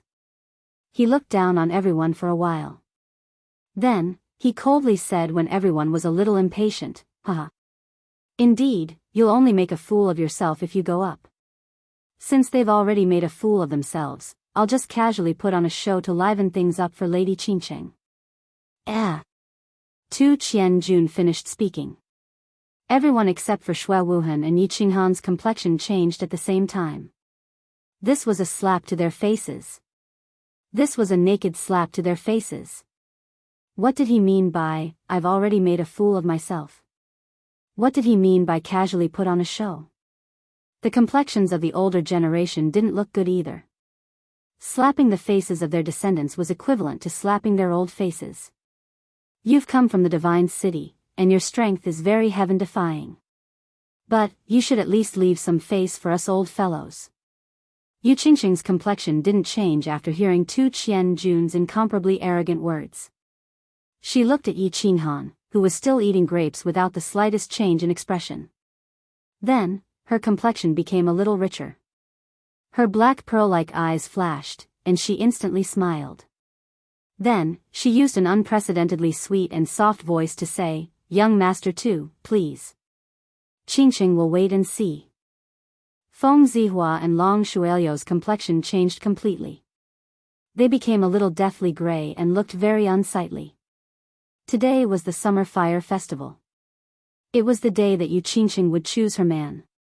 Strength, influence, and performance were all fake in this bonfire party. The most important thing was Yu Qingqing's attitude. Because the final decision was still in her hands. Originally, when they were performing, Yu Qingqing's attitude was always lukewarm. But now, Tu Qianjuan's performance had not even started, and Yu Qingqing had already expressed her attitude. One could imagine what this meant, haha. Since Miss Qingqing wants to see, I'll also learn from them and perform a few acrobatics for you to watch. Tu Qianjun looked at the blackened faces of Feng Zihua and the others. He seemed to find it very interesting and continued to mock them. As soon as he finished speaking, the expressions of the old fellows sitting in the seats of honor, except for Xue Fei, all changed. Acrobatics? When did the unique skills of the great clans become acrobatics? The expressions of the Feng and Hua clans' Grand Supreme Elders were the worst. Yi Qingmiu and Yu Ji's expressions were not very good either. The 5 great clans were of the same breath and branch. Humiliating one clan was equivalent to humiliating all 5. And now, it was very obvious that Tu Qianjun had actually humiliated all of them. Us old fellows are looking forward to young Master Tu's performance. The Feng clan's Grand Supreme Elder spoke. His tone was full of anger. Elder Feng, there's no need to be angry. I don't mean to question your clan's imperial sword technique. I just feel that the disciples of your clan don't seem to be using the imperial sword technique very well. It just so happens that I have also learned 2 moves of the imperial sword technique. Elder, please appraise them. Tu Qianjun smiled faintly. It was as if he did not see Feng Zi's true purple face and his explosive muscles, as if they were really going to explode. He just casually waved his hand and did the same action as Feng Zi just now. Following his hand gesture, the meat cleaver in front of him actually trembled strangely. Then, under the astonished gazes of everyone present, it soared into the sky. Then, it elegantly danced in the sky. Finally, it imitated Feng Zi and fell straight down. It pierced through a suckling pig and flew to the sky above Yu Qingqing. Once it was in the sky, the meat cleaver suddenly sped up and turned into an afterimage. It continuously shuttled through the body of the falling suckling pig. Finally, it landed at the same time as the suckling pig and stabbed diagonally into the body of the suckling pig. All the young masters looked at the suckling pig on the table that was as good as before. They also looked at the meat cleaver that was stabbed into the suckling pig and was constantly shaking. Although they were a little shocked that Tu Qianjun actually knew the Feng clan's unique skill and that he seemed to be dancing very elegantly, they still had some doubts in their hearts. Didn't you say that Feng Zi's imperial sword technique wasn't very good? What did Feng Zi say? He was able to use a huge sword to cut the suckling pig into 7 or 8 pieces. Yet, after dancing for so long, the suckling pig was still intact. Young Master Tu's imperial sword technique is indeed brilliant. Feng Zi admits defeat. While everyone was still puzzled, Feng Zi stood up and swayed. His face was ashen as he spoke in a deep voice. Pa! As soon as Feng Zi finished speaking, the meat cleaver stopped swaying. The suckling pig was like a blossoming flower. It split open from the middle and was divided into countless evenly sized pieces. Then, it was steadily placed on the plate. Young Master's skill is divine. Wu Hen admires you. Shui Wuhan stood up and cupped his hands respectfully as he spoke. The passion in his black and gray eyes was very obvious. Looking at the dozens of evenly sized pieces of suckling pork on the plate, listening to Feng Zi's sincere words, and looking at Shui Wuhan's respectful posture, all the young masters were shocked once again. However, there were too many shocks today. All the young masters felt a little numb. The things that they were proud of and glorious in the past, in front of Feng Zi and Tu Qianjuan's performance, became extremely childish and laughable. As a result, they developed a deep sense of defeat and a faint sense of inferiority. It was to the extent that they didn't even know that Tu Qianjun had suddenly disappeared in front of everyone. They didn't notice, but Yi Qinghan, Hua Mu, and Feng Zi were very sensitive and discovered it. They looked at each other and revealed an expression of disbelief and extreme shock. What situation was this? Tu Qianjun actually knew the Hua clan's stealth. What was stealth? It was the Hua clan's unique skill. The Hua clan was the descendants of the Thorn God. Only those who possessed the Thorn God's bloodline could learn the stealth skill. Furthermore, Tu Qianjun had just revealed the Feng clan's unique imperial sword technique. Since when did the unique skill of the 5 big clans become so worthless? Everyone could learn it? Could it be that the people in the divine city were also descendants of the ancient gods? And they had all the bloodlines of the 5 ancient gods? Yi Qinghan's eyes flashed. He couldn't understand it no matter how he thought about it. Finally, he looked at Yi Qingniu, who was at the top of the seats. Feng Zi and Hua Mu also looked at the grand elders of their clans. There's no need to be surprised. The people in the divine city are all descendants of the ancient gods. I'll explain the specifics later. The unique skills of the 5 big clans that they know are all imitations. They might seem good at the beginning, but in the later stages, their power and destructive power will be very different. Yi Qingniu and the few grand elders passed on the information to answer their questions. However, seeing that Tu Qianjun was using their clan's unique skill to sweep across their faces, they felt very uncomfortable, and their faces darkened. Young Master Tu disappeared. At this time, the people present finally realized that Tu Qianjun had disappeared. They all looked around, their faces full of confusion and disbelief. Although their abilities were the weakest among them, Tu Qianjun had actually disappeared right under their noses. This was too terrifying. After a while, Tu Qianjun finally solved their doubts. He suddenly appeared on the stage, holding a bunch of red roses that were a few times bigger than Hua Mu's. It was the same stealth and the same afterimage clone technique, but his stealth seemed to be more thorough than Hua Mu's. His afterimage clone technique was actually more than 10 meters long, and the number of clones was more than double that of Hua Mu's. Miss Qingqing, I think that red roses represent love more. Isn't that right? Tu Qianjun stood elegantly in front of Yu Qingqing, holding a big bunch of red roses. His body leaned forward slightly, and his face was full of confidence and a proud smile. Young Master Tu is very considerate. Yu Qingqing reached out and took the red roses. She looked at Yi Qinghan, who had his head lowered and seemed to be thinking about something. She opened her mouth and smiled. Her neat white teeth, tender red lips, and intoxicating smile made everyone's heart skip a beat. Tu Qianjun swept his gaze over all the young masters below. He was very satisfied with their shocked and frustrated expressions. He waved his hand in a confident and unrestrained manner and said with a smile, "Hee, these are just some small tricks. Since young lady Qingqing likes them, I'll show you one more trick and give you a small gift. I hope you like them." Small tricks? Faced with Tu Qianjuan's naked humiliation, Feng Zi and Hua Mu remained silent and lowered their heads slightly. Although their elders had already explained it to them, they still couldn't accept that they had lost to an outsider in the consummate skill that they were so proud of. Long Shuelio's expression was a little bad, but he was still slightly better. He even felt a little proud. At least he hadn't been slapped in the face, so he felt like the pot calling the kettle black. However, in the next moment, his face turned completely ashen. He saw a hand, a huge palm. At this moment, a huge palm flew towards the outside of the field. Closely after that, it caught that huge pterosaur and threw it into the open plain. Dragon catcher hand. Tu Qianjun actually knew the dragon catcher hand, and it looked like he was using it very well. Although the winged dragon definitely wouldn't resist its master. However, such a huge winged dragon was actually caught by him from such a long distance. A small palm was holding a bottle of perfume, and it was flying unsteadily at such a close distance. Furthermore, a single person was able to grab a winged dragon so quickly and steadily. Even a blind person could see that the dragon catcher hand was like heaven and earth. They weren't on the same level at all. Evidently, compared to Feng Zi and Hua Mu, Tu Qianjuan's slap in the face seemed to be more severe and thorough.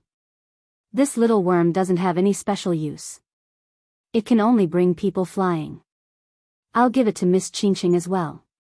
You can play with it when you're free, Tu Qianjun said indifferently as he retracted his hand and placed it behind his back. Chapter 65. The open space of the Tranquil Lake Island was very lively, noisy, and interesting. The Tranquil Lake Summer Fire Festival that happened once every 15 years had become even more interesting because of the appearance of a young master. Not only was this young master's strength outstanding, he definitely had the strength of the top 3 on the Earth list. Furthermore, he seemed to be omnipotent. He was very familiar with the ultimate skills of the Feng family and the flora and fauna ancient gods.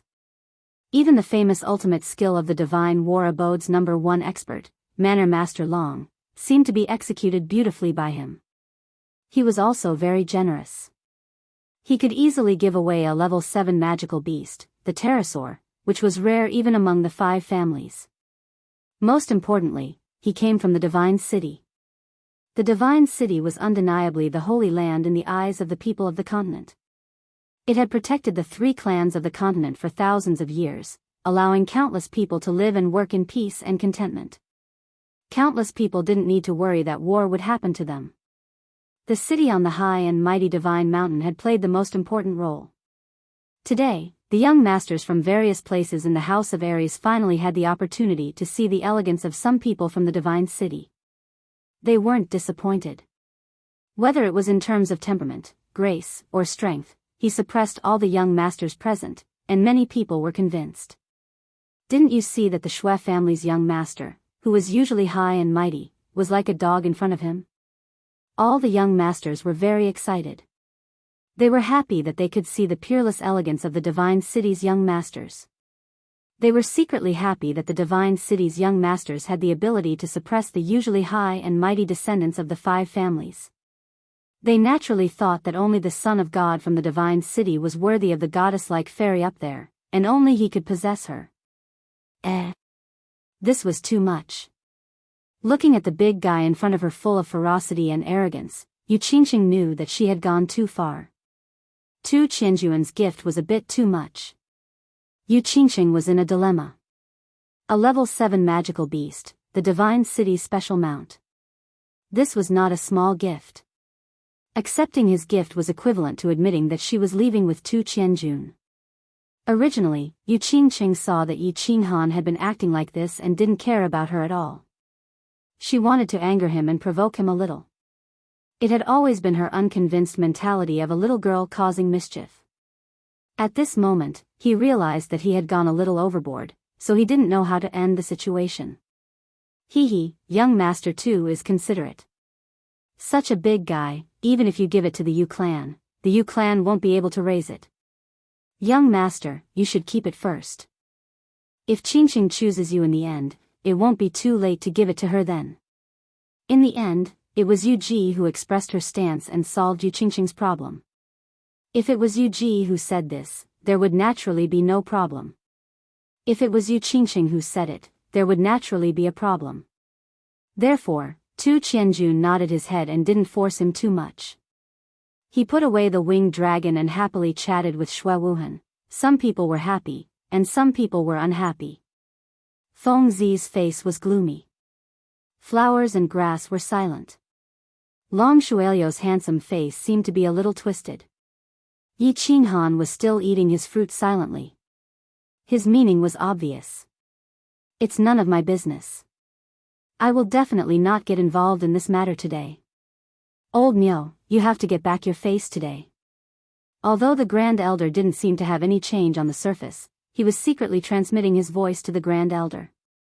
His tone was somewhat displeased and dissatisfied. Old Myo asked your kid to go show off. Didn't you say that your kid is very awesome? Don't you want this girl, Qingsheng? The Grand Elder of Flowers and Grass also transmitted his voice over. Yi Qinghan drank his tea silently. His bulging eyes glared at the two of them, and then coldly swept a glance at Yi Qinghan, who seemed to have fallen asleep at the side.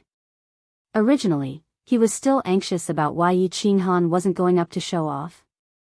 Now, it seemed that this kid was very smart. And now, the Feng clan and the Hua clan's elders were transmitting their voices. It was very obvious that they wanted to drag the Yi family down with them. He wasn't an idiot. Of course, he wouldn't do such a stupid thing. Young Master Han, you have to get back your face. Feng Zi's face was gloomy for a moment, then he came over and said in a low voice. Flowers and Grass ears twitched, and his beautiful eyes quickly turned a few rounds. He also came over and said, That's right, brother. You have a lot of ideas. Help us get back some face. We, the 5 great clans, are of the same branch. Slapping our faces is also slapping yours. Yi Qinghan spat out a melon seed, grabbed another one, and continued to eat. He didn't even look at Feng Zi or Flowers and Grass. Only when the two of them couldn't wait any longer and were about to repeat their request and emphasize their clear intentions did he say indifferently, What does it have to do with me? Isn't Xue Wuhan from the 5 great clans? Ask him to go up. Pfft. This kind of scum, I'm blind. Feng Zi glanced at Xue Wuhan, who was talking and laughing with Tu Qianjun, and revealed an expression of disgust. In the future, there will only be the 4 great clans in our generation. I won't acknowledge that dog, Flowers and Grass said coldly, as if Xue Wuhan's behavior had completely hurt his feelings. Oh. Yi Qinghan's eyes revealed a smile. He didn't understand why Xue Wuhan would obviously join Tu Qianjuan's side when he saw him. Moreover, he was acting so pretentiously, which made people uncomfortable. As long as Feng Zi and Flowers and Grass didn't die prematurely, they would definitely be leaders. Why was Xue Wuhan like this? And the old man from the Xue clan seemed to be silently agreeing with his behavior? However, he was very satisfied with Feng Zi and Flowers' attitude. Xue Wuhan had sent people to kill him, and he was the real culprit who had left his sister lying in the back of the mountain. He had to kill this person. Now that he saw Feng Zi and Flowers' attitude, he was even happier. Therefore, he laughed happily, then shook his head and said, I promised the 4 of you that I wouldn't do anything today, and I'm a man of my word. Huh? Feng Zi and Flowers could hear what he meant, and their eyebrows twitched at the same time. This guy was so strange. Did he really have the confidence to help them regain some face? Therefore, the two of them said very seriously, Young Master Han, of course you're a man of your word. We're begging you this time, so we can't take it as you going back on your word. I promised the 4 of you, and the 4 of you promised me one thing too. Yi Qinghan spread his hands, indicating that he couldn't do anything. He didn't want to be stabbed in the back during the residents' battle just to help them regain some face. The 2 of us definitely agree, and Long Shuailu will obviously agree too. But that traitor, Humph. Feng Zi said gruffly. She was in a difficult position. It seemed that Xue Wuhan wouldn't agree. She was in a difficult position. Yu Qingxing was also in a difficult position. Tu Qianjun had the upper hand, but now no one was performing. They seemed to have given up on competing with the young master from the Divine City. Perhaps it was because they were all descendants of the 5 great clans, which made her feel a sense of solidarity against a common enemy. Or perhaps it was because Tu Qianjuan's performance today was too strong and arrogant. Therefore, she didn't have much interest in this high and mighty young master from the Divine City. However, if no one else continued to perform, she really didn't know how to end the situation.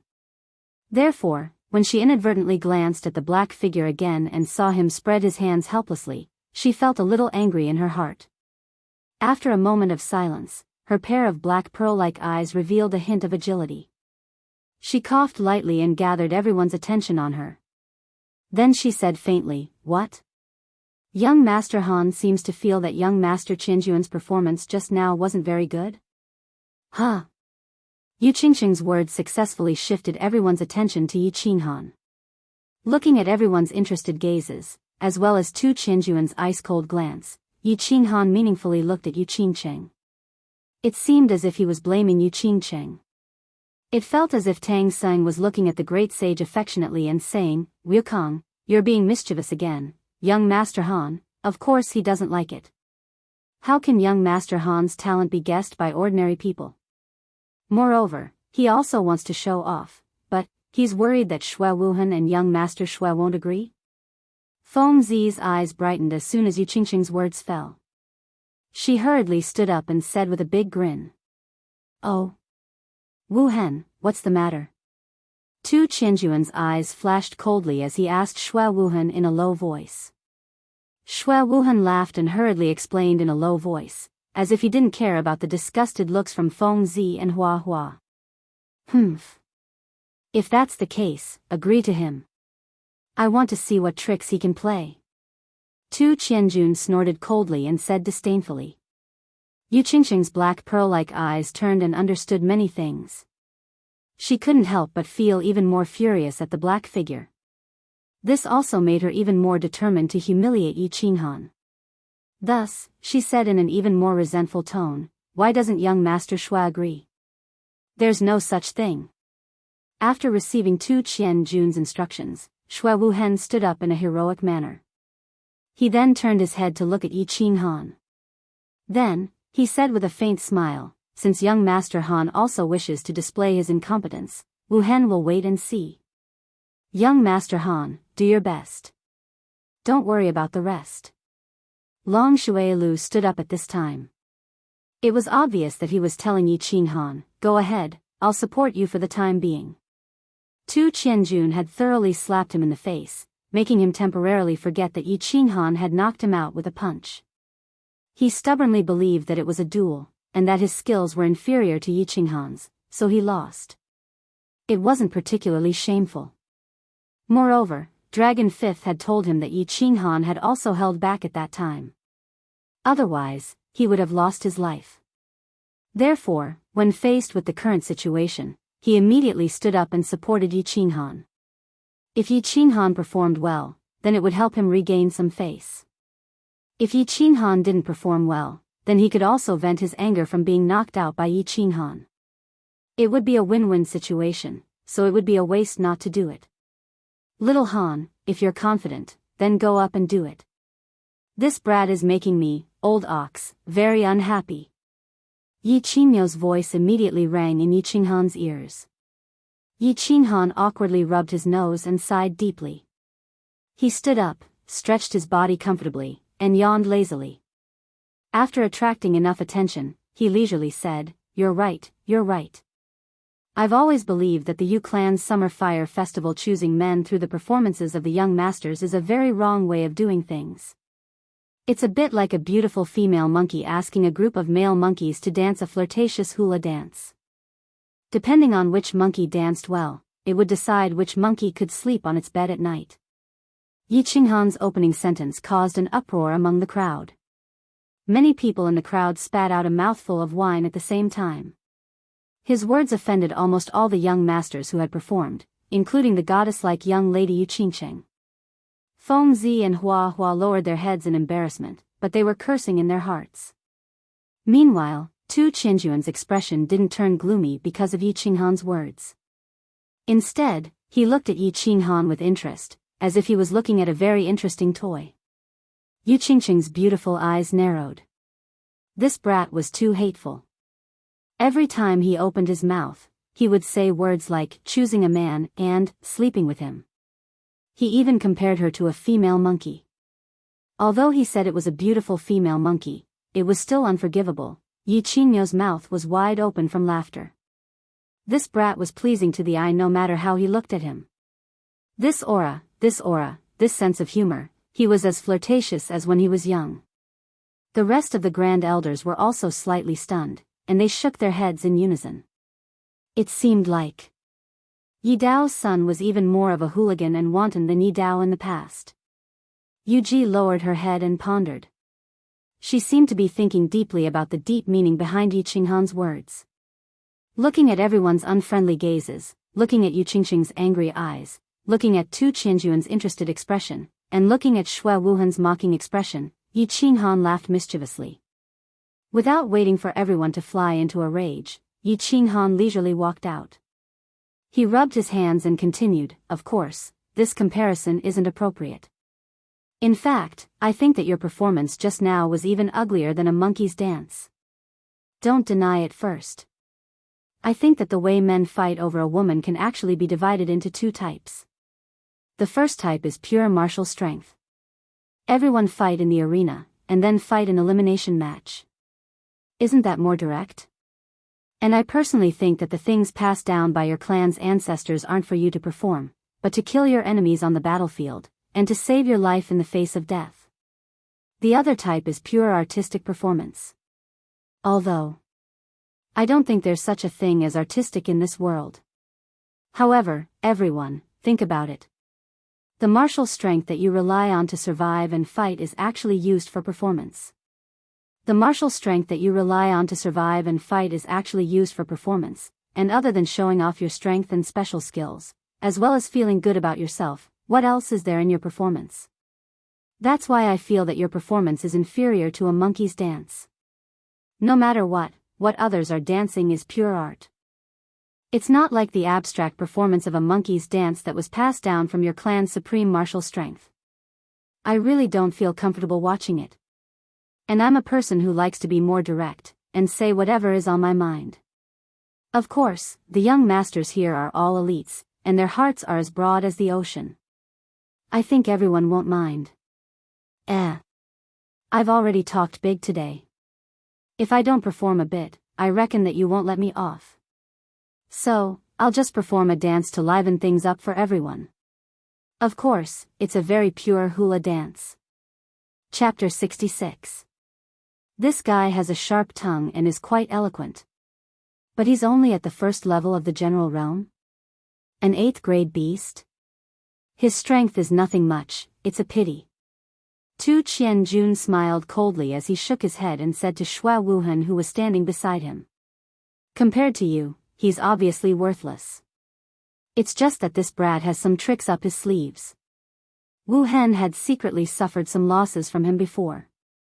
Xue Wuhan smiled slightly. His tone and expression were both respectful, without the slightest flaw. He's only a flea that can jump high, it's nothing much. If you can survive this battle, you can go to the Divine City and follow me from now on. Tu Qianjun was very satisfied with Xue Wuhan's attitude. He looked at the fervent look in his eyes and said indifferently. Thank you, young master. Hearing Tu Qianjun's words, Xue Wuhan's eyes emitted a fervent light. He was extremely excited and was about to kneel down to Tu Qianjun to express his respect and gratitude. Unexpectedly, Tu Qianjun waved his hand casually. He could only stand up embarrassedly and stood behind Tu Qianjun even more respectfully. Looking at Yi Qinghan, who was still speaking with fervor and assurance, Xue Wuhan's lips curled into a mocking smile. His body trembled slightly and his fingers turned white from clenching his fists, expressing the excitement in his heart. He met Tu Qianjun by chance 10 years ago when he was traveling outside. At that time, Tu Qianjun was still a 15 or 16-year-old playful child. He often escaped from the Divine City to play. Coincidentally, he discovered Tu Qianjun's identity, so he started to curry favor with Tu Qianjun secretly. He often brought him out to play, fawned on him everywhere, and satisfied all of his requests. Today, he finally received Tu Qianjun's reward. He finally had the chance to enter the tall divine mountain and enter the Divine City. Of course, he was extremely excited. Although he entered as a subordinate, or even a servant, he didn't regret it. On the contrary, he was extremely ecstatic. This was because he had accidentally learned a huge secret from Tu Qianjun, a secret that could change his fate. Only by entering the divine city could he reach the heavens in a single bound, change his fate, and obtain a huge opportunity. The monkey is going to dance. Hearing Tu Qianjun's cold words, Shui Wuhan immediately withdrew his thoughts. He looked at Yi Qinghan, who was standing in the middle of the arena. He was extremely curious in his heart. How would Yi Qinghan perform? Could it be that he would bring out his beast and perform a monkey show? It's starting. The young masters stopped their discussions and turned their attention to Yi Qinghan, who was standing in the middle of the field. They wanted to see how this arrogant young man would react. Yi Qinghan walked to the center of the field lazily. After whetting everyone's appetite, he did not make his move immediately. Instead, he suddenly made a special move. His body shook, and he raised his head. His spine suddenly became straight, and he put his hands behind his back. His expression was solemn, and there was a hint of vicissitudes in his life. His eyes gradually became deep, and his eyebrows inadvertently furrowed slightly. It was as if a young warrior had turned into a middle-aged poet in dire straits. Ugh! Yi Qinghan's instantaneous change in temperament had indeed shocked everyone. His ability to change his expression was too fast. Furthermore, he was acting as if it was really the case. Bring the wine. Just as everyone was secretly sneering, Yi Qinghan suddenly shouted. He maintained his original posture, but he stretched out his hand and waved it towards Feng Zi's square table. Feng Zi chuckled and lightly patted a jar of wine on the table with one hand. The wine jar flew steadily towards Yi Qinghan. Not a single drop of wine spilled on the table, nor did it explode. Yi Qinghan did not turn his head. It was as if he had eyes on his back. Before the wine jar touched his hand, he turned his palm into a claw. He easily grabbed the wine jar, leaned back slightly, and gulped down mouthfuls of wine. Under the illumination of the moonlight, the colorless wine turned into a lustrous white. At this moment, the lustrous white wine spilled out from the wine jar and flowed down violently like the Milky Way. It flowed into Yi Qinghan's mouth, onto his face, onto his clothes, and onto the lawn. Instantly, the strong fragrance of the wine filled the entire space. Good wine. Bring me my sword. When the wine jar was almost finished, Yi Qinghan let out a long laugh. With a wave of his hand, he flung the wine jar towards Feng Zi. Then, he pointed at Du Gujian, who was behind his square table. Du Gujian smiled. He picked up his sword with his left hand and slapped the hilt with his right hand. His silver longsword shot out like a bolt of lightning, heading straight for Yi Qinghan's face. At this moment, Yi Qinghan seemed to be a little drunk. His body swayed slightly, but he continued to look at the sky with narrowed eyes, as if he did not notice the sharp sword shooting straight at him. His body swayed just enough to let the silver sword slip past his face. Then, he reached out with one hand. His movements seemed slow, but he firmly grasped the hilt of the sword. Then, he took a small step forward and raised the sword above his head. He reached out with his other hand and grasped the scabbard, slowly pulling it open. Clang! The gorgeous silver scabbard was pulled out in an instant, revealing the dazzling blade. The sword was 3 feet long and 4 fingers wide. Under the moonlight, the cold blade glowed with a cold light. He casually flung the scabbard into the ground, sinking about 3 inches into the soil. Yi Qinghan reached out with his finger and slowly slid it across the silver blade. His eyes were focused and affectionate, as if he were looking at the woman he loved. Everyone present quieted down. It was as if Yi Qinghan's series of actions had brought them into a strange scene. In the Fire Dragon continent, literature and art had never been valued. Therefore, it had never been developed. This was the first time they had seen such a performance. It was novel, exciting, and also a dreamy feeling. Yi Qinghan paid no attention to everyone's expressions.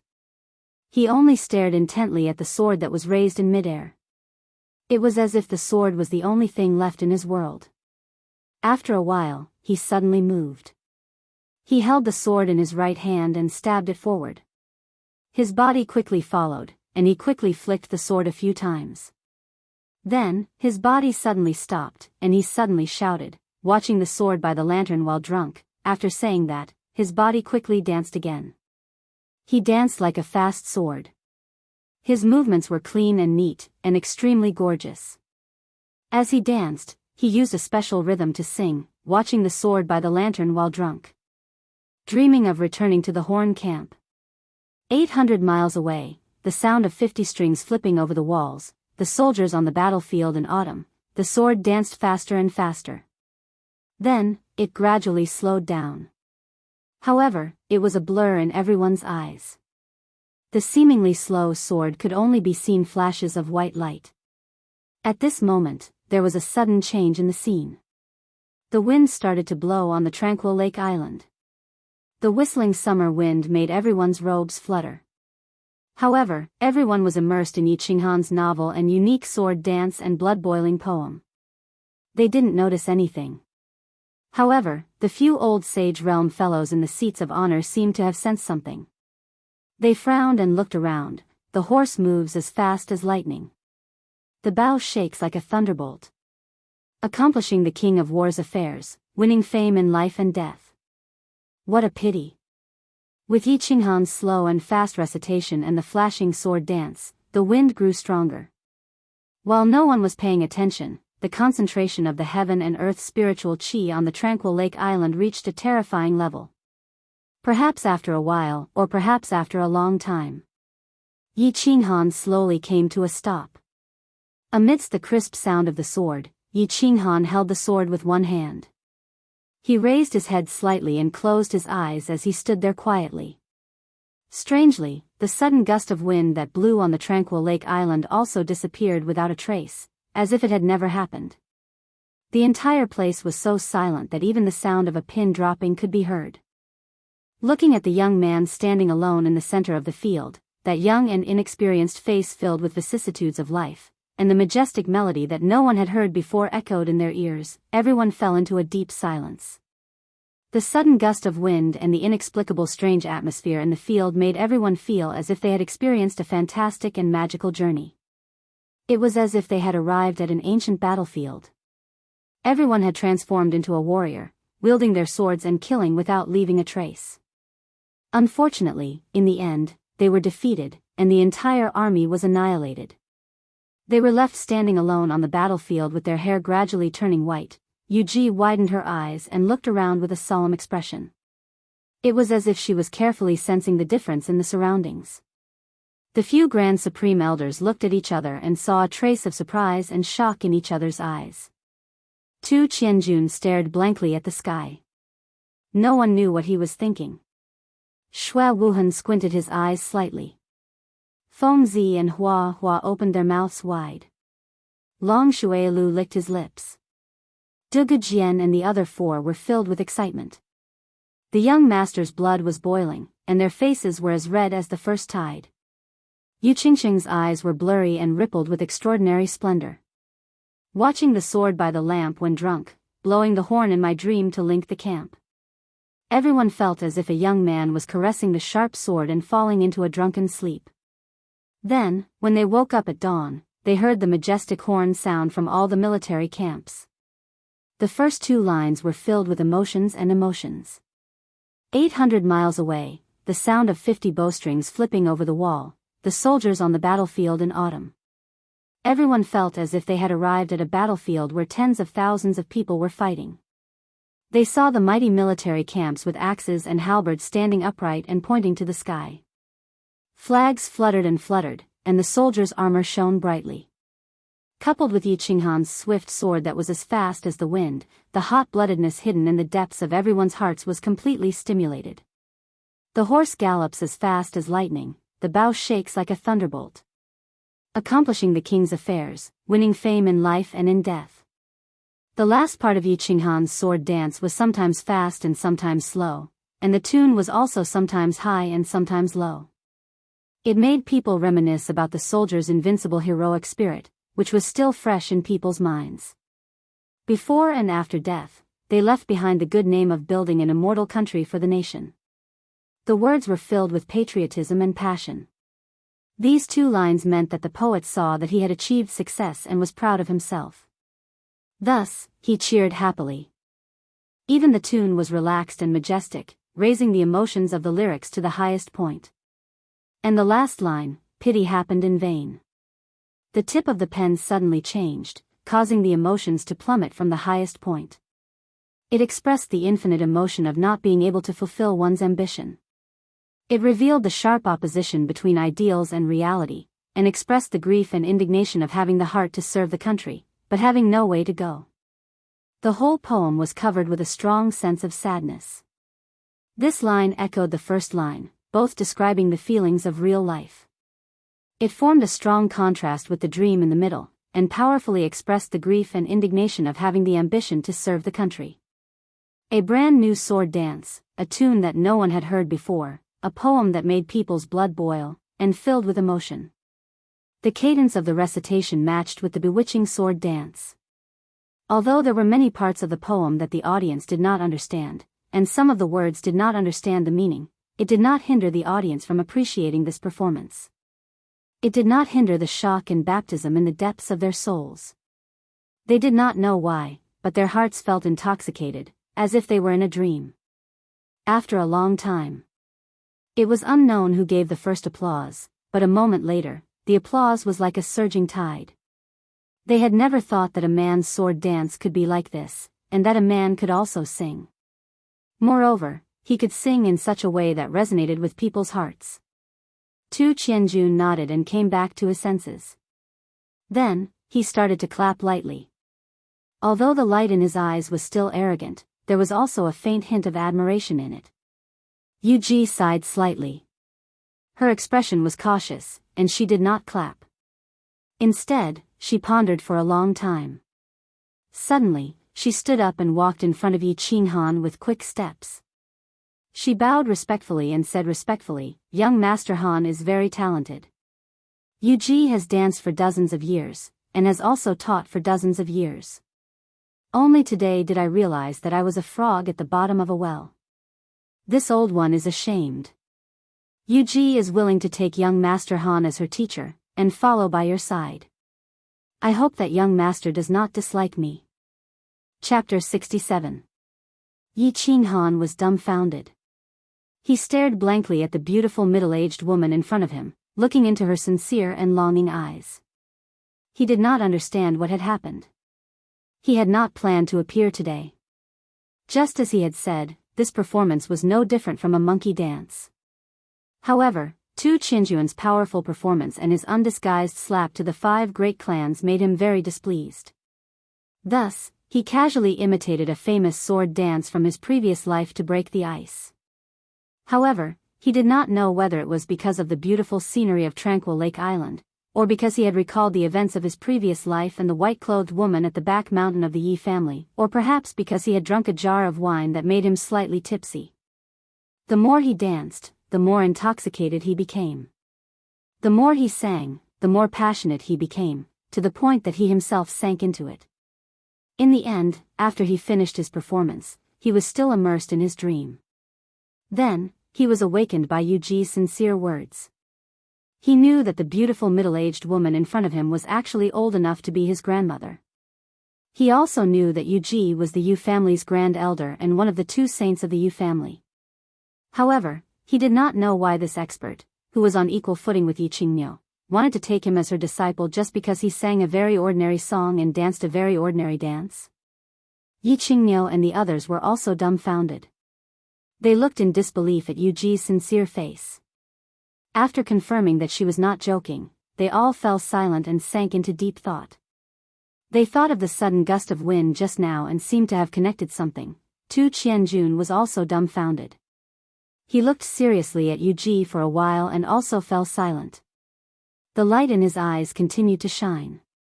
Although he did not understand what had happened, he had acutely sensed that the spirit chi of heaven and earth above Tranquil Lake Island had become much thicker.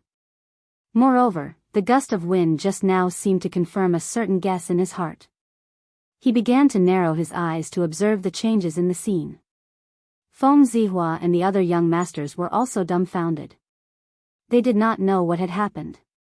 Didn't he just dance and recite a poem? although they also felt that the dance was not bad and the song was very interesting. Even the grand elder of the Yu family had gone to take him as her disciple, right? Yu Qingcheng was stunned as well. She silently looked at elder Yu Ji, whom she respected. She actually wanted to acknowledge a junior as her master? Then, she seemed to have thought of something. She thought of that strange gust of wind just now, and a dazzling light burst forth from her eyes. At this moment, a voice transmission suddenly rang in her ears. She listened carefully, and after a moment of silence, she suddenly stood up and said in an unusually determined tone, "Young masters, I hereby announce the end of the Summer Fire Festival. This time, I have chosen only one guardian, and he is..." Yi Qinghan, hearing the determination in Yu Qingqing's melodious voice, looking at her peerless face and pearl-like eyes, Yu Qingqing's heart sank. Except for a few old fellows, everyone present was once again collectively dumbfounded. The Yu clan's Tranquil Lake Island Summer Fire Festival was held once every 15 years. They were very cautious and serious every time. Furthermore, the saint would always choose 2 guardians for the Summer Fire Festival and observe them for 3 years before deciding who would be the saint. This rule had been passed down for countless years without exception.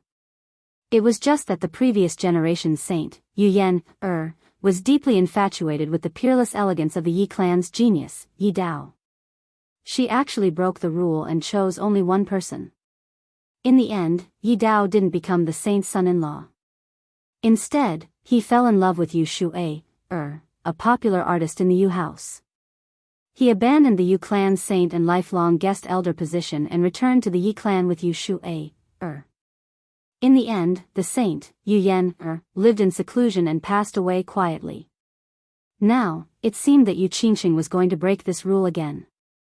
Not only did she end the Summer Fire Festival early, but she also personally announced the result that the man she chose was Yi Qinghan. Why weren't the young masters stunned? How could they not be shocked? Although Yi Qinghan was a disciple of the Yi clan, his strength was not bad. However, among the young masters present, there were obviously a few whose reputation and strength seemed to be higher than his. Most importantly, Tu Qianjun was a young master of the Divine City. No matter how one looked at it, Tu Qianjun was more outstanding than Yi Qinghan. Now, there was actually a dark horse. Yu Qingqing chose Yi Qinghan and even removed the position of the other protector. This completely severed everyone's hope. There wasn't even a trace of hope left. This poisonous peach blossom had bewitched everyone and made them infatuated. Now, this peach blossom actually bloomed early, and it bloomed because of one person. Was it because that person performed a rather interesting dance? This reason was obviously not sufficient, and it couldn't convince everyone. Therefore, Xue Wuhan obviously expressed his dissatisfaction. He carefully looked at Tu Qianjun's gloomy face and stood up. He closed the folding fan in his hand and frowned. He cupped his hands and said, "Young lady Qingqing, isn't this decision a little too rash? I think it's better to be cautious with such a decision." He. Yu Qingqing, who was wearing a peach blossom and a peach-colored palace dress, knew that there would definitely be people who would oppose and question her decision. However, she didn't expect that the first one to speak was actually Xue Wuhan, who had been low-key for the whole night. Furthermore, his high-profile appearance wasn't for himself, but for Tu Qianjun, who was beside him. A trace of disgust flashed through Yu Qingqing's heart. Furthermore, it was displayed on her face without any concealment. She coldly said, "Young Master Xue, are you lecturing me?" Once Yu Qingqing's words left her mouth, Xue Wuhan's complexion changed. Even Xue Fei, who was sitting at the head of the table, looked a little pale. Meanwhile, Yu Ji continued to stand beside Yi Qinghan and pretended not to have heard anything. Xue Wuhan saw that Yu Ji's complexion was the same as before, but Tu Qianjun's complexion was getting worse. Yu Qingqing's pearl-like eyes were coldly staring at him, waiting for his reply. He could only summon up his courage and awkwardly said, "I don't dare. It's just that I feel that it's better to ask your clan's elders for such an important decision. This decision. I have considered it very carefully." After a moment of silence, Yu Qingqing faintly said, "As for the elders' opinions, I can tell everyone that I have just received a sound transmission. The meaning of this sound transmission is exactly the same as my decision. And the person who sent this sound transmission is our Yu clan's clan leader. I think everyone should be satisfied with this explanation. Yu Qingqing's words were like a bomb that exploded in the field. The Yu clan's clan leader had always been elusive and rarely appeared in front of the common people. However, her peerless beauty and peerless strength, as well as her charming techniques, had been circulating in the House of Aries for a very long time. Today, she actually sent a sound transmission to Yu Qingqing. It seemed that this clan leader valued Yu Qinghan very much. Qingqing is right. The clan leader has also sent a sound transmission to me. Moreover, I also support Qingqing's choice. Everyone, I'm sorry. Yu Ji, who had been silent all this time, suddenly opened her mouth. She looked at Tu Qianjun with an apologetic expression. Her words completely severed the last remnant hope in his heart. Humph. Since it's like this, Qianjun will take his leave. After Yu Qingqing announced the result, Tu Qianjun remained silent. Now that Yu Ji had spoken, he knew that there was absolutely no hope for him today. He looked coldly at Yu Qinghan, seemingly unable to conceal the jealousy and resentment in his eyes. After he finished speaking, he directly leaped onto the winged dragon. Then, he looked deeply at Yu Qingqing, smiled coldly, and commanded the winged dragon to soar through the sky. Yu Nyang, please invite all the young masters and elders to the Moon Lodge to have a good rest and entertain them well. After Tu Qianjun soared through the sky and left, Yu Ji once again ordered to arrange for all the young masters to leave the Calm Lake Island. It was the same for every summer fire festival. Once the summer fire festival ended, apart from the man chosen by the Holy Maiden, no one else was allowed to stay on the calm lake. Everyone looked at Yu Qinghan, who was standing quietly in the field, with complicated expressions. Some were envious, some were jealous, some were resentful, and most of them were puzzled. However, since their master had already given the order, it wasn't appropriate for them to ask too much. They could only think of a way to snatch one of the 12 Calm Lake girls. Young Master Han, congratulations. You're very good, brat. Although I'm very jealous and resentful of you, at least the fertile water didn't flow to the divine city. I'm still very happy about this. Feng Zi walked out with a cup of wine and stood in front of Yu Qinghan. She raised her head and drank it in one gulp. Her expression was a little lonely and disappointed. No need. Yu Qinghan shook his head slightly and pushed Feng Zi's body away. He looked at Yu Ji and said very seriously, Elder Yu Ji, you've forgotten something. I don't think you've asked me, the person involved, for my opinion. I didn't agree to be your clan's son-in-law. Chapter 68. Ugh, everyone who was just about to leave suddenly turned their heads as if they had seen a ghost in broad daylight when they suddenly heard this. They blinked their big eyes, trying to see if Yu Qinghan was drunk, or if he had a fever and was talking nonsense. Seeing Yu Qinghan's incomparably serious expression, everyone knew that he was actually serious. Stinking brat, what did you say? Ever since Yu Qingqing announced the results, Yu Qingmiu had been grinning from ear to ear. Just a moment ago, he was still chatting with the Feng clan elder. When he suddenly heard Yu Qinghan's words, he glared at her, his eyeballs almost popping out of their sockets as he angrily rebuked her. Yu Qingqing blushed when she heard this. Yu Qinghan's sword dance today made her think that Yu Qinghan's previous actions were all to loosen the reins only to grasp them better. Today, he came out to perform because he liked her. Therefore, when she received the patriarch's voice transmission, she disregarded her girl's modesty and resolutely stood out. She said those embarrassing words in order to move Yu Qinghan's heart even more. Who would have thought that at this moment, Yu Qinghan actually acted out the scene of Yi Dao rejecting Yu Yan, in front of her? This.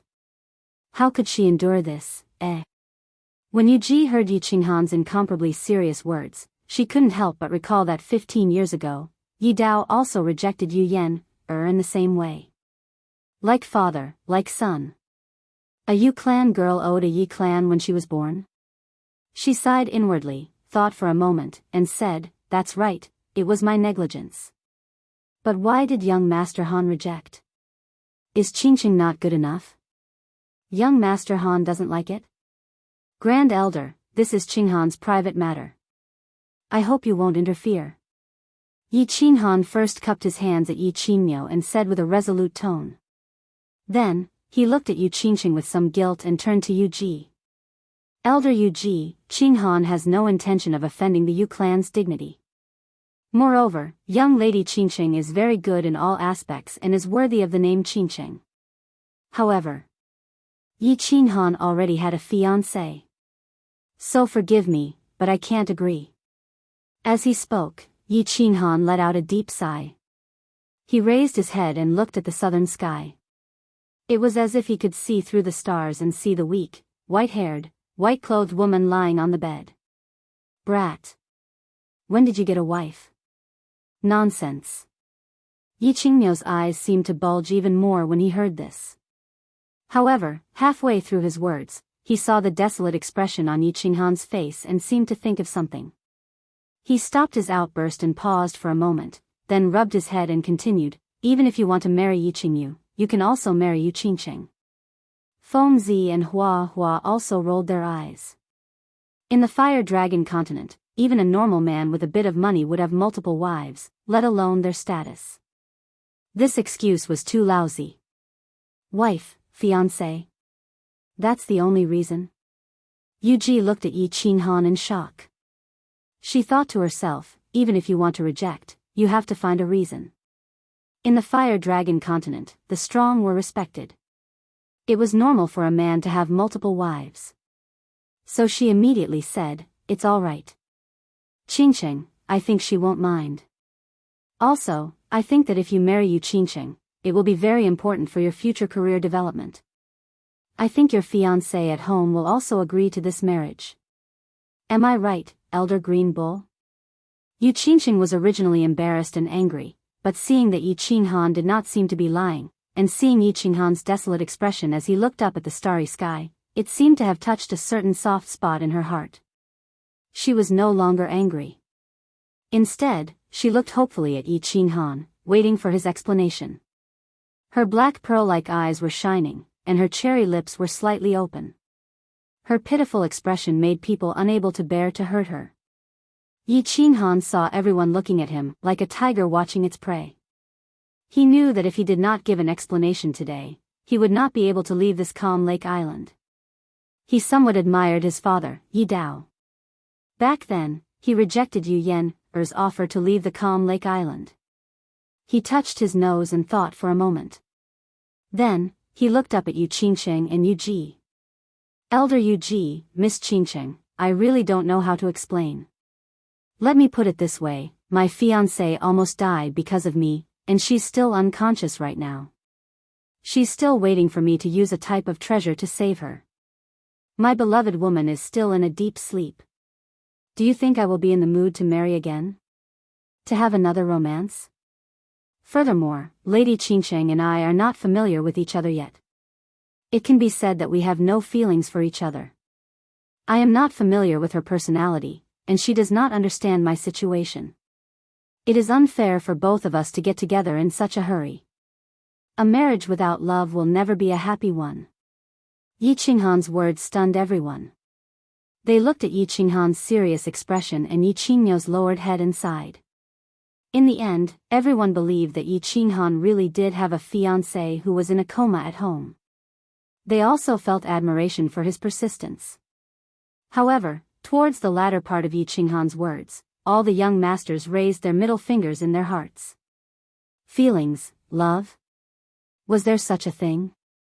In the minds of the men of the Fire Dragon continent, the feelings and love of a woman were all nurtured in bed. Wouldn't a man treat a beauty like Yu Qingqing as a treasure if they slept with her? Wasn't love something that came out of nowhere? However, Yi Qinghan's novel words had a completely different feeling in Yu Ji and Yu Qingqing's ears. Looking at Yi Qinghan's deep eyes and feeling the emotions from this little man's heart, Yu Qingqing's initial admiration for Yi Qinghan completely turned into the ignorant heart of a young girl at this moment. Yu Ji was like a mother-in-law looking at her son-in-law. The more she looked at Yi Qinghan, the more satisfied she was. This man was willing to reject a beauty like Yu Qingqing for the woman he loved. His temperament was rare. As for love and feelings, she had always believed that once a woman of the Yu family married over, the man's heart could only revolve around her. With Yu Qingqing's seduction arts and the skills she had learned to serve men since young, she believed that no man would not fall under her skirt. If that's the case, I don't think this is a problem. What do you think? Yu Ji pondered for a while and came up with a compromise. If you want to save your fiancé, we won't object. Furthermore, our Yu family will do our best to help you achieve this goal. But, you have to promise me, give Qingqing a chance, and also give the Yu family a chance. You two get along well. If your fiancé is cured and you two get along well, then you two get married. How about that? Feng Zihua and Long Shuailu looked at each other, each of them seeing deep jealousy and envy in the other's eyes. They had encountered similar situations before. Some small families had done the same thing in order to form a marriage alliance with them. Only, when did the Yu family saintess become so worthless? Giving a woman to Yi Qinghan and still afraid that Yi Qinghan wouldn't want it, they still had to coax Yi Qinghan. Not only did they offer very generous conditions, they even sent their daughter to dress Yi Qinghan for a period of time. They clearly said, if you like it, then you can keep it. If you're not used to it, it's fine, you can just return it. Little sister Yu Ji, how can we do this? Sigh, this little brat, it's all because we didn't teach him well. Old brother feels guilty. Yi Qingyo rubbed his hands and said with some embarrassment, but he couldn't hide the smile in his eyes, causing the two old men from the Feng and Hua families to almost explode. Like this? Yi Qinghan also rubbed his hands, but he was truly embarrassed. He looked at the peach blossom with some shame and said very sincerely, this is very unfair to young lady Qingqing. What virtue does Yi Qinghan have to make the Yu family treat me like this? Pust. The moment Yi Qinghan said this, the surrounding young masters all booed. This brat was too good at pretending. Did he want everyone in the Yu family to kneel and beg him? They had seen shameless people, but they had never seen someone so shameless. Feng Zihua clenched his fists. If not for the Grand Elder being present, he would have already rushed up to beat him up. Cough. Cough. Yi Qingyo coughed rapidly and kept winking at Yi Qinghan. Seeing that Yi Qinghan was unmoved, he was so angry that he stomped his feet. Yu Qingqing looked at Yi Qinghan's sincere eyes and felt a sense of tenderness in her heart. She didn't seem to think that Yi Qinghan was pretending and acting at all. She had been trained to serve men since she was young and how to read their expressions. She didn't feel that Yi Qinghan's words were from the bottom of his heart. Furthermore, her current mood was that if Yi Qinghan's acting skills were so superb, she would rather be deceived. So she bit her lip and said softly with a red face, I am willing. Yi Qinghan lowered his head helplessly. He couldn't be so heartless to a beauty who was treating him like this. If he still dared to refuse such conditions, he would definitely be beaten into a pig's head by everyone present. After thinking for a moment, he ignored the murderous gazes of the crowd and rubbed his chin. He spoke again in embarrassment, I am very confused. Although I am very outstanding, it is not enough for the Yu family to treat me like this. Can you tell me the reason? Pfft. The young masters once again booed in unison. Shameless, so shameless. However, they were still very curious. Just what did the Yu family see in Yi Qinghan? Forgive me for keeping this a secret for now. You will know in the future. Yu Ji and Yu Qingqing looked at each other and said with a smile. Then, she smiled slightly and looked at Yi Qinghan coquettishly. She said in a soft voice, have you considered the matter of taking me as your master just now? Of course you are extremely important to the Yu family. Yu Qingqing also smiled and said in her heart. Seeing Yu Ji move to Yi Qinghan's side like a child, she smiled even more happily. The peach blossom on her head seemed to bloom even more brightly with her smile.